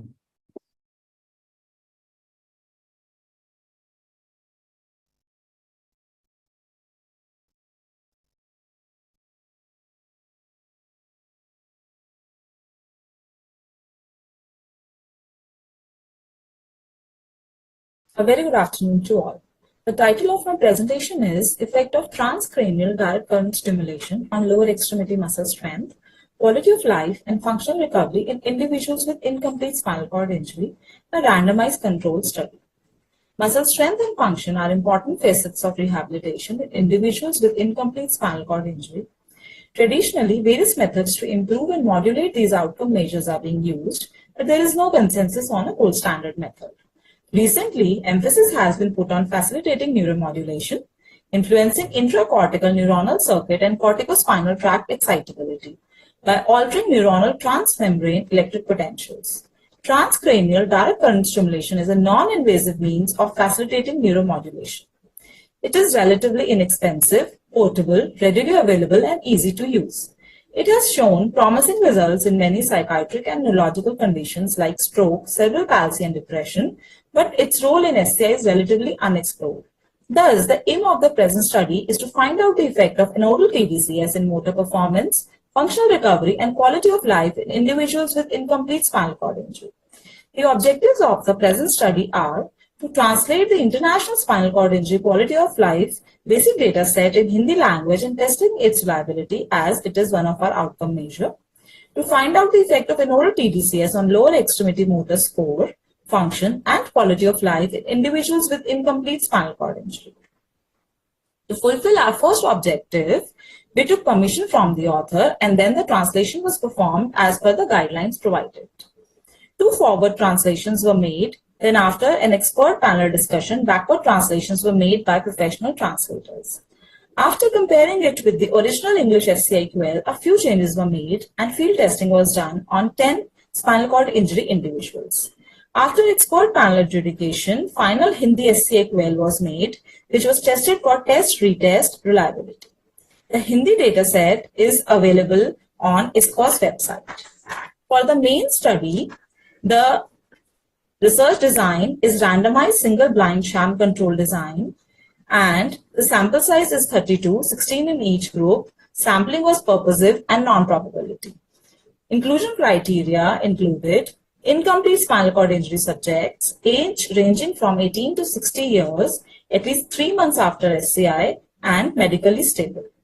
On the other hand, subjects diagnosed with any other neurological, psychiatric, orthopedic impairment or cognitive deficits, malignancy, vestibular disorders, patients with brain implant, history of seizures, pacemaker, pregnancy were excluded from the study.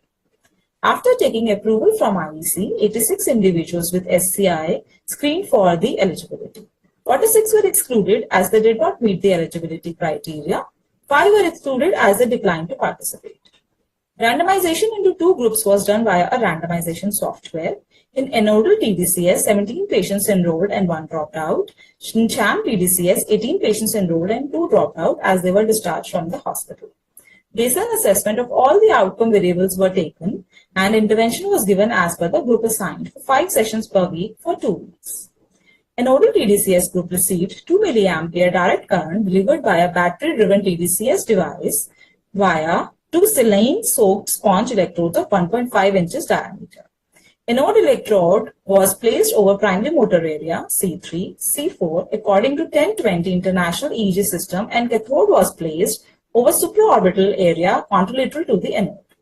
Duration of stimulation was 20 minutes each. For sham stimulation, electrodes placed in the same position for anodal stimulation. However, stimulator was turned down after 30 seconds of the stimulation and patient received no current for the rest of the stimulation period. All the participants received usual care, which involves comprehensive rehabilitation. Post-intervention assessment done for all the outcome variables after 1 and 2 weeks of completion of intervention. Data analysis was done using SPSS version 21. Normality was checked with Shapiro-Wilk test and data was found to be normal. Descriptive statistics were done in terms of mean and SD for continuous variables and in terms of frequency for categorical variables. T-test was used for the between group analysis and statistical significance was set at p less than 0.05. The participants' characteristics for both the groups are: for anodal group, there were 16 patients, 15 male, Asia B2, C9, D5, and 12 traumatic patients. For sham group, 13 males, Asia B1, C8, D7, and 11 traumatic patients. For age, mean age was 30 in anodal group and 38 in sham group. Time since injury in months were 21 for anodal group and 17 for the sham group. The groups were not statistically different at the baseline in participants' characteristics. There was no significant difference in SCIM3 and LEMS values between the groups at the baseline.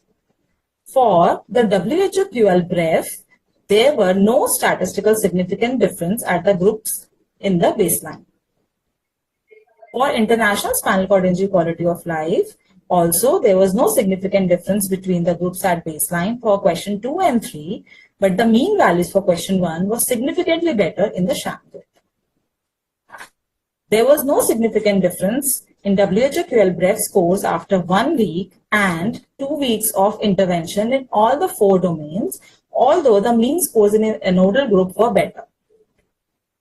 The results are similar for International Spinal Cord Injury Quality of Life basic data set after 1 week and 2 weeks of the intervention. Previously done studies on SCI and TDCS for lower limb have not taken quality of life as an outcome measure, so we do not have any previous literature to compare with. For spinal cord injury independence measure, there was no significant difference between the groups, although the mean scores were better in the anodal group. Ratheta et al. In 2016 did anodal stimulation along with robot-assisted gait training and had observed similar results. For lower extremity motor scores, the nodal group was not significantly better than the sham group or vice versa. The results are similar as observed by Hettis et al. In 2016. The majority of studies published on TDCS in spinal cord injury are related to upper limb. Studies examining the effects of TDCS on lower limb motor learning are sparse and are done in combination of robotics or any other mass practice. This study demonstrates that anodal TDCS along with conventional rehabilitation can be safe, as no adverse event was reported during either anodal or sham TDCS, but not effective in improving motor and functional outcome measures in incomplete spinal cord injury patients. We did not observe any statistically significant improvement in active TDCS group, maybe because of the reason that we gave only 10 sessions and our participants were heterogeneous in terms of etiology, severity, time since injury, and neurological level of the injury. In conclusion, we can say TDCS can be safe but not effective for improvement in lower extremity motor score, quality of life, and function in individuals with incomplete spinal cord injury. Following are my references. Thank you for your time.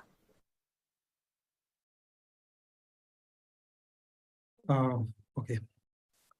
That's wonderful. I think Dr. Megha is there.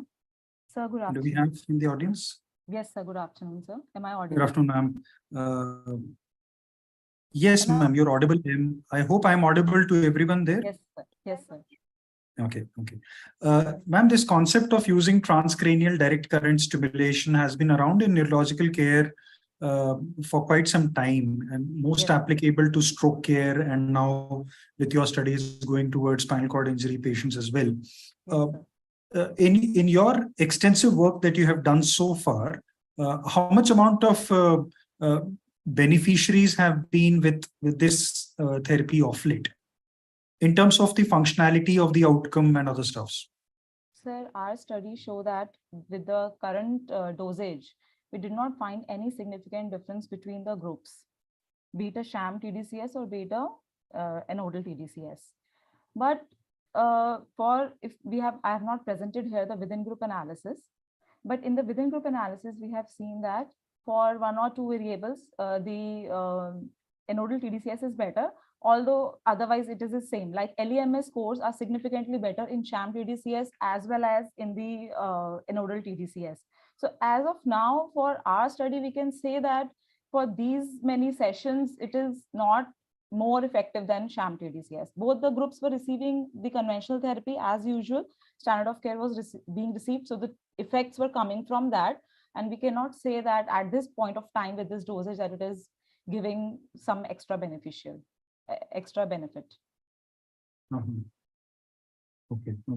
So maybe, moving forwards with this concept of TDCS in spinal cord injuries, because Indian Spinal Injury Research Center has a lot of such patients to cater to. You might want to check whether any specific dosimetry can be applicable to improve on the functionality of the patient rather than only the treatment related outcomes. Because that's where the patients are most, they're inquisitive to know when are they going to get back to function. And something like TDCS can help them to get back to function, better than before, or maybe quicker than the other treatments. Then I think it would be an invaluable tool moving forwards in neurological care. Yes, sir. Yes, sir. Okay. Thank you so much for sharing your work with everyone, ma'am. And I wish you all the best. Thank you, sir. Thank you.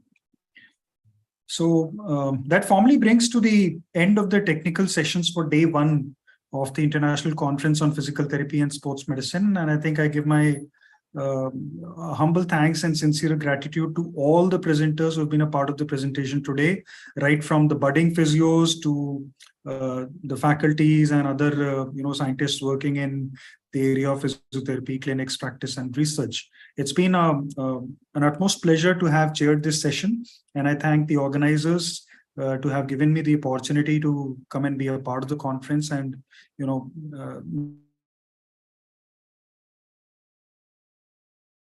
give some kind of an input ever grow. So I give myself back to Pauline, who has been coordinating everyone and everybody for everything and anything. So Pauline, it's all us now. Thank you so much, sir. We are so grateful to you for accepting the invitation and for chairing the session in the best way possible.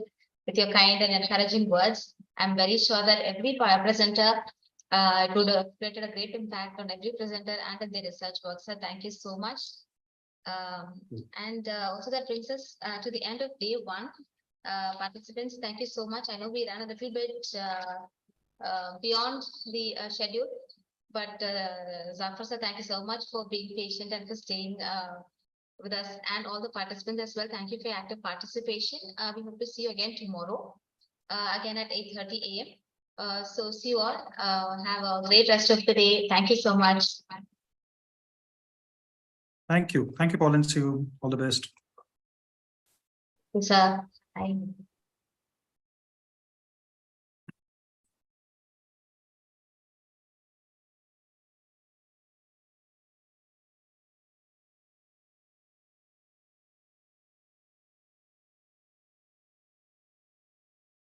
Participants, you can leave the room now, and please make sure to join using the same link that was sent to your WhatsApp and email. So it is the same link for tomorrow as well. Thank you all. Have a good evening.